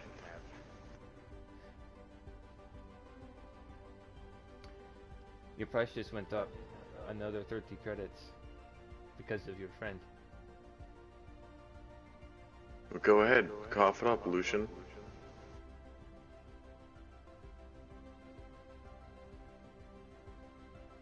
Okay, so there isn't any opportunity for interaction or a way to fit interaction in there while you guys are having a conversation. I was trying to have my interaction happen simultaneously. Yeah. And so then you're saying it happened at the end of it. You reached over the counter and you were going for the sword. He did not like you were going for the sword. And he told you to stop. And then you didn't even pay attention to him, and so you had to go over and lock it. No. And now you owe an extra 30 credits because he's very protective over his sword. And then I answered him, and then after answering him, went back to looking at the sword, which I thought I had the case open because I said that I was going to open the case. Yeah, that's what triggered him. He stopped you from opening the case. So I didn't succeed in opening the case. You said you reached over the counter and that you opened the case. That's when you got it so the case is open? Not anymore. He locked it. He locked it and he's watching you. He's not even looking at Silverus anymore. He's just keeping an eye. I'm not giving you 30 credits. I'm trying to look around your shop and you're being a bad shopkeep. Well, don't reach. And he slides the 70 credits in his pocket. Don't reach where you are not allowed. You, 3 of you can have a very nice day. Now. Go. You have put me in the bed. I'm gonna Alright. jump down off of Lucian and say about this sword. And I'm sorry about my cat friend here. Mm-hmm. Yeah, What's so special about it? Well, you see, when the wielder has become proficient with the sword, it unlocks a special talent. I'm listening. Over time, as you become more attuned to the sword, as I am, it allows you to attack faster and faster and faster. It becomes almost like a feather in your hands. Now, said 50 for the sword, right? No. What's your price? I was just going to show it to you because the guards do not know that a simple metal blade could attack so fast. And the weapon cannot be stopped with a simple little tag. What's your price? Oh, well, now I don't even know if I want to sell it. I have to think about the price now. Come back to me later, and I will tell you a price, and we'll see how well my mood changes. And he kind of sneers over towards the cat person. Over towards Lucian. So we didn't get the information out of him about what we needed to do with the armor, the other armory. Okay. Alright. Well, sorry for the trouble. And then I turn to exit. Go to exit. Okay. Yep, I will jump back on Lucian.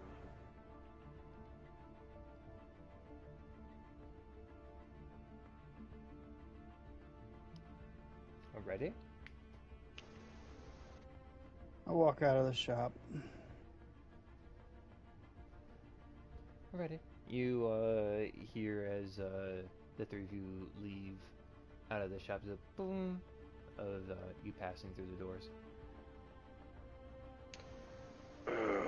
Okay, Lucian. You got any bright ideas?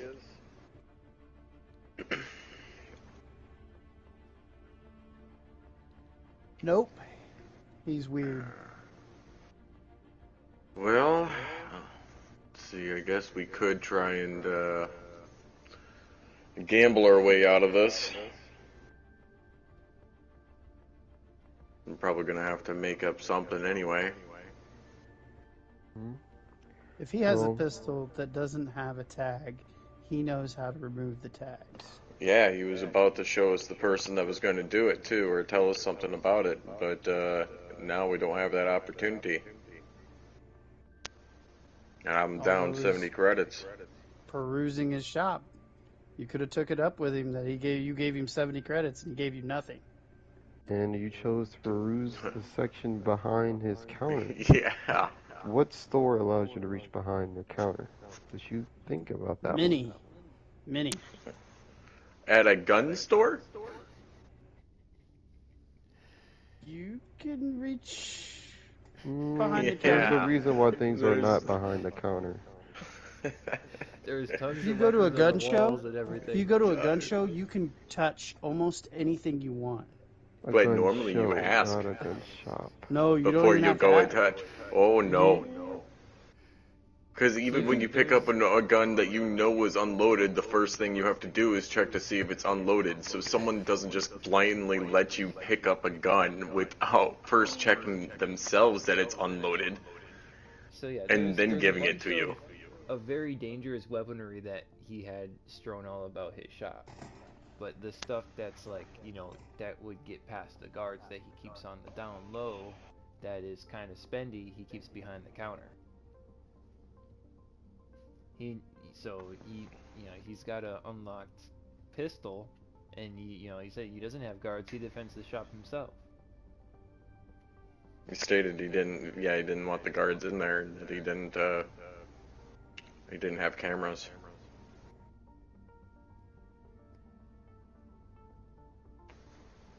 Well, I guess there is another armory, or we can go and check the map and see if there's like a casino or something.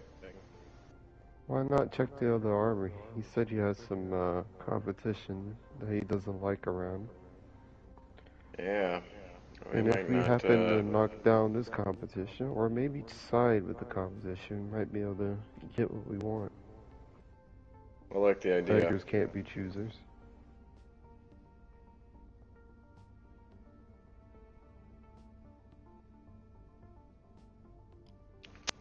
Do you remember the location? Alright, well then, I guess we'll start heading off towards the other armory.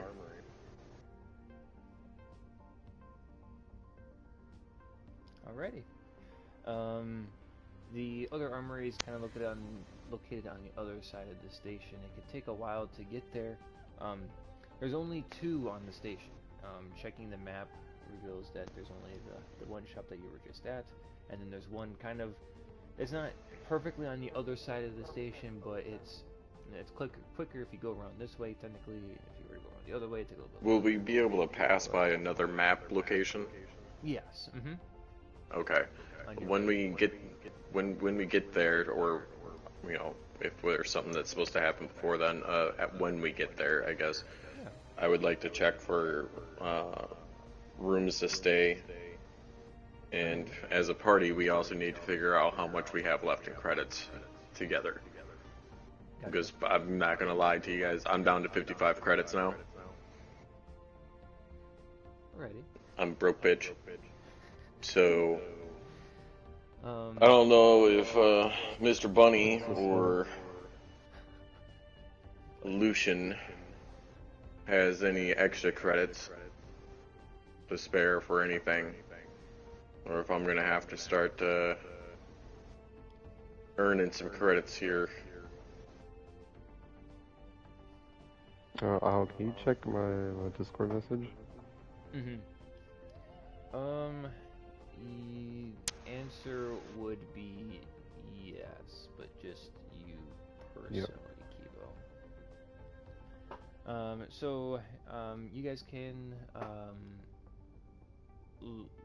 look around and find another map. It's pretty easy to find another map around here. Um, there is, towards the center of the station, kind of where the dome is at, there's almost like a skyscraper level, not skyscraper, but like there's like 3-4 story level um, complexes. It's a whole nother section. It's like there's a habitation section in the middle of the station. And there's still even a more central location inside of that. But there's on the inside um, layer of the station, there's kind of like lodging and there's like hotels here. It'd be fairly cheap to get a cheap room. If you're looking for the cheapest as they come, it's 5 credits a night, but you're talking about basically sleeping on a mat on the floor in the slums. That's the equivalent of spending 5 credits for the night.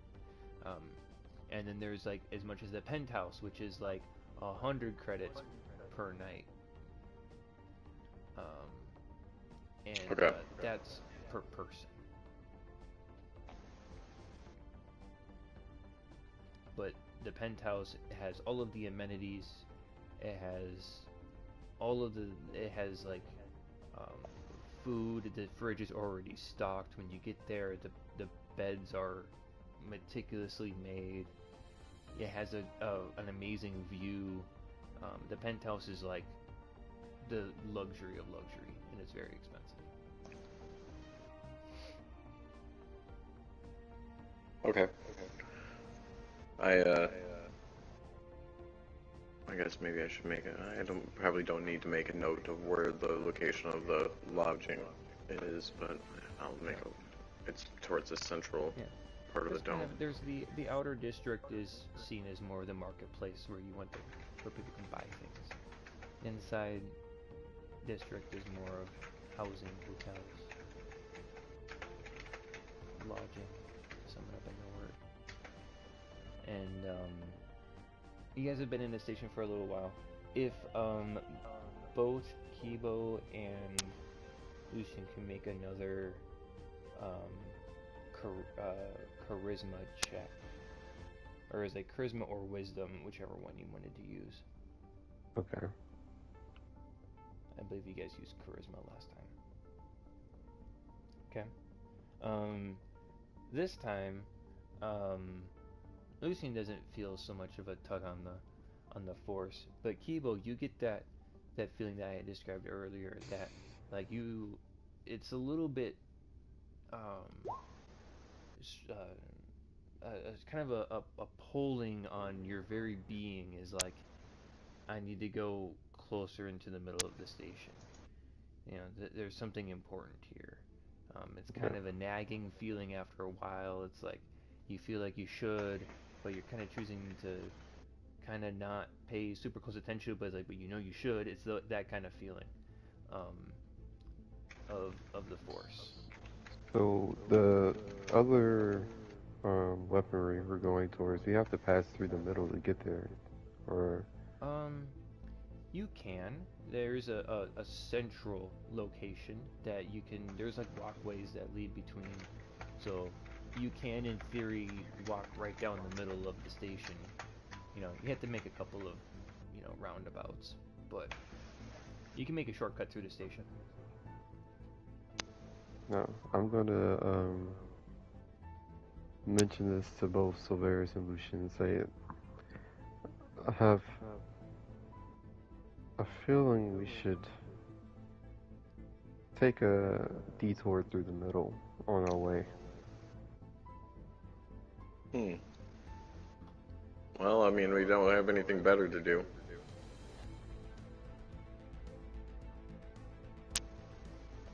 I'm down.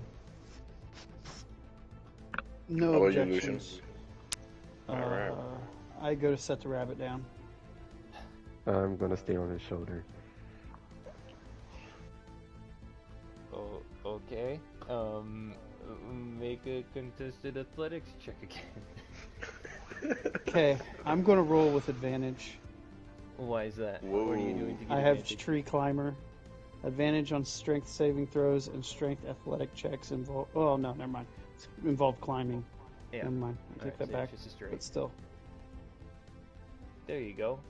The rabbit is promptly not on your shoulders anymore.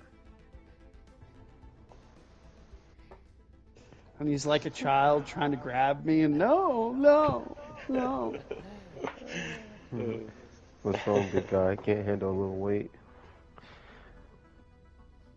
I'm just afraid you're gonna start rifling through my pockets. If I met wanted you to, I would have today. done so already.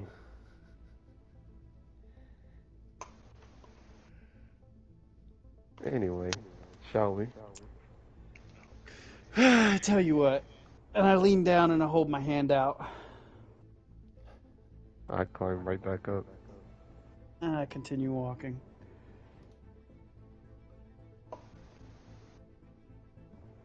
Okay, so we're heading towards the central part. Yeah. And towards the central part of the station. As you're walking down the essentially lodging district of the station, you see posters that are kind of scattered around for like different activities that you could do while you're there. Oh, check out this.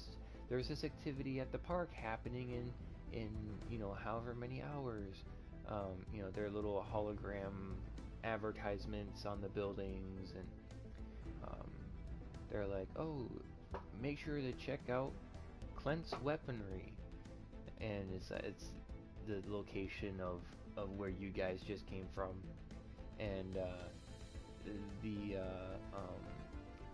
there's you pass by another one that's like talks about the cantina. It's like the most diverse cantina ever. See every species. We have all of your drinks. You see a couple of them that are like more nightclub like settings that are also in the station, and then you see some more like wholesome setups where they're like, who can win at track and field, at this park or whatever. And this is like a little metropolitan area almost, where there's this like a park that's like lush with grass, and there's sprinklers kind of going off, and there's flowers in the middle of this space station, in the middle of this, kind of in between planets almost, or in this random star system. There's this super lush green garden with flowers and benches, and it's very scenic in such a weird place that isn't actually a planet. And there's a poster that kind of catches the attention of all three of you as you're walking through, that mentions about see the amazing Waru, have all of your ailments cleared, breathe easy once again, come see Waru. And the mentions of like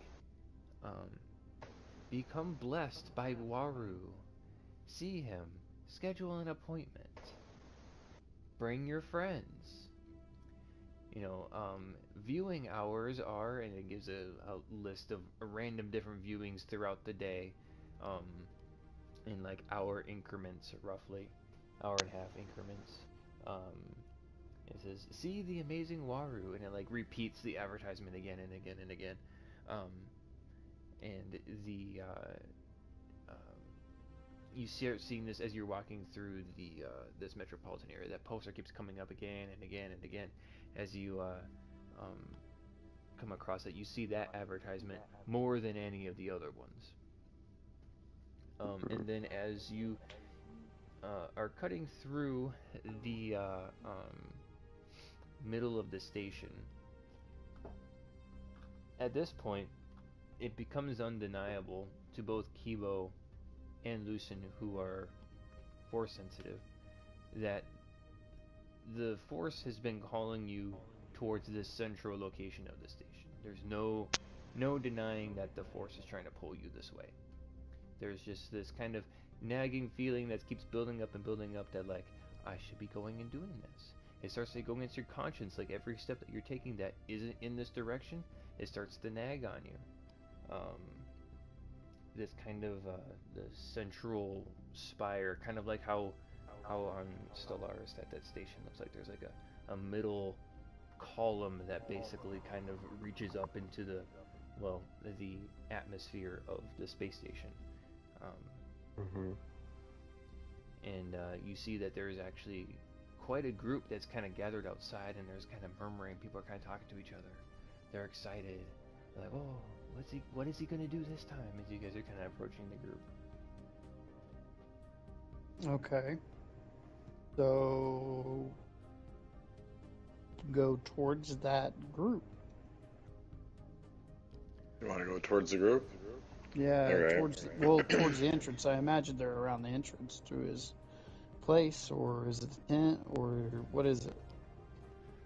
There is a metallic structure that's cylindrical that reaches up to the very top of the atmosphere of the dome, and there's like viewing windows kind of all around. This seems to be like the central spire of the space station. I misunderstood what I was seeing. So, okay. I'd like to come up a few feet before the crowd and try and see if I can get a peer in, kind of see what's going on inside. Okay, you can make a perception check.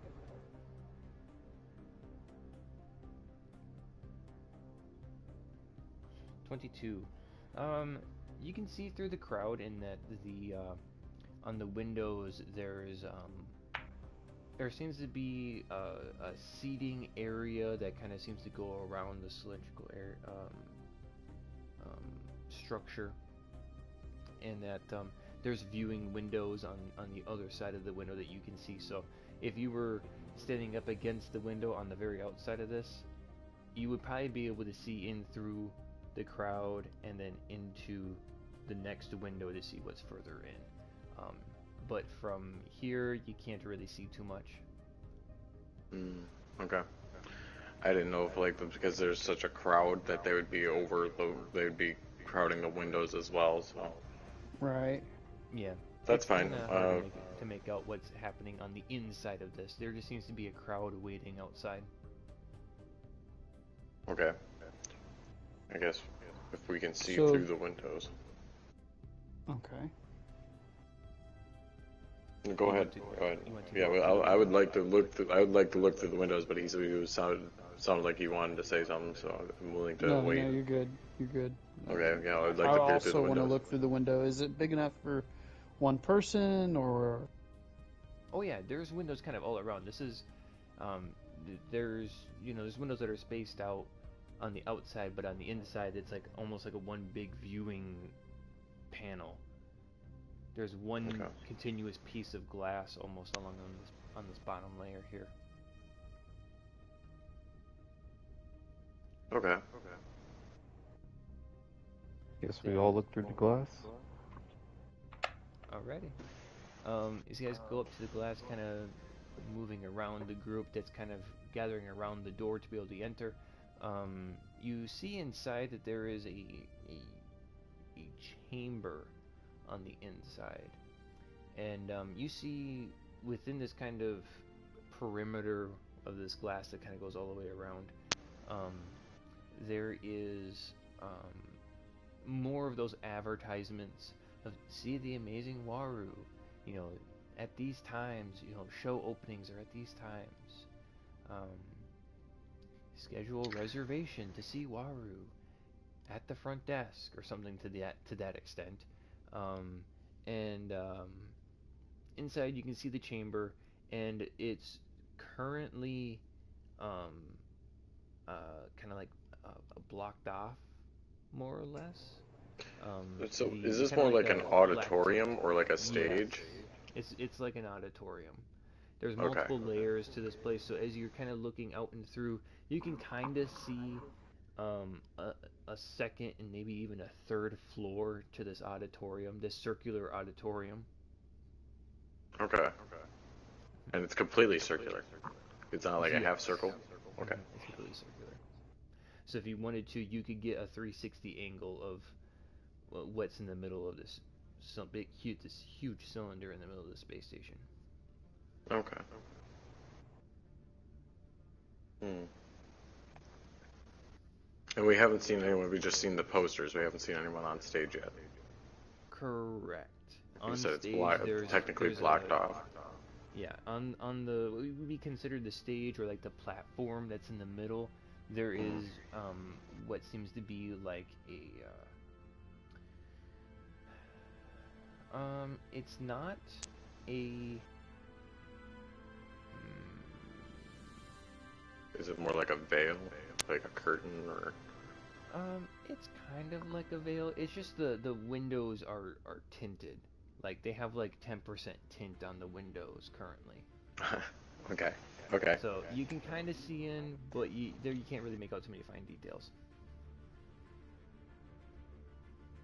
You think that if you were to come back when the show was starting, that the tint would be removed and you would be able to see clearly in. And looking at the poster, did the poster say did the poster state what time it was going to start, or yeah, just the come next to show, the next show starts in about an hour or so, and let's say in an hour. Let's keep it simple, and that the doors will open in about 30 minutes. I say, shall we come back after our little stop at the shop? I think that'd be the better idea. We have business to do. Well, I agree. We'll come back, but there's something we need to get from here. Very much so. The chorus displays psionic potential. Very timely. Very timely. Wow. Okay then. Oh shit! That I was like, what the fuck are you talking about? Oh. Lars game. That's psionic potential. That's good. I wouldn't say I'm not a little interested either. Let's start heading out.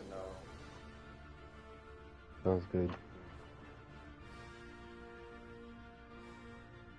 And just on an idea of what time frame we're sitting here with, how long would it take from that presence or from the central point to get to the other armory, the competing armory that was on the not quite other side, but it would take if you were to walk it, probably a good half hour. It would take about 30 minutes to get to that shop. If you were to walk it. And that would be knowledge that we would already be aware of. Yeah, you kind of figure from where you just came from to walk into the middle, to go about the same distance, or the same amount of distance that you just came from, it'd be about half an hour. Alright, so problem here is that even if we get there, we do what we need to do and come back, there'd be no way for us to be able to get here when it just starts. Just walking there and back would take the amount of time before the show starts. So maybe we should wait? Well, I mean, I'm not all that concerned about this show. If they could possibly, if they can cure wounds and they can do amazing stuff, it's either the Force or it's magic. And personally, I'm not into either one, so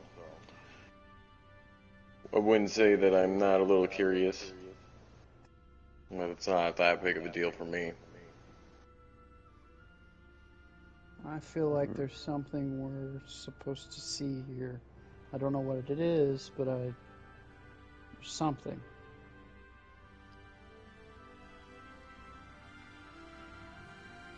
There's definitely something here. But being a few minutes late shouldn't hurt us. We have our priorities. You have also seen around the station the little golf cart things with people hauling their luggage, and they go to and from the hangar bay to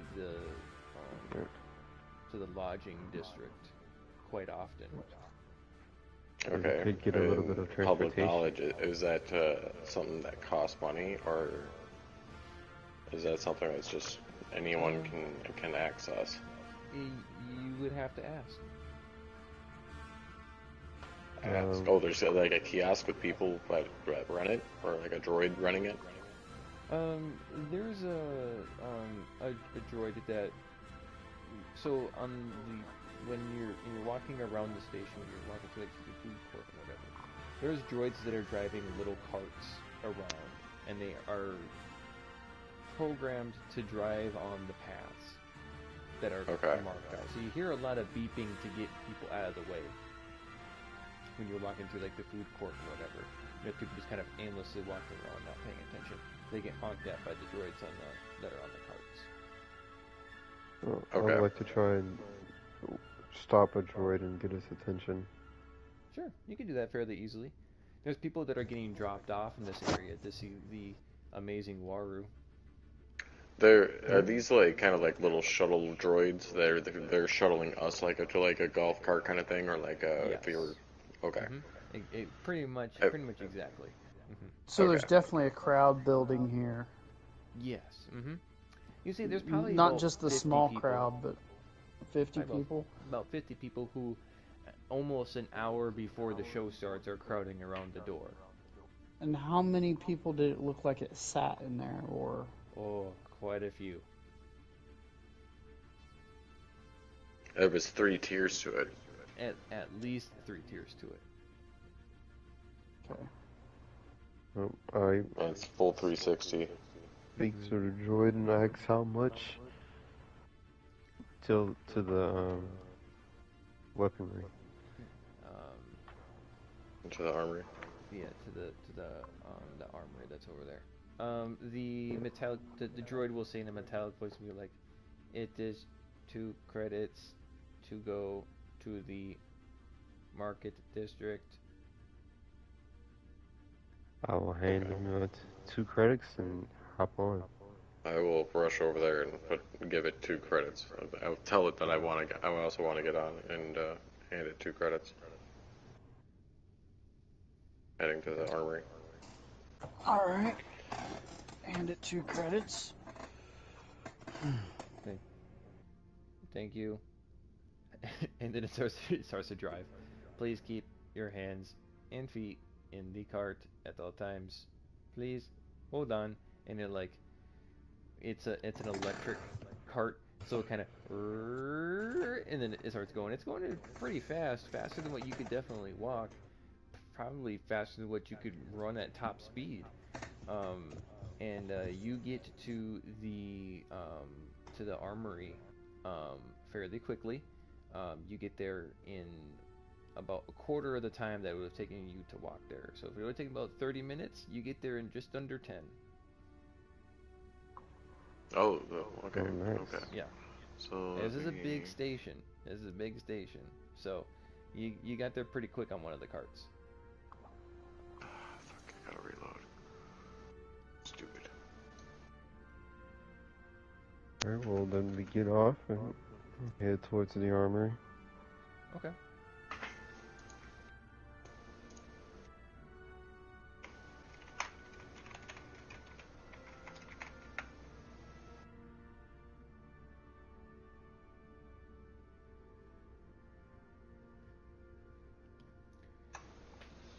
Now once we get there...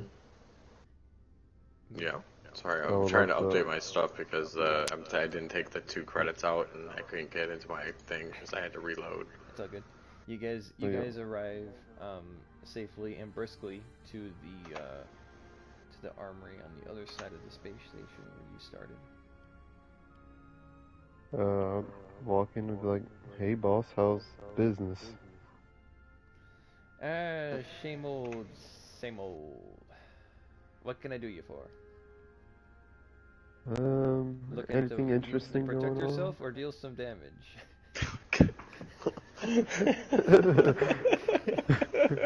Reminds me of the Oh Resident man. Evil 4 dealer. It just opens the cloak. Yes. Not as shady, but Yeah. it looks like a Skyrim tavern inside, or not tavern, armor smith in there. You have I don't even remember what her name is. The first blacksmith that you come across in Whiterun. So I'm gonna Uh, get up on the counter because I can't stand at the counter. Oh, okay. All right. And I'm It's like, a little unorthodox, but okay. yeah.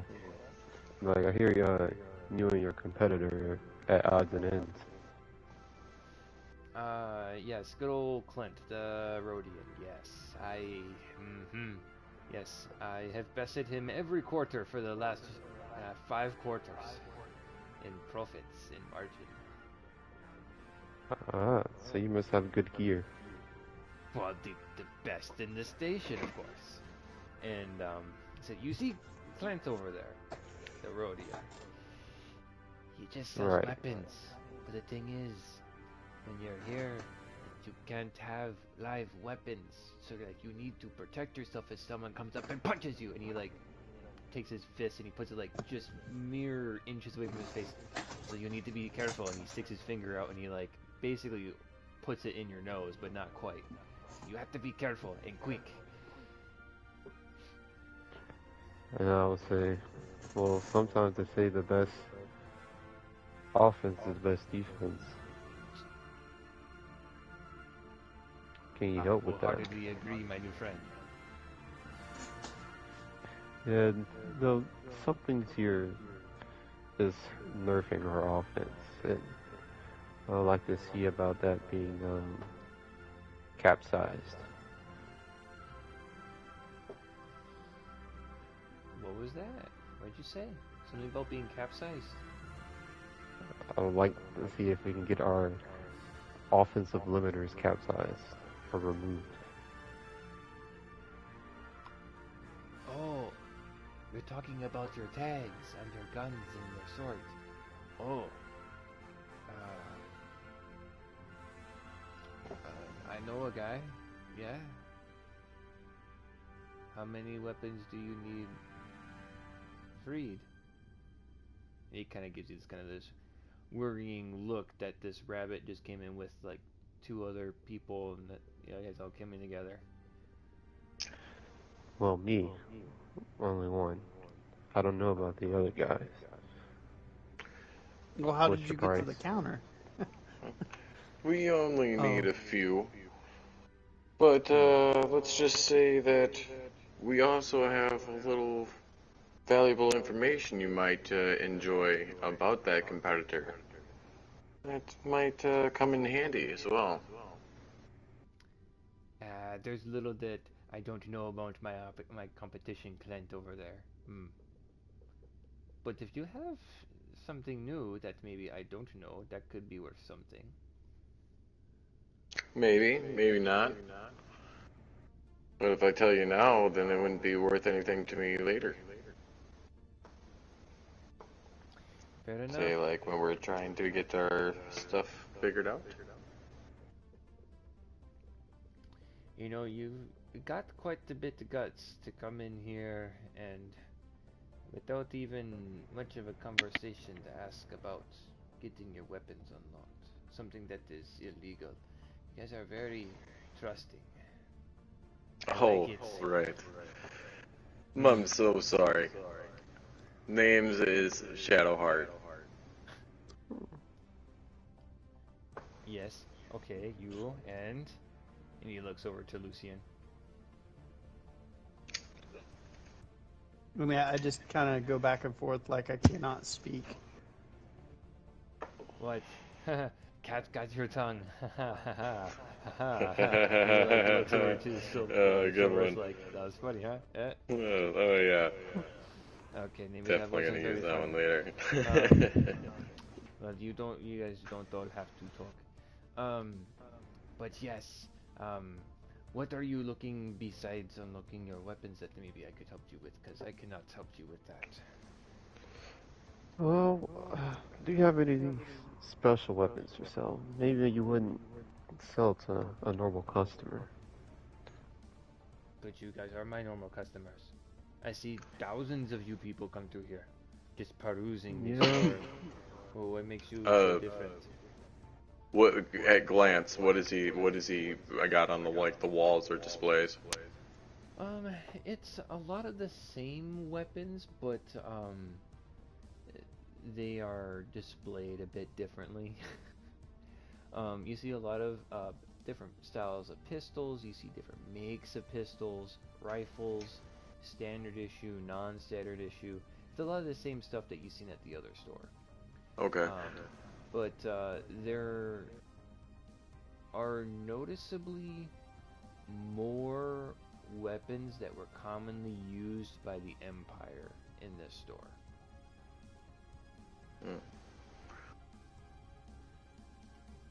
Well, this is something that only really Silverus would acknowledge or really notice. That would be in the stores. Like, there's a lot more Imperial weapons here. Weapons that typically would be made for the Empire to be used in military use. All of them are still locked with the tag and everything. Every single one that you see here. Okay.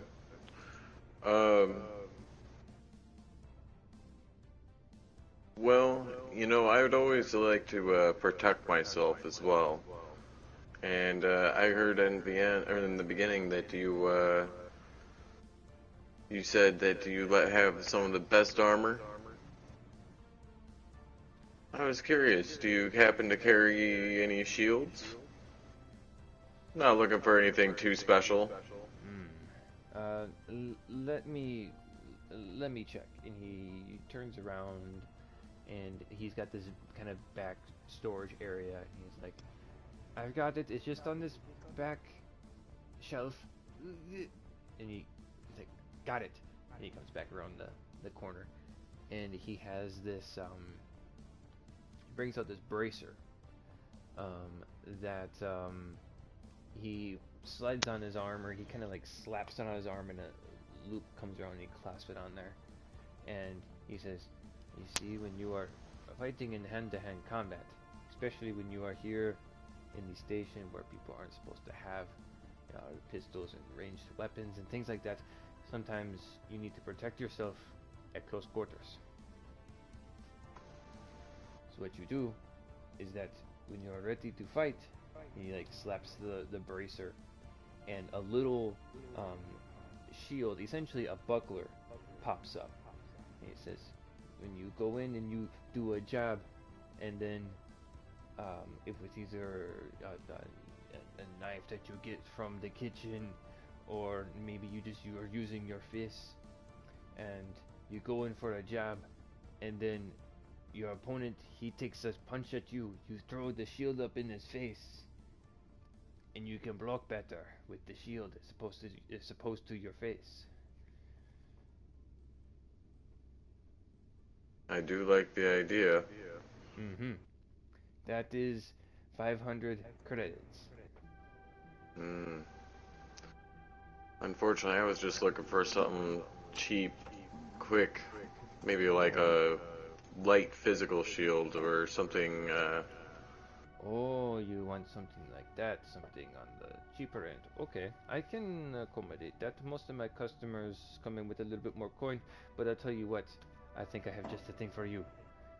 And he takes the bracer off, and he goes back. He's like, puts it back in whatever back container that he had. He comes back with a basically a tower shield that's it's really bulky. He comes out, he's like, "I got this for 25 credits. It's big and it's bulky, but it'll protect you if someone shoots at you from a long ways away. You can hide behind it. Okay, so this tower shield, this is like a heavy, shield in that sense. Basically, yeah. I'm assuming would probably have like the fixed property as well. Yeah. This is like this is essentially like it's a medieval tower shield where it's probably was used as an ornament or something that was used like in a coat of arms basically, and it's very heavy, but it feels well made. He hands it over to you to try it out. Oh, He's like, do I need a strength check that?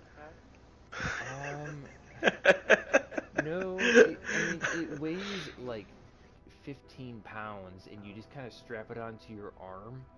It's heavy just to be on your arm for a long period of time. But I mean, like, it isn't much use for when you are in hand-to-hand combat, but with some training, you could maybe use it to like run into somebody. Sometimes the police use a lighter version of this, but was in the back corner, and I've had it for the last 5 years, and I haven't sold it. I'll tell you what, I'll sell it to you for 100 credits. A steal, really.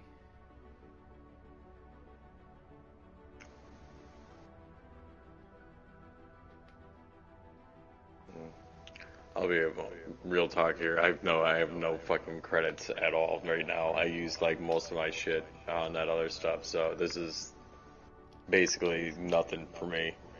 This is all for you guys now. I'm out. I've got money. I'm not trying to buy a tower shield. Well, I couldn't afford to buy the other one. I couldn't afford the other one either, but I got money. Not that much money, but money. We're gonna have to go make some money. Thanks, shopkeep. You might want to barter with him about your information. Wait, speaking of those friends you said that can help us with our situation, Yes. What's your price? Well, you see, it is quite tricky business unlocking one's weapons. You need to know the right people, and those people need to have the right tools. Because you see, and he grabs one of the rifles off the wall. He puts it down on the counter, and he holds it so that way the fuel cell, the power cell is visible to you.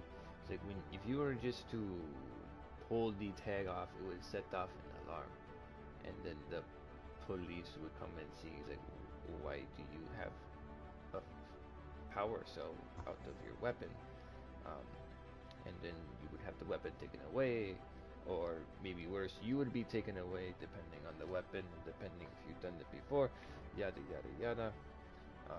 But to have it removed, you need a special tool. I only know of a couple of people who can remove the tool. One is, of course, when you go to leave this station, they will unlock your weapon. But there is another individual in the station that has a tool that he stole from one of the guards. Can I have a name? Well, names have prices. If you give me the right price, I can get you a name. Name yours. The more people that know the name of the person that can open up the weapons, the bigger danger that he becomes. Yeah, I see. Well, I will flat out 100 credits. Hey. Oh. Is this your prize? Not quite. You see, if it gets brought back to me that I was the one that gave out his name too many times, then I would lose his connection, and that could be quite bad for procuring more weapons. And I'll slide another 20. You are getting more and more. I would say another 30 credits and I can get you a name. How about 20?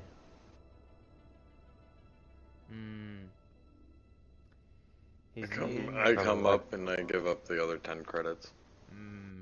There we go. That is a bit more like it. And he like takes the credits. He like quick counts them. He like stacks them up in groups of 10. And he grabs them and says, "Alright." His name is Ben. You can normally find him hiding between some of the hotels in the lodging district. There is one that is one of the lodges is actually a nightclub called Toast. It's spelled like toast, but it's pronounced a bit funny. And the lodge called the Cabin of Dreams. It has more of a. Have you seen the Wookiee planet of Kashyyyk? It looks like that on the inside. I don't know. Some people like it, some people don't. I see. But anything if else? you go to him, he will be able to unlock your weapons. But you didn't hear it from me. In fact, I haven't even said my name. I don't even know if you know my name. Let's keep it that way. And I don't know yours. That would be best. One thing I can agree on. Well then, gentlemen and Bunny, I will bid you adieu. Good luck on your adventure and your mischievous shenanigans. And he takes the tower shield and he's like, maybe one day I'll sell you. And then he like brings it to the back.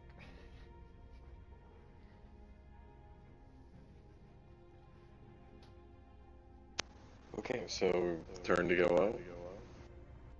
And going back to that, he said that was next to what? So it's in the Cabin lodging. of Dreams? Yep, Cabin of Dreams and Toast. But it's pronounced Toast.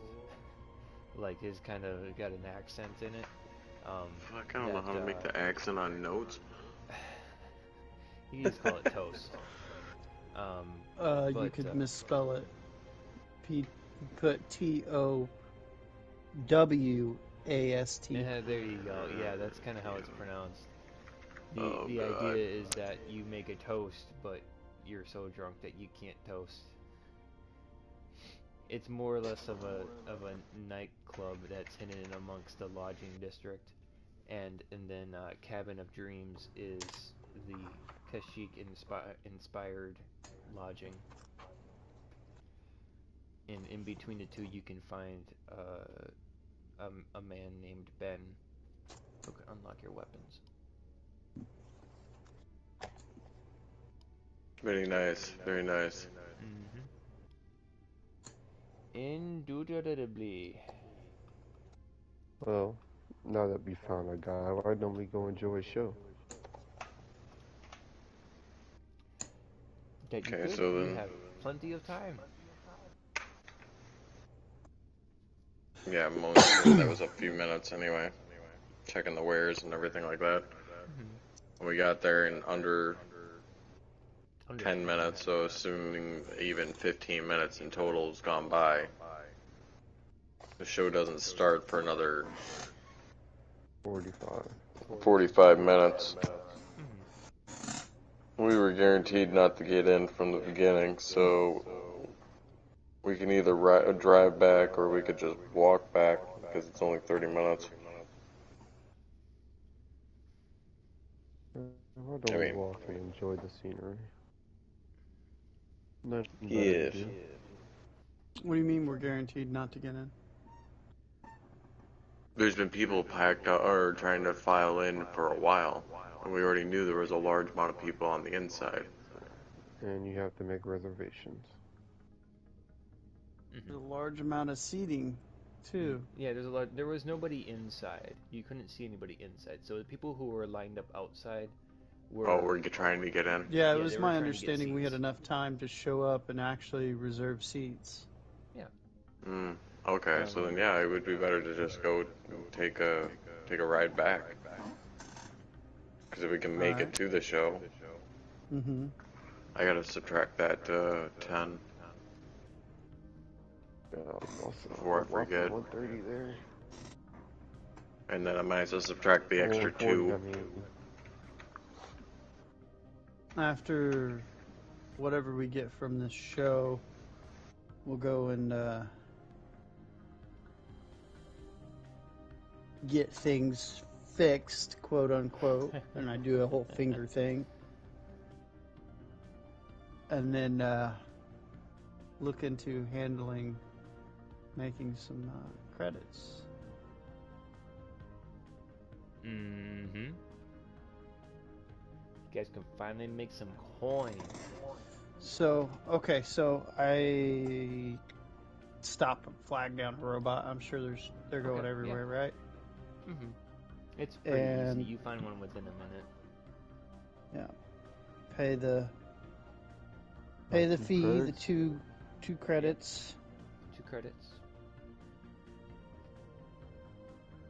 We head back over to the thing, and assuming about 8-9 minutes, he said.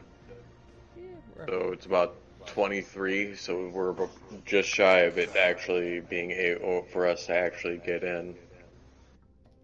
Yeah. Oh, isn't that right? The doors, when you get there, the doors are open. There's a small line outside, so you kind of assume that there's probably quite a few people in there.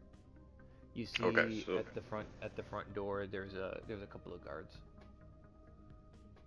I'm gonna hop in line as soon as possible. Does it say anything about the admission fee? You see the once you get inside, there is a desk. I thought you said or something. There's a offering plate kind of that's put out there, and then there's a person that's just kind of manning that little station.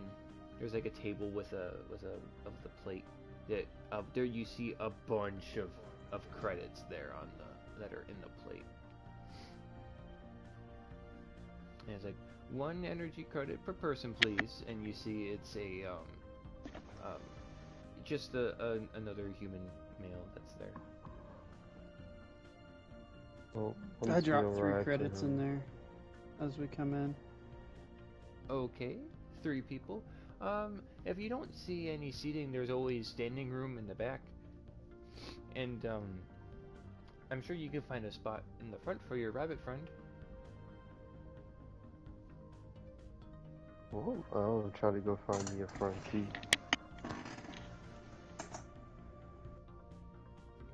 Okay. So Your people? You mean those people back at on the eminence? You can make a perception check if Well, I thought he was calling out to us, but if he's not, then I guess the perception check would be the fact that he's leaving. Are you calling out to me that are you calling out that you're doing that to us, or are you telling the GM that you're finding them? What? Because didn't you just say you were going to go and find your friends? Oh, I said I'm gonna go find front seats. Oh, front seats. Oh, okay. I thought you were saying you were going to go see like those 3 people from back at the Eminence, No, and then I was like, oh well. I mean, if he's stating that to us, then that's what I had in response to him. Okay. That's what I thought was Gotcha. going on. But if he was saying it to you, then I have no knowledge of that happening. It takes you guys a little bit to find some spots to be able to sit in that are kind of together, but you make yourself up to the third out of 4 floors, and you see a couple of spots that are still open and that still have a pretty decent view of the show that's going to happen in the middle.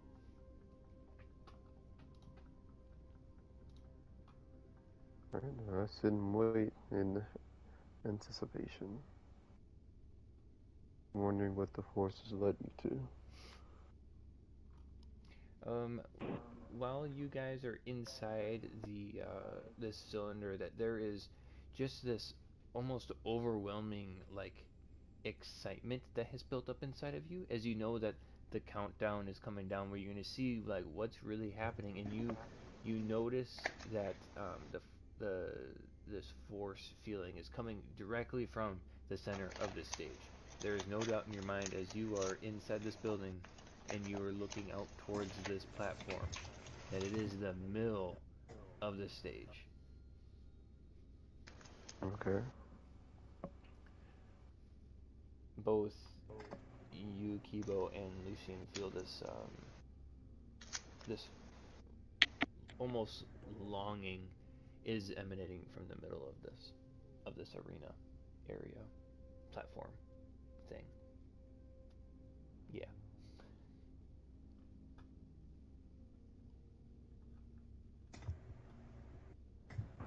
Is there anything that you guys want to do before the show starts? Mm-mm. No? Nope. So as the final couple of minutes before the scheduled countdown timer happens, there is an announcement that is made, and there's a fairly energetic and Kibo, you recognize this voice as um, the announcement happens, and it says, "Come one, come all, welcome to the amazing Waru." And the crowd kind of gets up and is excited, and they're clapping, and they're like, "Whoa, the show's about to start." They're like, they go, "Finally, we waited for so long." The lights kind of start to dim, and then there's kind of almost like a circus. There's projection lights that are kind of spinning around. It's kind of making a spectacle in the middle of the stage, and it says, "Welcome to the one and only main event that we have tonight, and or day, or whatever time it is in this space station. It truly is wonderful to be here in Asylum Station. Finally, we have traveled for so far, for so long to be here. And if you look to the stage to the left," and you see finally now as the lights kind of converge down onto this one person, Kibo, you recognize from the stage Hethrir,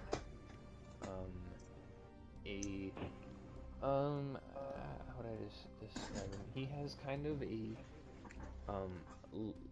light but also slightly palish skin, very long, almost down to the middle of his back, blonde hair kind of combed back, wearing purple robes, and he's about 6 foot tall. From the third story, it's kind of hard to tell height differences, but he's not super short. The hair is almost it's so blonde it looks almost golden in color. and he's currently holding on to a microphone as the voice is being projected around. He says, "Tonight we have many a guest that have registered beforehand. They come with ailments. They come seeking for blessing. They come seeking for power to overcome their circumstances." And you see that the crowd gets excited. They clap again. Oh. And the gate kind of opens, and you see a variety of people coming out. You recognize some cloaked figures that are in that group. You see 3 of them. That they might be the same people that were with Kibo, maybe not. And you see a variety of species. They are mostly human that are coming up to the stage now. But you do see a Twi'lek or 2 in there. There's maybe about 20 in total. And he says, "Some of you come seeking for healing. Which one of you comes seeking for healing?" And you see one of the people comes forward, one that you didn't see before, and it's a little hand. You notice that it's the younger of the 2 boys that was on the eminence. And you see the mother kind of pushing him forward. And he's like, I am. And he says, "Oh, come forward, my boy." And he, the little kid runs up to the stage on the other side of this arena. And he says, "What ails you, my child? And the amazing water will heal you." And he like leans down, kind of squats down, puts one arm kind of on his knee as he's leaning in, and holds the microphone to him. It's like, "My tummy hasn't stopped hurting in a very long time. Like, it hurts even right now." And you see he's very excited about, like, I'm gonna get healed by this. I'm not gonna have stomach problems anymore. And I said, it has been such a crazy time getting here. We almost died. There were pirates and shooting, and he starts kind of going off on this, and he gets kind of overwhelmed with it. And he's like, okay, that's enough, my son. And he says, you will be the opening act for our amazing Waru." And he's like, "Oh!" The kid's eyes gets all big. He's like, "Okay, go join your mom and be ready to come on my signal. And go to the amazing Waru." And he quick scurries back. And he says, "For those of you who may not know, the amazing Waru is one with many magical abilities." And he spreads his hands way out, and he's making these big grand gestures. And he says, "Some say he can heal even the most chronic of illnesses. Now, you have all signed the waivers, have you?" And he like gestures towards the 20 or so people that are in there. And they all like, "Yes, we have. We're ready." And I lean over and I whisper, "Do you think he can heal ears? Overly long ears?" I whisper back, "I bet he doesn't. He can't even heal my shoulder." He's like, "Okay, now I present to you the one, the only," and he kind of winds up his arms and he goes, "The amazing Waru," and he throws his hands towards the center of the stage, and the kind of the veil that was over this center of the area, it drops, and it's what looks to be almost like a Bacta tank. It's got some computer components that are on the side. It's got what looks to be like a liquid that's kind of bubbling. It's this almost a green liquid that kind of keeps bubbling up like a lava lamp almost. From your angle, you're seeing it from a little bit up, but there's even from there you can see the glisten of a slightly scaly exterior that looks semi-solid, like it looks translucent, like you can see into it. But it's this big, almost container. And each of you hears, but not with your ears, but it's inside your mind. And it says, and it happens to everybody in a single moment, but with no sound being made. It says, "It is true. I am the amazing Raru. Do not be afraid. Yes, I am inside of each one of your heads. It is a part of the show. Think of it as I am talking to each of you individually." He says, "I hear there is a young boy that wishes to have his stomach no longer hurt." And the young boy's kind of like freaked out a little bit. He's like, yeah, that's me." And he kind of brightens up a little bit. And he says, "Come forth, my child, and I will heal your stomach." And the this kind of back to tank container, walls kind of drop, and the scales they lose their form a little bit, but there seems to be like openings in within this creature.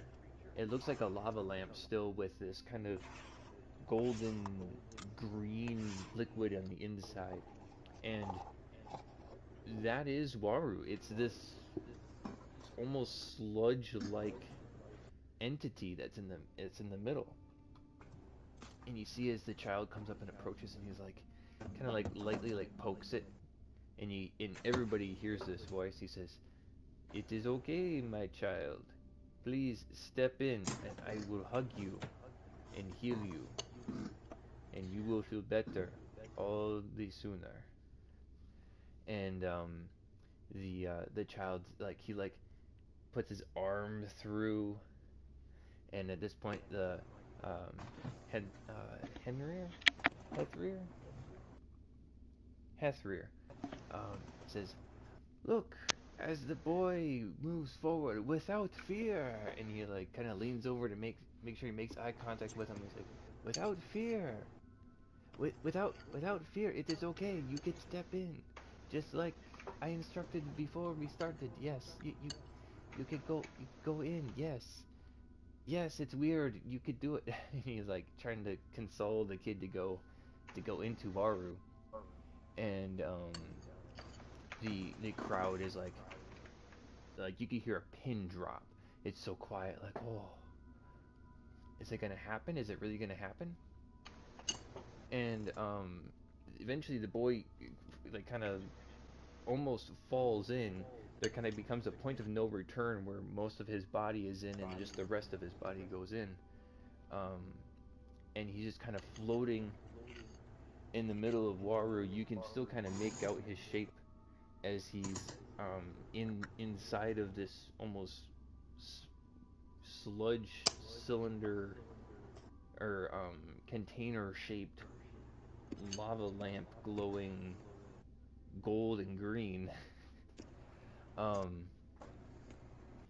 And about a minute goes by, and he says, "Look, as the boy's constitution is restored. Look at his face, he is smiling."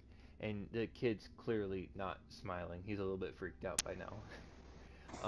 But another like 10 or so seconds goes by, and he starts kind of moving faster while he's inside Waru, and he comes out, and he's like, "Oh, I think I'm better.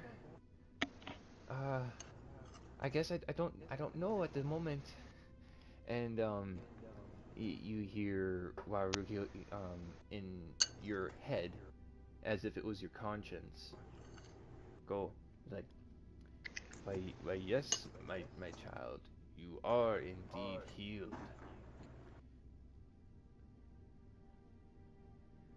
And you hear the crowd, it just like erupts in a roar as the kid's like, "Oh, my stomach, it does feel better."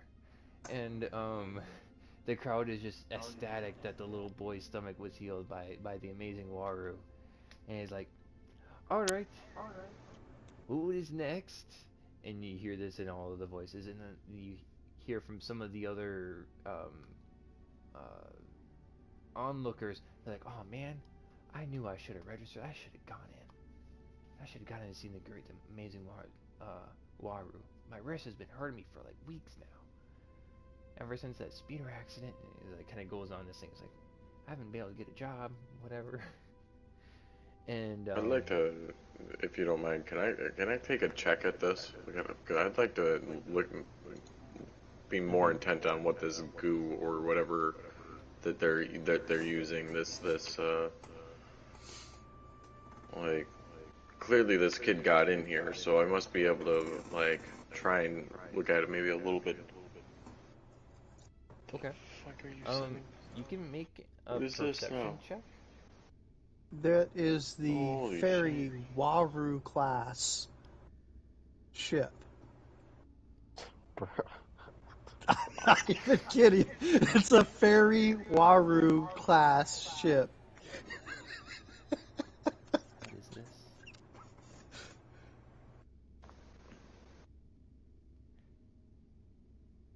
I don't see the fur. I see the transports. Transport ship, Fairy Waru class. WORUI. I was just looking at the top where it was like the 11th paratroopers. Oh, it's a thing in the StarWars game. Yeah. Okay. So you said do a perception check? Yeah, you can do that from here. 17. So you were asking about Waru in particular? More about this liquid. Okay. With I figure I 17, can't really see him so well. You said he's got like more of like translucent scales and stuff like that. I mean, it'd seem more of like. Yeah. I mean, I could do another check on him after this if you like. Well, the scales in the golden and green sludge, that is Waru. Oh, the whole thing is. The whole thing is.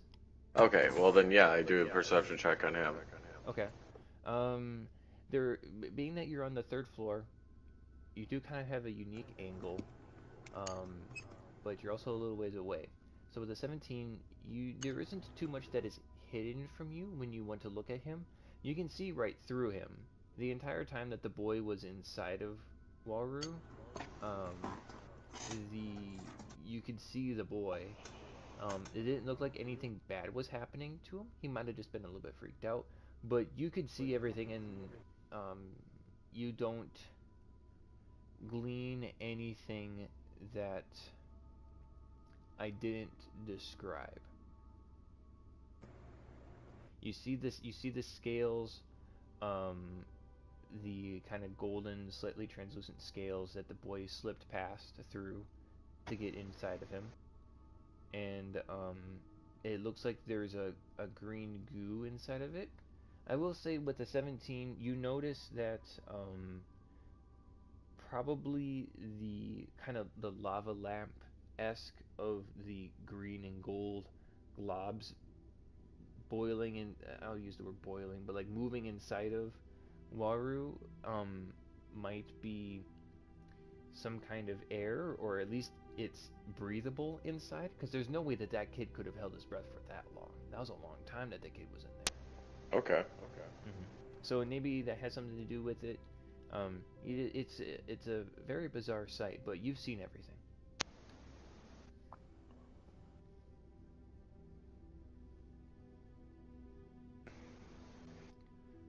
Or so you think.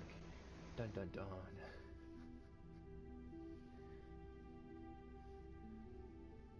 I don't know. I turned to kind of lean into Lucian.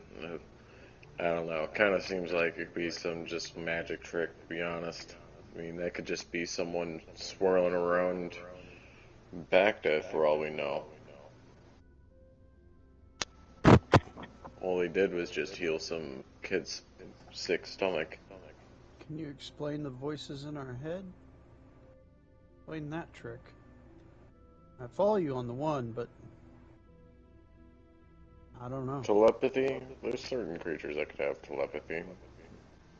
Who knows? Maybe this guy does, the prompter. You said it was a Hethrir, but I went to go look up Hethrir, and I came up with just a fictional character that was based off of, what the hell was it?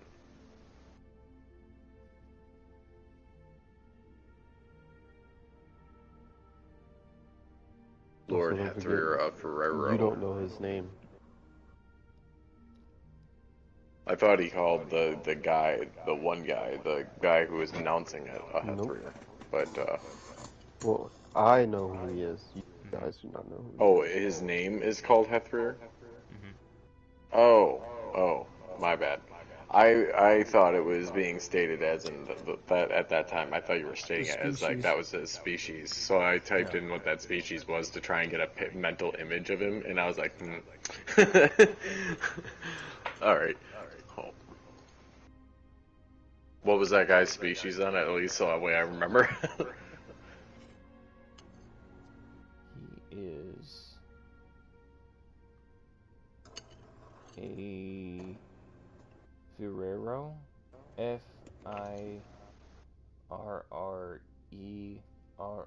Oh, it is that guy. Oh, okay, my bad. I'll just assume that it's that.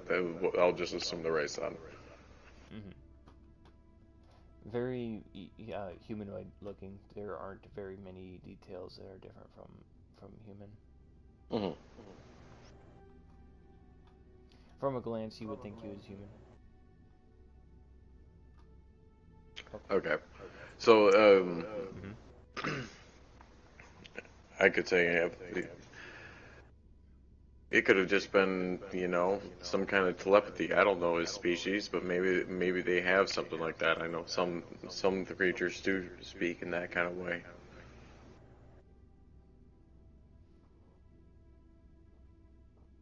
I don't know. I haven't been around. I'm learning every day.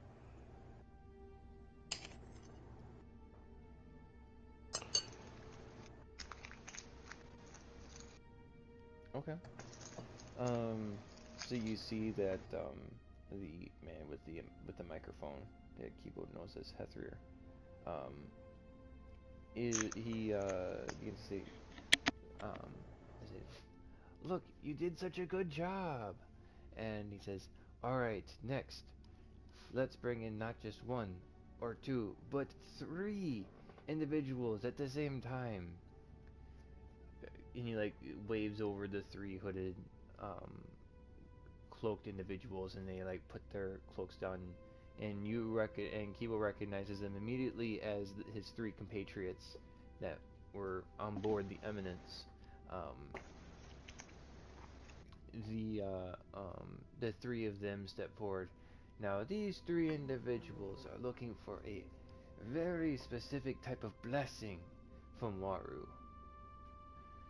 And he says, to interject, I would actually notice them as well. Yep, they are they're the 3 from the Eminence that were on the ship associated with Kibo.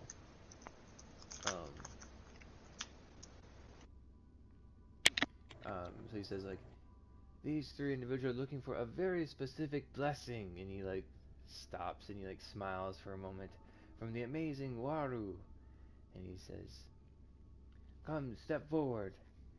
One at a time, but all 3 of you. Yes, be in there at once. And he will bless you with his powers." And he like holds his hands up in a fist, and in just like anticipation, and he's like, "Come on!" And he like turns to the crowd, "Cheer them on!" And he's like pumping his hands up in the air, and you hear people like they're beside you they're clapping, they're like, "Woo, yeah!" And they're very animated about, oh, 3 people, wow. And they step in one at a time. The why'd you say, Zach, the basic human, he goes in first. And then it's the then it's Yeah, I mean, I am technically dressed the same way, you know, like medium build human, so with black hair. Right. So the three of them they eventually get inside of Waru, and you hear inside your voices, you hear, oh no, this is not good. This is not this is not part of the plan. Not again. This is okay. And someone displays psionic potential in the galaxy. There we go. Okay. Um. You see, he's like, okay, here we go, and he like does this like war cry, but it's inside of everyone's heads, and you hear people they going, oh, they're like clapping, they're cheering on the amazing Waru, and you see that the three bodies in there, they're moving around like the young boy was before, but then their movements get slower and slower and slower until one by one the three of them they stop moving, and the amazing Waru says, oh, I was afraid that this would happen. They were not strong enough to receive the blessing that I was going to bestow them.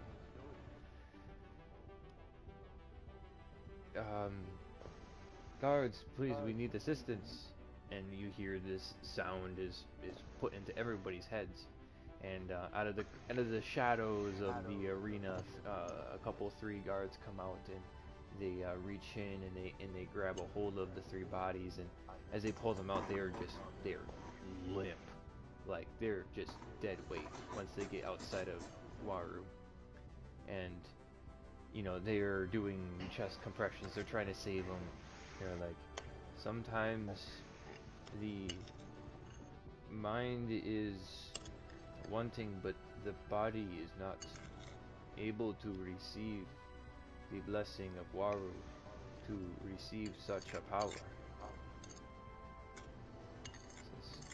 But do not let your spirits be troubled, for we have the opportunity for more people to come and be healed, and to receive the blessing for those that maybe are of greater potential to withhold all of the power that I wish to bestow them. And he kind of stirs the crowd back up into like a happier mood as they're trying to resuscitate the three individuals, and nothing's going, and they ain't bringing them back. The rest of the show continues on with the other 15 or so individuals. A couple of them do end up presumably dying in the process, but there's another 6 or so that are like, oh, I don't want to do it, and they back out from the interaction with the amazing Waru. And Ether will conclude. The lights kind of dance around again, and they say, well, tonight sure was exciting, wasn't it? And he says, make sure to come back next week for even more miraculous healings and power bestowed. And he says, make sure to leave your reservations on the HoloNet. Yes. And from a random drawing, you too may be selected. Now, everyone, have a good night. And the lights turn off in the arena, and the lights turn back on in the seating areas, and people start to get up and stretch their legs after the show. And that is where we're going to end tonight's session. Nice transition. Yeah.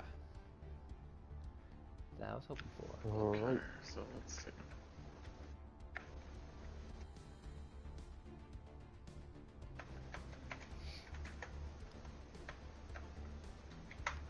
You guys got to see a fairly cheap show at the very end. Fairly cheap show that... Yeah. Even that, with the Sith, Kibo's friends died in? Yeah, his friends died in. There's a balance in the Force. You don't know. You can't just heal things for free. But the two of you have a very strong Force connection to this individual. You've pinpointed down like Waru is the one which is like calling you to go to him. So much so, in fact, by the end of the show, I would like both of you to make charisma saving throws, as that's what you guys have been rolling to do the checks. Make charisma saving throws here at the end, after the after show, the after session rolls. Okay. Oh. You guys are looking pretty good for this charisma save. You are able to kind of shake off this like overwhelming feeling, at least for the moment, of I need to see the amazing Waru. I need to talk to him. That desire has slightly dissolved in your guys' hearts. Interesting. Alright. Yeah. Well, it's already 4:30. I need to hit the hay. Well, it's been fun. Yeah. Glad we were able to get this extra session in. When will be our next one? 2 weeks? 2 weeks, yeah. Because next week I've got D&D campaign that I'm a part of. That we're doing that on Sunday. Okay. Yeah. Well, at least that's the plan. If something happens and we don't end up having a session on Sunday, then we'll kind of do an impromptu. If this works out really well again, that we could do it, 3 Saturdays in a row. That'd be cool. But probably don't count on that every time. So. Okay. We've kind of slid onto the weekend I work, but that's fine. Unless you guys don't want to play past 10 o'clock.